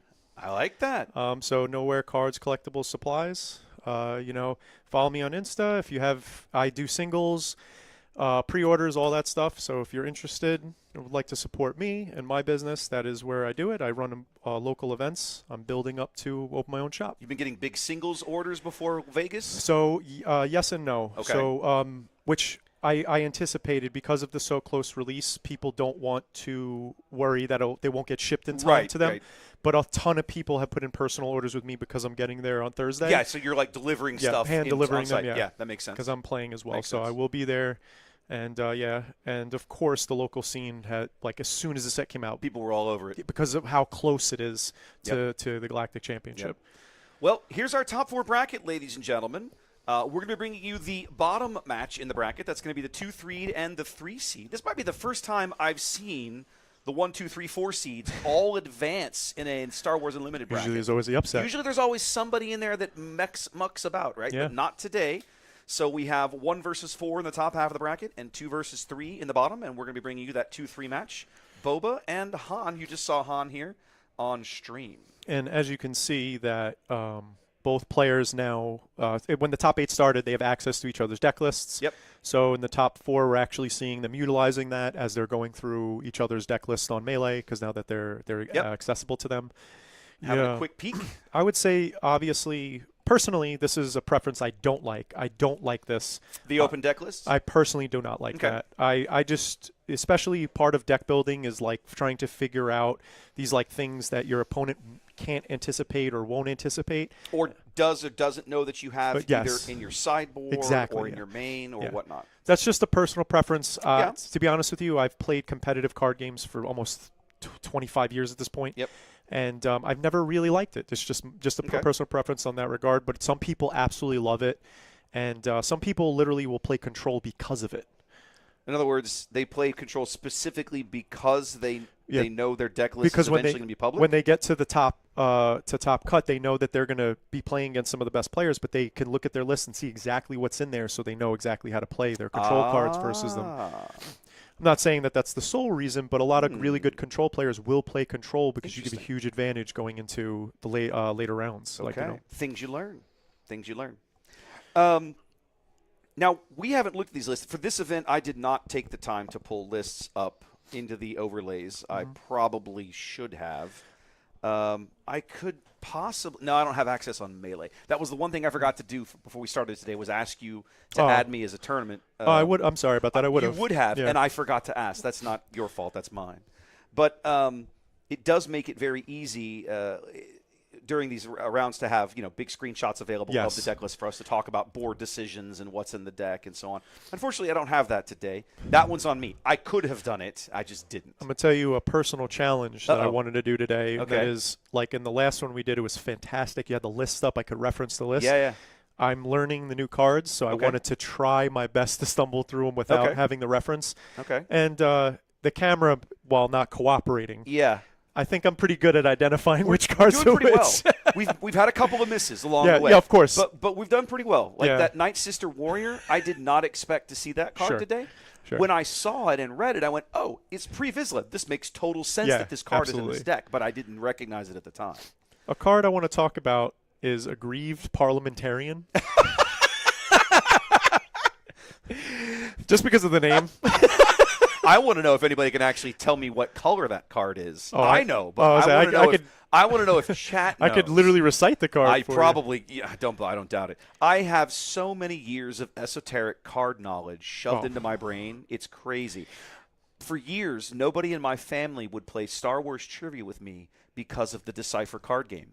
Because you would the little flavor text on the Decipher cards was only like 3 lines long. Yep. But they packed a lot of weird trivia info in there, and if you read them all, you learn all kinds of dumb things. I learned how to play that in Minneapolis on the last day at night. Oh, the old Decipher game. Yes. Okay. And when I got back to San Antonio, I went to my local game shop, and they had 2 old Attack of the Clones starter decks. They were the same, which not whatever. Oh my God! Look at the art on that card. He looks like Brainiac or something. What is that? It's so ugly. Oh my God! He's so aggrieved. By the way, he's so aggrieved. If you guess colorless, by the way, you are obviously correct. You this are. is a gray common card out of Twilight of the Republic. And this card has kind of come up a few times against Kylo. Against Kylo. Yeah, yes. against Kylo. It's just funny. I honestly think that Aether Sprite is a much better card against Kylo. I agree. All right, Sam's going to open the board here with a First Order Stormtrooper, and we're going to be looking at So we have Corey a on the left, not oh, Sam. You're right. I got to get names updated. So Thank Corey you. opens with the First Order Stormtrooper, and Sam. See, now you got me saying Sam. Yep. And David goes to space David with the goes to Phantom space with the Phantom Deuce, So now that's a which is 5-1. a brutal card for Corey at this moment. He's got to find a way to deal with that, kids. I think that one of the things that, I think one of the things that Corey could do, because we know he's playing Boba, is to basically rely on the IG-2000 on the next turn to just kill it. You know, He's going to take 4 indirect and then take 5 back.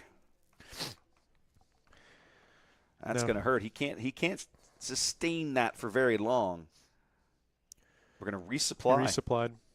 So the other card that is in his hand was General Pride, I think his name is. Yes, Allegiant General Pride. So I actually think that if he would have played Pride, that might have been really no. Pride only allows you to destroy a upgrade if it's dealt damage, right? If it has to receive indirect damage, and then Pride can then destroy an upgrade. Never mind. This resupply is just the right play. Yep. Pride is a good card. Most people, on a matchup like this, I play it for the early ability to push that little bit of extra indirect damage early while you're on the button. Yes. I used to open with that. I used to play that card in my Vader red pile because it was a really good 2-drop if you were started of the game early on the initiative. Yeah, you just push a little extra damage. So the Grogu, the art on Grogu in the prestige slot is gorgeous. It is. It really is. It really is. I really don't like the way this Grogu looks personally. For me, personally, I'm not buying any Carbonite this set. Not really, because I just don't like the prestige backgrounds. I think they're boring. Okay. But the individual art pieces of the characters is quite good. I just don't like the backgrounds they Makes put sense. them on. I will say that it wasn't just me either. This was like a big group of people, slightly confused when Fantasy Flight did their stream showing off the cards. We thought that those were the prestige cards that they were showing off when they showed Qui-Gon Jinn and Maul, but they were showing off like promos. Like the Galactic Championship promos. Yeah, right? so like when we were showing off, they were showing off like the Carbonite Spotlight, but that was like a separate thing. Yeah. And I was like, so when we started opening, we were like, oh. So some of them don't look like what we thought. Yeah. And that's not on them. That was on us, but. Yeah. All right, so now Grogu's in great position now. Yeah. Corey's still without an easy answer to this 5-1 Phantom Deuce. To be honest with you, Fred, a lot of people have kind of said that, but I think that there's the love for certain characters is so strong in this set that it don't matter. Yep. Like, Prestige Vader, say less, right? Yeah. And I actually think the Prestige Vader, actually looks really good. He is quite solid. Sorry. So what did we do here? What did we just play? Oh, so it's a Shatterpoint. Okay. So Grogu just straight up attacked the thing, picked up a Force token, and then he played a Shatterpoint. And these are the options that are available to Han. Right? So he could have activated Grogu. He didn't want to heal the 2 damage. You want to keep that damage right where it is. Keep it. I actually think, again, I said IG-2000. He doesn't have it, but if he did, it would kill both. Yeah, that would be a really good play right here, wouldn't it? Yeah. This is another reason that I was mentioning to several people today, I've been enjoying playing old school Vader, and part of it is because of this matchup. This type. Right? Han frequently leaves his units just on that brink of death, and course. Vader's like, you can play that math, but you got to be careful. I can pick them off. I've got a droid missile platform here. One of my favorite cards out of the that card's just good. Solid. Just a generically good card. Yeah. Good stats for an aggressive start, and then a good when defeated ability. David's going to kill it with Grogu's action ability, and then Corey's going to deal 4 indirect back using Boba. So we'll put 2 back onto Grogu, putting him at 1 health again, and then I'll put the other 2 on the base. So we'll just show you Grogu again to remind you how he works, and then 2 to the base. So ugly, that art. Yeah, it's kind of disappointing. I just don't like it. Sorry. Yeah. It reminds me of Han from set 1. Yeah. Like the leader art, that's kind of like goofy. And the Luke with the hand, the showcase. Like that's what it reminds me of. It's kind of like disproportionate. I think his name was like Rob Liefeld. He would like draw like Captain America jacked to the moon, and because he couldn't get proportions right. Okay. But so he's like, I'm just gonna make him jacked as crazy. Some of the art in this game is amazingly good, Yeah, and some of it yes. you're like, eh. And at the same time, and we've talked about this before amongst myself and other players, art is very subjective. Absolutely. Art in general is subjective, but I think there's like a unanimous 2 to 3 cards that I'm like, that got Poor Luke Skywalker, Hero of Yavin showcase. that should never have got past. That card made me sad. He looks like Owen Wilson. I actually think he looks like from Atlanta. You know what I'm talking about? I don't, but I'm just laughing at the reference. So in Atlanta, there's Childish Gambino plays a character. I can't remember his name off the top of my head. Teddy. Okay. He plays Teddy, and like Teddy, he plays a white guy, but it just looks like he has a wig and all this stuff. It just looks off. Yeah. And it reminds me of if you look up Terry Atlanta, what I'm talking about, you I'll will be look it like, wow. Pride is definitely not the play that Corey No. wants to make here, but it's all he has is Octo Bogdo now coming into the ground arena for David. So these are some of the synergies that Han 2 puts onto the board, right? Grogu and Ogdu Bogdu. Yeah. Right? Ogdu Bogdu can't attack. It can't attack unless it's damaged. Han gets around that, put damage on into play. Yep. Ogdu Bogdu attacks and damages itself. Grogu's like, I got you. I'm gonna start healing you. It's just a really good 1-2 punch. Oh, he didn't go to base. He cleaned out Pride. My apologies. Corey with no board here going into the 7 resource round as David continues to build, placing another itinerant warrior on the field. Yep. And David definitely has. He's like, I'm gonna take care of everything. I don't want to leave anything out. Yep. I don't want to deal with your stuff. Let me just clean it up. Yep. So when your flip turn is the least impactful it possibly can be. Yep, exactly right. I mean, oh yes, Fred, I do remember those things. Luke Skywalker and that out of that action figure series looked like a linebacker. Oh, I He do looked like not a remember bodybuilder. that. I do. He looked like a bodybuilder. I did not. I was as a kid. I wasn't a Star Wars fan. So I missed all of it. Imagine if somebody had taken He-Man and dressed him like Luke Skywalker. That's what this action figure looked like. So it wait, was ridiculous. Isn't He-Man like kind of early? Just put his hair up and he's Luke. Like you're not wrong. You're not wrong. Like it was like He-Man in a white shirt with the utility belt, right? It looked like it Did he have a blaster? He did. He was insane. He's jacked. Yes, he was flexing jacked with the the blaster. blaster. It was like, why do you need a blaster? You could just smack people around. It was ridiculous. That action figure was crazy. Luke Skybro. Luke, do you lift in the Skywalker? Do you even lift, bro? All right, we open fired Han off the board. And only 4 units left. Only 4 units left. David waffles a little bit if you want to go this, ground. This Immediately attacks the Phantom 5 Deuce from the has Phantom. just been eating his lunch from turn 1. And if you look at the cards in Corey's hand, he does have a Force Choke. It could kill something, but it'll draw a card. I don't know. It's like it seems at this point, if this wasn't the finals, like if we were in the top 4, if we were in I would say I would scoop here. He's got all the time in the world, right? So he doesn't need to worry about time. But, I mean, I'm just thinking, what possible outs has he got left in his deck? And it's Devastator, maybe. It's even but then. He's not even going to do it. Right. Even then, Devastator does go ping, ping, ping. Yeah, Devastator cleans up the board a little bit, but you're still getting your face smashed in on the ground. And then Dave is just going to slap a ton of stuff more on the board.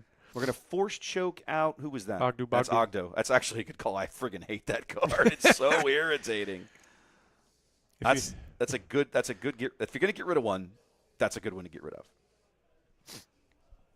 With no units in play, why even target the Grogu, right? Yeah. Oh, now I have units in play.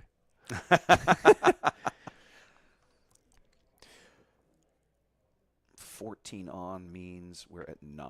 There we go. Gotta get it right here.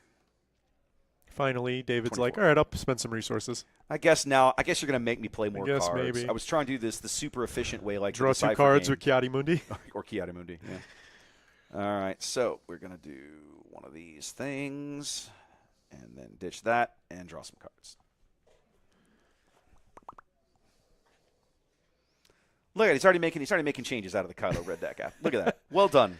I'm glad that we can inspire you, as well as what was his name that was playing. So we're going to bring Boba out and murder at least 2 of these guys. That's going to feel at least partly decent. And pop the shield. Might as well. You can't kill him, but you can at least get rid of the shield so that the eventual indirect damage has some value later on. I believe it was Andrew. And maybe is Rave Dagger Andrew? I believe that's who that is. Oh, that is Andrew. Oh, what up, Andrew? There you go. He told me he was going to go back and watch the game later. He's like, I got to go check that out. Well, if that is Andrew, we're happy we casted your game. It was a lot of fun. It was fun. And thank you for coming back and joining in. Yeah, it is Andrew. There you go. Pop the shield. He's got 1 damage left to spend.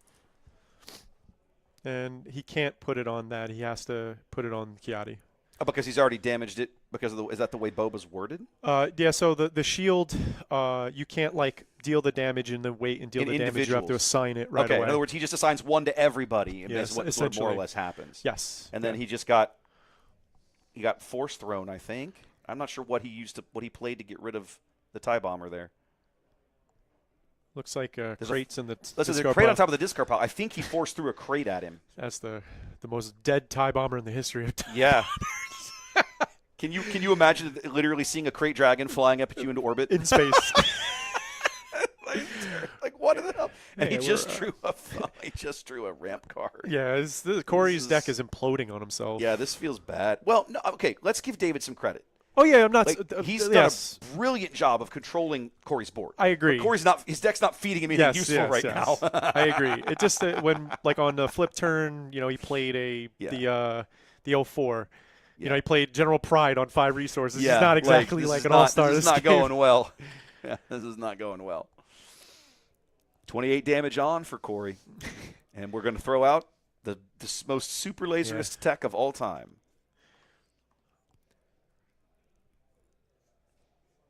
I was going to say, this has to be, we've got to be looking at a Luke sooner or later, right? And there it is. Talk about brutal. He also could have just claimed there and swung next turn. Now, that is an interesting card I would not have expected to see in this deck. An MC30. You are 100% correct, Tada. I think at the moment with the insurmountable, odds in front of him that Corey is feeling the pressure at the moment. It's possible. Going with the Raider here to clear Kiadi and put some base damage on. It's the first time he's done base damage in a hot minute. And Luke just finishes it, right? A single swing of Luke just takes care of it. Yeah, he's out. Game. That's the game. He's on 28 and Luke hits for 6. That's game. Mm-hmm. They're checking the math, but yeah, that's how that works. Kudos to Corey for playing that one out. I think I would have scooped. I would have. I think I would have been like, this is pissing me off. I'm done with this game. Again, if I was in his position in the top 4, I would also try to play it out, especially if I think that I have some type. He knows his deck better than we do. Some type of out. So yeah, good call, Grievous. That makes total sense now. The having at least a moderately costed capital ship for Planetary Bombardment in this deck makes total sense. Yeah. With it's a good call. So, people asking about the Ruthless Raider? No, asking about the MC30. Ah, yes. Which is a card that I love in Piet, but doesn't. I looked at that and went, why would you play that here? And then he's like, well, Planetary Bombardment. Okay, yes, duh. That makes total sense now. Because there aren't a lot of capital ships that this deck is going to normally want to play. I mean, the Raider is obvious for obvious reasons, but beyond that, and Devastator. But beyond that, what would you play? And since you're going to 60 cards, you probably want at least something else to fill in that capital ship slot, and that MC30 is actually a pretty good pickup for that.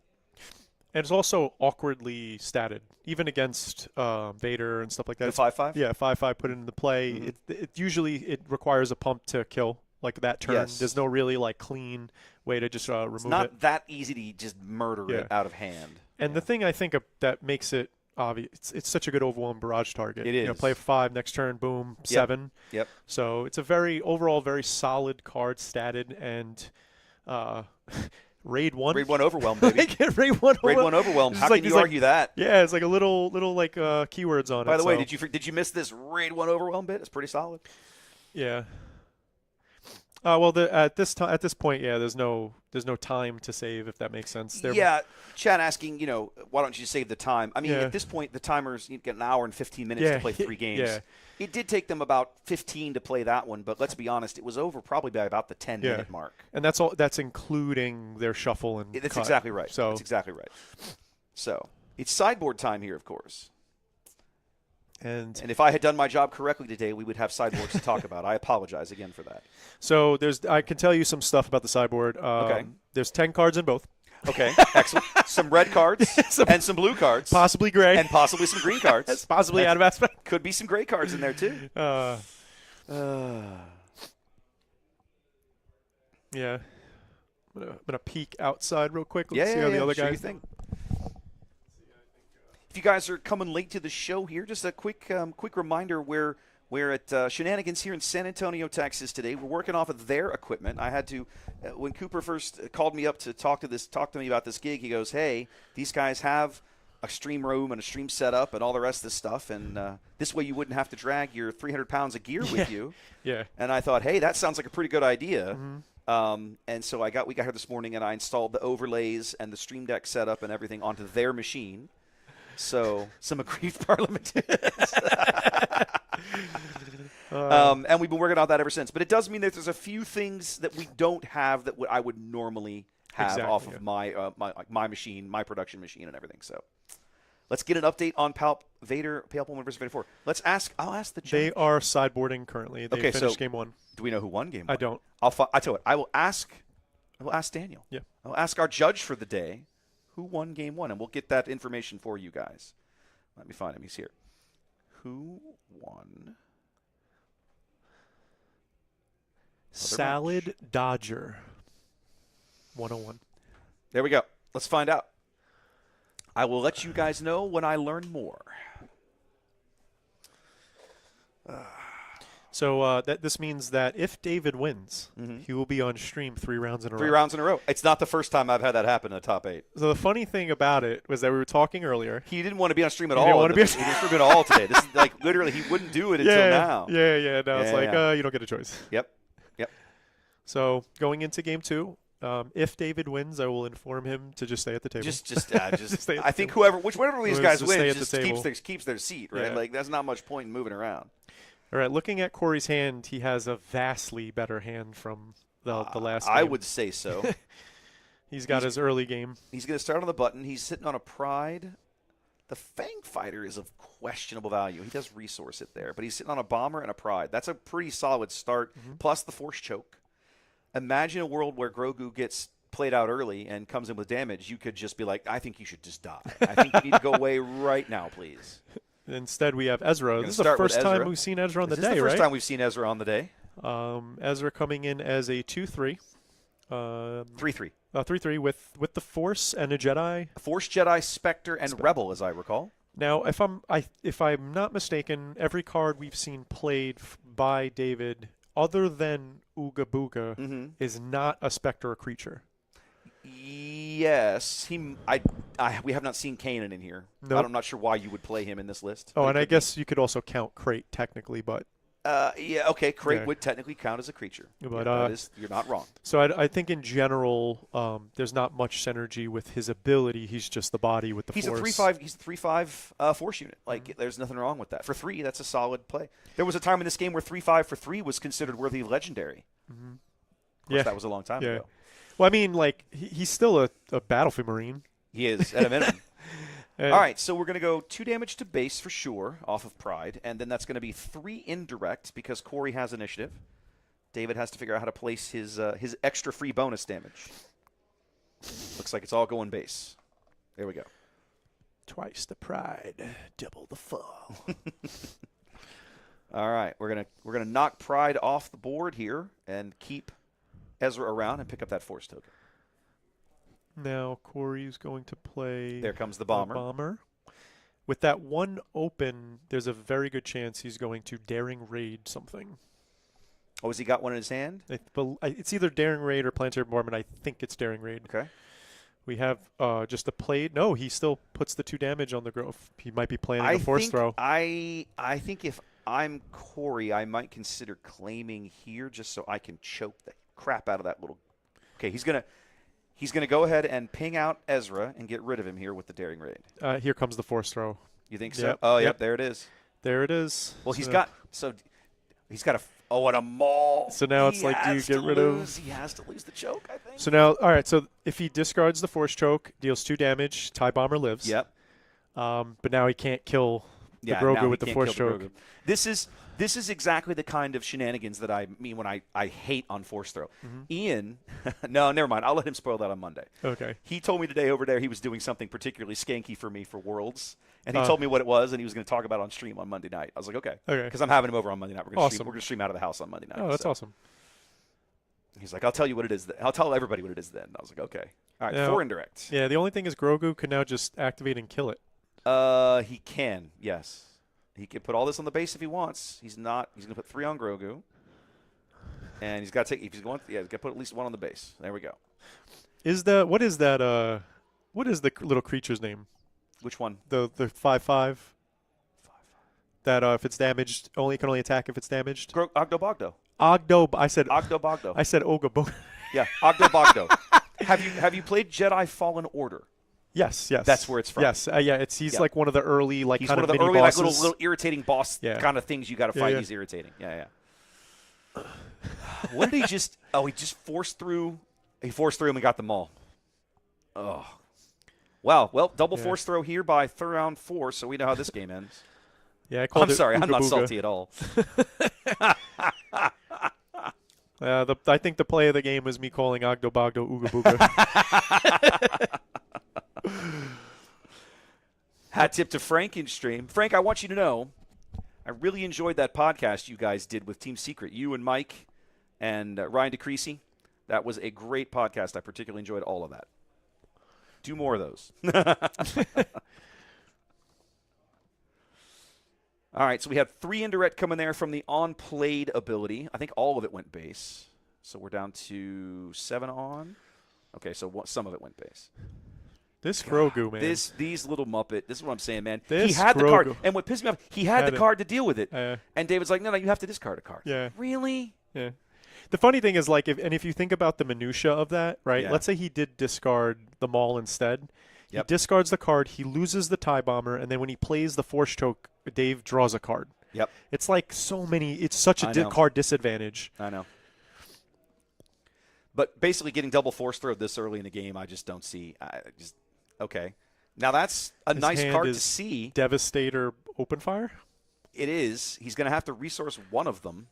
I think he resourced already. No, he didn't. He started. He started. He was like, started to resource Devastator, and he was like, "No, we take it mind. back." Yeah, he's like, Corey, unfortunately, I don't think you're going to live until the no, I don't believe the Devastator I comes think, out. And I think he's going to have to play the Open Fire just to try and keep things,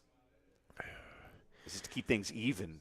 In this instance, do you play the Open Fire and finally get rid of Grogu, or get rid of that Hammerhead? The irritating thing is, you almost have to get rid of the Hammerhead, but he's not. He's not going to. And he's like, I'm tired of this little guy. I'm not convinced this is a bad play. Tired of this little guy. Can't wait for David to pull another one out of his hand. Okay, we are going to deploy Boba into the ground arena. At least get some value out of him. He's a 4/7. That's not insignificant. Oh, for God's sake. This just keeps getting He's worse a for 4/7. I have a 4/6 I have Sentinel, a 4/6 Sentinel. What would you like to do about that? That's the Force. And yes. if it dies and there's another Force unit, I'm going to draw a card and give it 2 experience tokens. The deals. Well, Boba does what Boba does. Just smashes into him and hopes for the best. Not much else he can do there. If Han's going to clean him up, I'm almost positive. Just be like, go away. I don't want you to have units. Yeah. Which makes sense. Gosh. Every time you look at this Han deck, he has like 7 units on the board, and they're like all like trashed out with damage everywhere. Yeah, Force Throw is a completely balanced and fair card. Oh, totally, Grievous. Especially when 100%. Grogu just solos the entire deck with Force Throw. Well, now at least if he plays with Raider, he could kill Han, I guess. The sad thing is if he kills Obi-Wan, he just makes something bigger. It's taking more damage. I think irritatingly you have to kill Han with that thing, but I think you have to play it this turn too. But also if he kills Obi-Wan now, he won't draw a card. The interesting thing is for all of this trading, the base health is actually fairly even. Like Corey can't keep a board together, but he's not losing yet. Yeah, he's not under the. He's not boot. completely out of this. It feels awful, and in his shoes, I would be enraged. But it's actually not that bad. He needs to kill Han here and just get rid of Han, in my opinion. Yeah, the killing Obi-Wan means he could put the 2 here, can he? He could, and then he could kill the Ruthless Raider. He could. or hit for 7. But I mean, David's probably not going to trade into that Raider with that thing. Yeah, he's going to make you come get it. Yeah, of course. Especially with the health being so even, he's just going to go to base. Yep. Yeah, he did kill. I think that's Han. the right play here. 100%. I agree. It's not. It doesn't feel amazing, but No. it keeps the game. Like it's better than nothing. It feels bad because you're doing one thing, your opponent's doing 4 through 5. Exactly, Yeah. because he just gets to play everything for cheap. Yep. Han, to me, and we talked a little bit about this in Austin, Sure. right? All of these leaders that cheat the economy of the game Yep. in some fashion never feel balanced. If you want to feel unbalanced, I'm going to tell you something. You want to feel unbalanced? Please. Take the first Boba and put it in a force deck. Oh, I bet that's fun. Oh, I You force throw and I don't lose a resource? Yeah. Yeah, pretty okay. Cool, huh? You can do that now, by the way, They have this format called Trilogy. Yeah.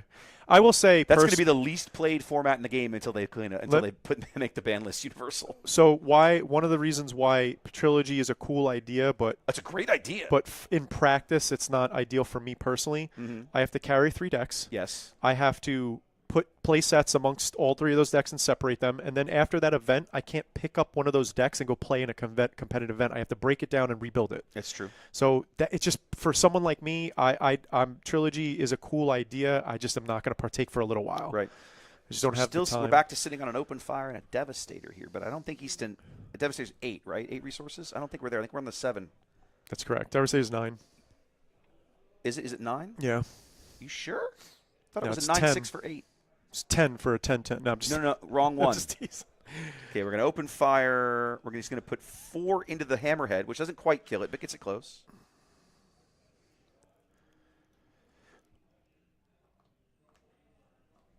Three decks is so intimidating. I show off. Yeah, I agree with that. What he said. They have to show it to make it to play it and make it seem like look how simple this is. But the fact of the matter is, it's just for those of us, especially who've been playing since set 1, you have a big collection.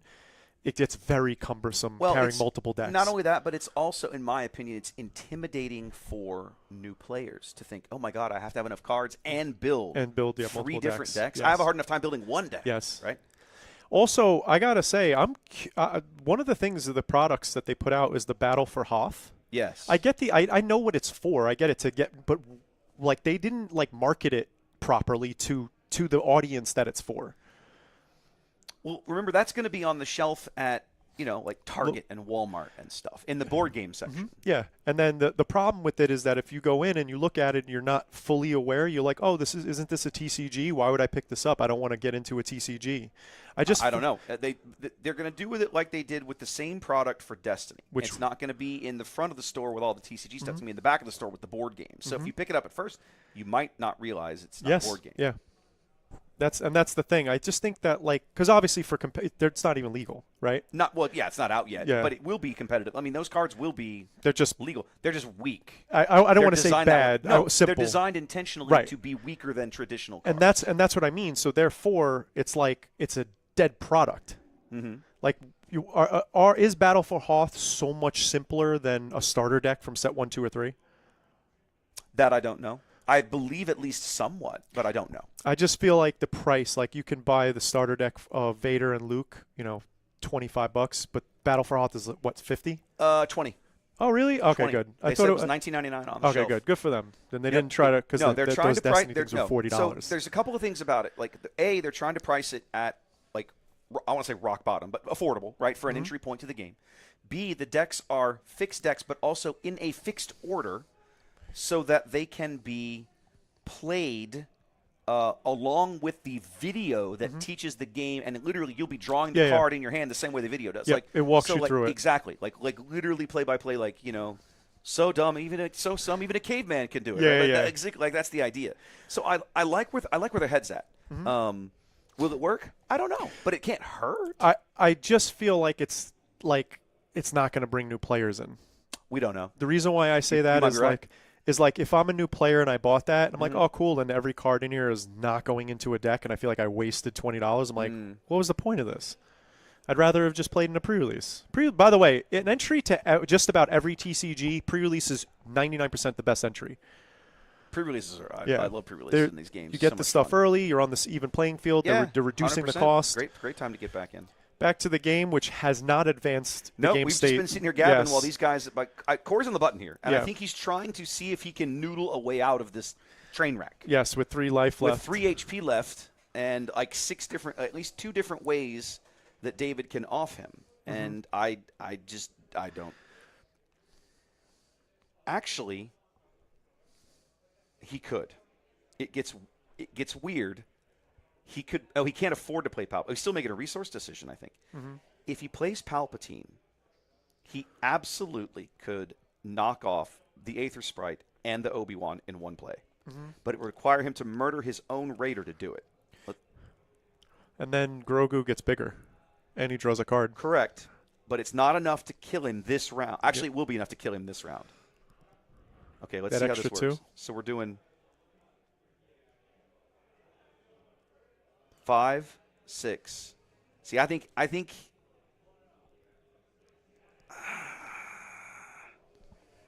what he should do is 5 to the Aether Sprite and 1 to the Raider. And then when the Raider dies, you ping 2 to Obi-Wan. But the problem is when the Obi-Wan dies, his experience tokens give Grogu the power to kill him. Which kills him anyway. So Yeah. I don't think he has a way out. But it would have been fun. It would have been fun to see him try. Yeah, I agree. Needed bigger rock. Need bigger. Yeah. To answer the question, somebody asked if Force Throw is worse than Overwhelming Barrage. And I would say, just think of it like this. If they were even, Yeah. Force Throw costs 1. Yeah. That's the big problem. Over, Force throw's dirt cheap. Overwhelming Barrage costs 5, is green villainy. Yep. Force Throw is red neutral. 1. Costs 1. 1. So that's the problem. And Yeah. we already know Force Throw inherently is not the problem. We didn't have the Force units Yes. around it. Now we have Force everywhere. Yes. That's why it's the problem. That's why it's a problem. Yeah. Not sure what they're talking about. He's probably trying to figure a math way through all of this. Yeah, I think that this is, at this point. But I don't think it mattered. I think Yeah. in the end, in my mind, the only way to do it is he has to kill the Aether Sprite, kill his Raider. The Raider then knocks off Obi-Wan, but then Obi-Wan's XP passes to Grogu, which gives him, he becomes a Lethal 3/8, again. and then he still has lethal. Yeah, lethal. So I think in the end it doesn't matter. Yeah, I think that, like, this is a courtesy more than anything. they're It's talking like, through it, and they've yeah. obviously come to he's the like, similar He's like, I don't conclusion. think I have anyway, and he's like, Yeah. and David's walking around. It's, He's like, it's yep. the best card. I mean, Palpatine is the best card he has in his hand. Devastator doesn't put out enough direct damage. Palpatine is the only shot he's got to attempt to clear the board quick enough. Yeah, because as soon as the struggle is really in the ground arena. As soon as you kill Obi-Wan, Grogu has lethal. Yes, he has And if lethal. you don't kill Obi-Wan, he has lethal with Obi. And then So if, he's and then if you you're clear the ground screwed. arena, the sprite has Again, lethal. Again with Grogu. Brutal. All right, guys. Well, listen. There's our top 4 match from the stream table. They finished. Okay, I think they finished. Do we know who won then? I never get info. Okay, it was 1-1. They were going to game 3.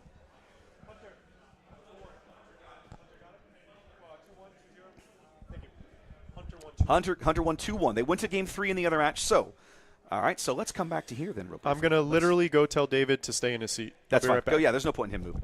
All right, so guys, so here's our bracket, and let's do some quick updates. We are going for Hunter winning the top half of the bracket, and David winning the bottom half of the bracket, and that will be our final matchup here in just a few minutes. So, once again, we'll step away. Give us about 5-ish minutes to get organized on this end, and we'll be right back with some finals. We'll see how this goes.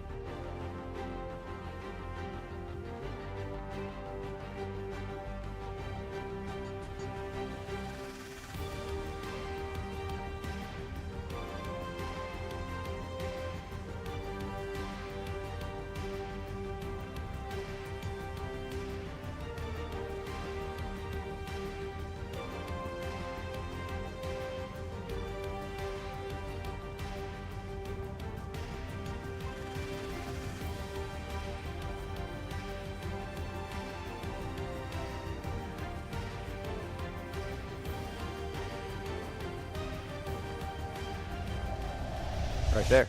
There we go. Welcome back, everybody. We are at the finals. It's here. We're here. Oh, I got to get the timer fixed up here. So, David now on stream 3 games in a row. Yep. Han 2. The one thing he was just didn't want. Didn't want. And we were saying how Han 2 is so underrepresented at this event. He's the only one in the field. He's the only Han 2. And here he is, the top of the mountain. Here he is. So let's see if he can finish climbing it, or if Vader can take his knees out from under. Now, I will say, just from how Sam plays versus how Hunter plays, I think that this might be a little bit of a different Vader 4 experience for David. Okay. One of the big things is I feel like every single time Hunter's on stream, he's casting Overwhelming Barrage. And Sam didn't cast it once. Sam did not. That was not a thing. Oh, I put this up. These guys are going, and I am off doing other things. So Vader starting out the same exact way as Sam did earlier, which is 2 space units. Yep. Our new little hidden forged starfighter. Huge opening difference for Han 2. No turn 1 play. No turn 1 play. That must be after the mulligan and everything. Yeah, that's a big miss. That's a very big potential for that to spiral in this matchup. Yeah. It looks like he did play. Is that a Muppet? Yep, that is a Yaddle. And he has most likely a Force Throw in his hand. But the exact response is the TIE Dagger to come and play to murder the Yaddle. Oh, yeah, to Han not hates to see allow that. the Force Throw Han to doesn't take wanna out see one of that. his units. Yes, Vader 4 is off to a fantastic start. About as good a against start Han as you 2. could ask for if you're Hunter. Yeah, the Palp. They went to Game 3, and the Palp just lost against Vader 4 in last round. TIE Factory goes Burr, and we're on to round 3. Or turn 3, excuse me. Damn. Chad, this feels over already. It's weird how swingy this game can feel sometimes. When you're playing Kiadi just to get a board presence. Oh, this is just getting brutal. Yeah. In a real hurry over here. Hunter doing the calculation ahead of time so he can save time. And 13 on the base just like that with nothing in space for David. We do know he does play bombing run. Yep. We do know with the Victor leader in play that the 1-1s will go away.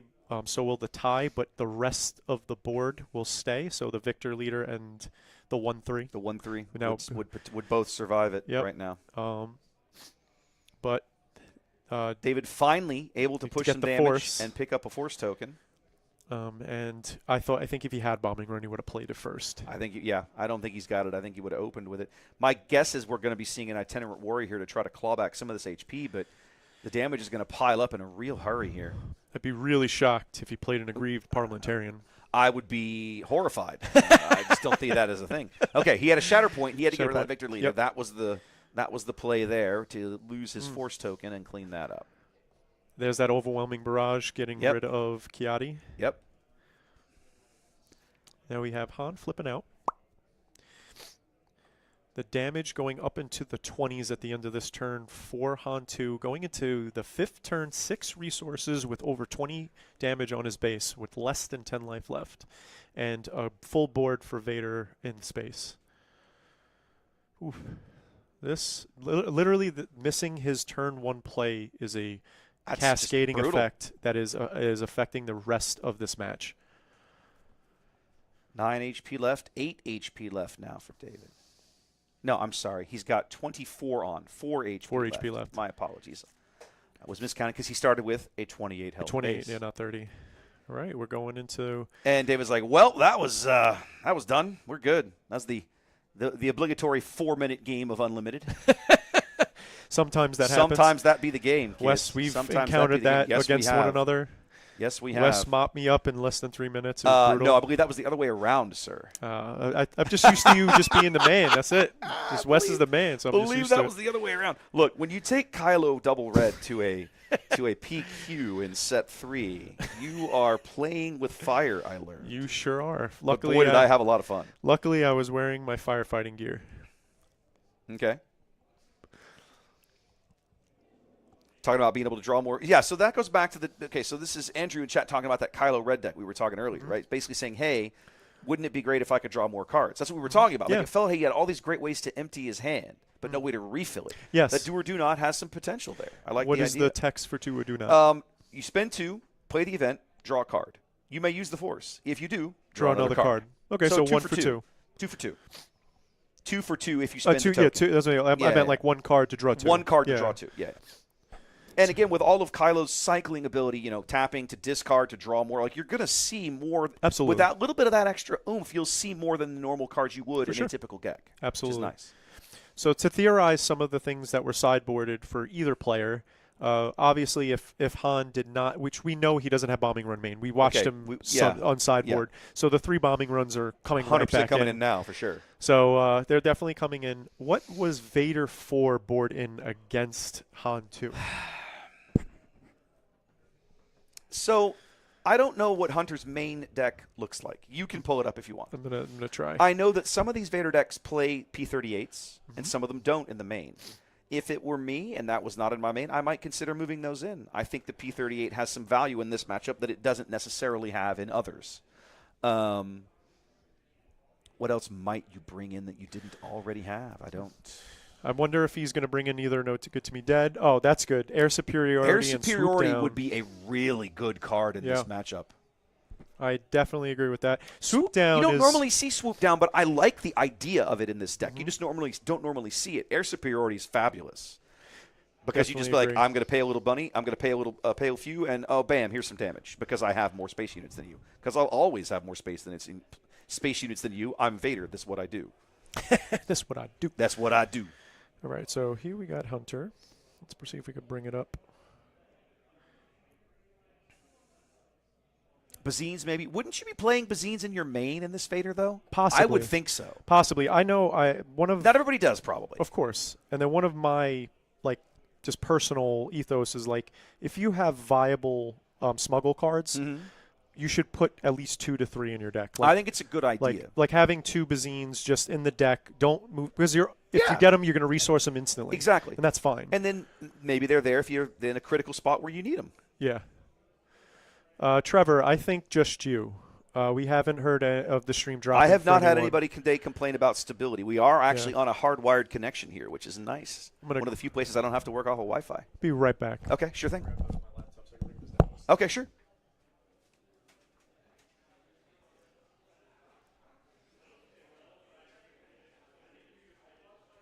Nearing the end of a fabulous day here in San Antonio. So I promised we'd be out by before 10. You were right. You were right. Sometimes these final brackets at the top take forever. This one has not been that long. Like we started at 6:35 or 6:40, and here we are an hour and a half in, and we're already into the finals. That's 40 minutes around for playoff rounds is pretty good. I won't complain. Okay, we're trying to pull up Hunter's deck list here so we can have a look at. There you go. Just click that. Yeah, just click that. There we go. All right. So in the sideboard, we had 2 Choose Sides, 2 Confiscate, 2 Eager Escort Fighter, 2 Swoop Down. Okay. 1 Bazine and 1 Lurking Now, Tie. Does he play any Bazines in the main? Scroll over to the other side there.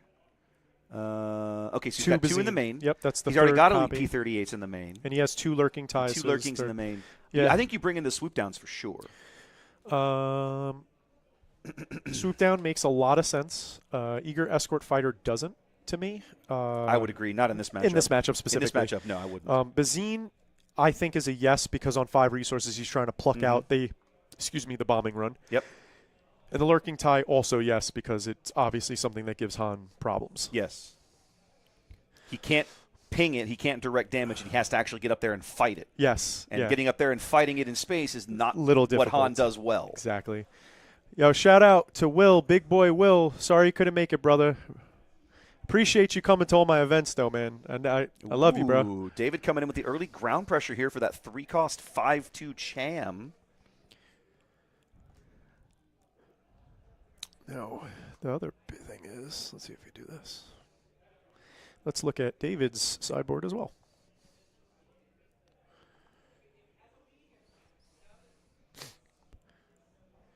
Geonosis Fighter comes in and bounces Yaddle. Geonosis Fighter, that's a good card. That's a good card in this matchup because he exploited the tie to do it. And we haven't seen that card all day. We've seen multiple Vaders. We haven't seen this one. This is a card that I'm used to seeing in this Vader, I agree, but we haven't seen it until today. That's actually a Twilight card. Twilight regular yellow. It's this guy, the Geonosis Patrol Fighter. So he used that to bounce the Yaddle, keep it off the board.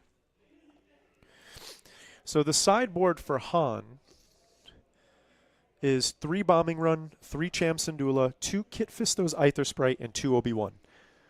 I think he literally brings in, 8 cards? 3, 6, 7, 8. 8 cards for this. The 2 Kit Fisto, the 3 Cham. I only say the 3 Cham because we see a Cham in play. I don't know if he'd bring in 1 or 2, but he definitely brought in the 3 Bombing Runs.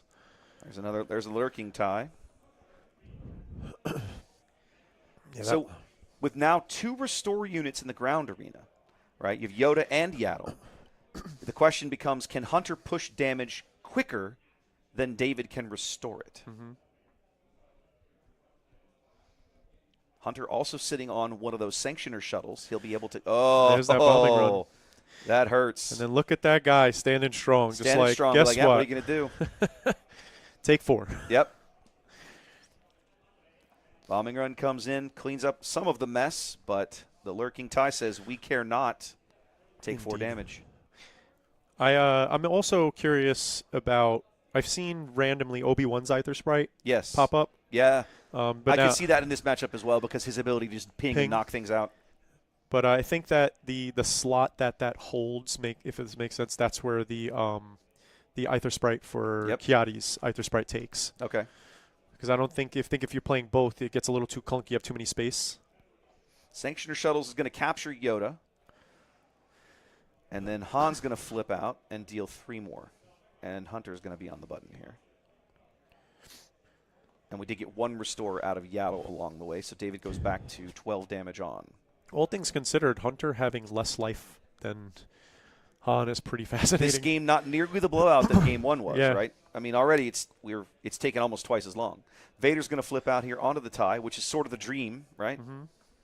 The sort of play you want to make on 6. Oh, I saw it. You seen it? I told you it's every. Here it comes. Oh, Defeat there's that. the There's the Aether Sprite. Defeat that guy. Oh, the Aether Sprite doing work again. Defeat that guy. For David knows this matchup is a problem, and the sideboard being very impactful here. Here comes the OB. We're going to go ahead and OB anyway. It's suboptimal, but he's got to get it done.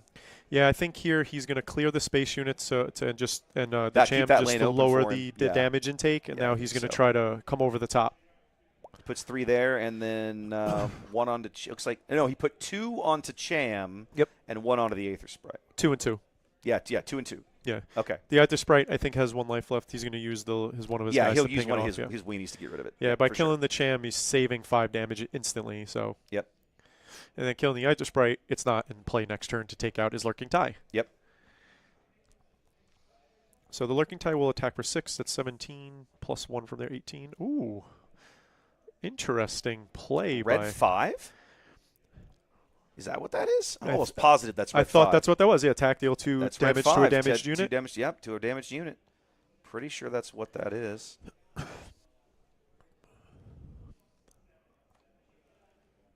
Yep, art matches up. That's red 5. Ironically, it's pretty bad right now. Like there's no damage on any of his opponent's stuff. It's next turn it will be able to kill the Lurking Tie by attacking, but also trade itself. Getting down to the bottom here. 11 HP remaining for Dave. No, I'm sorry. David's on 19 on. So he's at 9. 20 on. He's at 8. Yep. 8 each. 8 health apiece here as we head to the 7 resource round here in Game 2 of the finals. Now that Phantom swings for half of it. It'll take 3 actions at a minimum. Actually, it'll take 4. Yeah, take 3. 4? 4. Given Hunter's board right now, it'll take 4 at a minimum, barring a pump or something that I don't think he has. Yep, he kills the Lurking Tie. He's got to get rid of the tie. He does. And now he takes 3? 2. Sanctioner Shuttle's a 2-3. And then now if David has Bombing Run, Hunter's going to repopulate the board with bigger guys. That's the funny part. It's possible. He does have some pretty good stuff in his hand. He's got the 4/5 stolen AT Hauler. He's also got a tie dagger. Well, and that Mining Guild tie will also allow him to draw a card. And he might. I mean, if I were him, I would probably tackle that next and see what happens. And David said, "I don't want you drawing a card. You're not going to give me that opportunity. We're going to ping off your shenanigans here." And now I will point this out. after that play, if David has any force throws, they're just gold. Yeah, that's true. Like, they're going to get rid There's of the cards hauler. in his hand. They're going to kill things in play. Yaddle's going to get the restore, give, I guess, nothing else restore. Nothing else restore. Nope, we'll give nothing else restore. It's like the first time I remember that trigger. There's no Yeah, force that's true. units in play. First time, Jedi. Has to be Jedi. Jedi. Yaddle needs a Jedi. And David needs a bombing run. I mean, he could use it now. Hunter's already survived one, and the game is basically still tied. But now, with Han on the board, and this is a little overkill. He doesn't need this Phantom Deuce in space. If Hunter has a surprise strike, right? A surprise strike here With would the hauler? not. Oh, with the hauler 7? would do it. He has it. There it is. He had it. There it is. I like That was casting just Hunter's games. barely I enough. predict all the plays. It was just barely enough, as the surprise strike deals exactly. Well, he deals 7. He needed 6. He dealt 7. Coming he has into this last game, Han 2 making a strong showing, being the only Han, and then Vader 4 2-0ing him in a very, very, very convincing fashion. Indeed. Well played by Hunter. Hunter Shelburne, your victor here at our little tournament at Shenanigans in San Antonio. Yeah. Very Austin's nice. going to have some bragging rights saying they came to San Antonio and won my event. Indeed. All right, so let's finish this up real quick as we come to here and we say, look at that. Hunter takes the champ slot in, everybody. Yes, well congratulations to Hunter Shelburne. Well done. So, you and I have now sat here and watched a bunch of games today. Sure. And we've seen now a lot of Han Blue 3 straight games. Yes. Obviously, not like any deck in this game, not completely unbeatable. Of course. But, man, what a flexible shell that is. What kind of versatility you can get out of that leader combo. Yeah. I think that the closest game was all day was Kale with the Maul. Yes. Like, that was like extremely close game. Yeah. But then when Han 2 comes in, you see like he doesn't have to follow that exact path to victory. David employed multiple strategies. Mm-hmm. He went wide at one point. Yep. He literally just went, I'm going to clear your board and make sure you have nothing in play. And then we watched him shift gears and say, oh, let's race. Exactly. So Han, Well, and the Chams and the Phantom Deuces give him the opportunity, the ability to do that, right? Yeah. And do it very early in the game. When you can put out units that swing for 5 in an arena that your opponent may not have an answer for a unit in, you've got to figure that out, right? How quickly we watched that Phantom 2 just eat poor Corey's lunch in the semifinals. Yeah, just like he took like 20 damage from that thing. He had no answer. And then there was that with Kale, he had the 6 he put the Maul's lightsaber on the 2/2 shielded. 2 cost, 18 damage, 3 turns. Yes. Lost. Yeah. Like, what? Yeah. Yeah. What? Crazy. Yes. Crazy. Star Wars Unlimited is a beautiful game. Love it, folks. Faces, I'm actually not sure how many Force-based decks we had today. We know there was a Maul in the field. Mm-hmm. One Maul. We just saw the Han Blue Force. We watched at least one Kylo deck that was working off of it. I'm betting the Kit Fisto deck was working off of it. So we had a Rey that was. Okay. We saw a Rey. We had the Darth Maul that was. Yep. We had Anakin that was. Okay. Then we had Kylo Ren. Yep. I didn't see if Palpatine was. Palpatine was Colossus. All right, so he's not. Krennic Yoda. Yoda was on Jedi Temple. So yes. So yes, another Kylo. And another Kylo. Pre-Visa was on Sundari, so that's not. That wasn't it. That's it. And that's it. Yeah. So we. So like 7. That's 7. 7. 7 out of 28. Yeah. 1/4 of the field. Yeah. And I honestly feel like that's going to be fairly typical. Yeah, absolutely. There's going to be people that like the mechanic and decks that can take better advantage. Decks and leaders that can take or designed to take advantage of it. And there's going to be decks and strategies that will be like, this is just not for me. Yeah. And even some of the new leaders, and we talked briefly about Avar Chris earlier in the day, because of the way her mechanics work, you can just make it. You can just be like, I'm going to pair her with literally whatever base I want. It doesn't matter. Yeah, it doesn't matter. I can always have the token if always I want have the force. Right. And I also think there's something to be said of the power level of Han is that he's not a force leader. Yeah.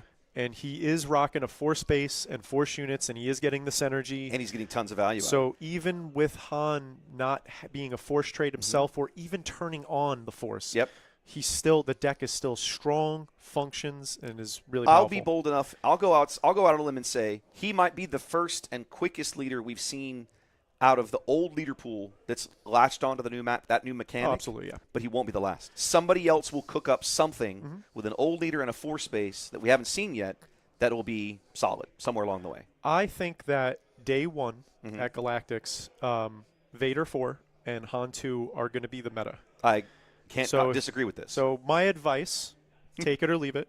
If your deck cannot effectively beat both of those, either shore up your matchup against one and then sideboard for the other.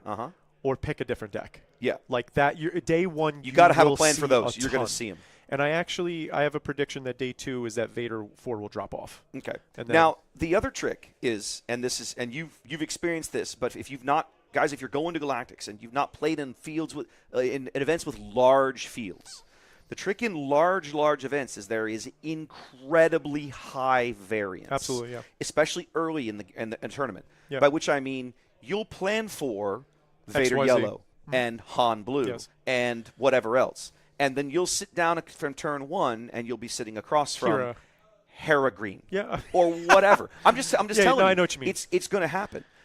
And sometimes those decks can surprise you and freak you out. Oh, of course. You talked about it on stream with Ian, where you said it's a really good feeling for you when your opponent has to pick up your leader and read it and have no idea what it does. And you don't know no idea what it does. And that was, I actually think that everybody that Ray sat across from today, the Red Ray, read her. I guarantee it. They read her like, what does that do again? Because they almost all read her when she was spoiled and went, whatever, and then never read it again. Exactly. Right, exactly. Now, again, to shout out a deck that I like, those two matchups you were talking about. Kylo Red, old Kylo, into those matchups. Not as bad as he looks. No. He can actually outrace Vader. And again, to Han 2, not a bad matchup. One of the things I think surprisingly that people are starting to feel is the gatekeepers are shifting. Yes. So Sabine, there was no Sabine here today at all. Not a one. Not one. Shocking. And I think that there's a lot to say about that with the simpleness and as well as like all the cards in that deck have been out. And there's a lot to say that no one picked up the leader today. Not to say that no one will. Yeah. Like I'm sure that someone will be there playing. There will be people playing Sabine blue, green, and yellow. Guaranteed. Absolutely. And even red. Absolutely. But by and large, the speed of that deck is no longer the threat to like a Kylo and stuff. And now we have the lateral options such as Han to cheat stuff out, play the Force, get rid of your cards. And then I think Chirrut specifically is like a huge issue for Sabine. It's interesting to me. First of all, I don't disagree with you. But it's interesting to me. Like, I was playing some Kylo Red this week, seeing Chirrut, and I'd be like, I have to deal with him. Okay, Force choke. But or you can deal with him. I can. Yeah, Kylo can. Kylo can pump somebody and smash into it, or just Force choke him out of the way, or whatever. There's about 3 different ways in that deck that I can reliably just be like, be gone. Yep. You fool, right? You irritate me. I'm with you. I think Sabine has a little more difficult time dealing with him. Well, think about it. What is their best play on 4 resources?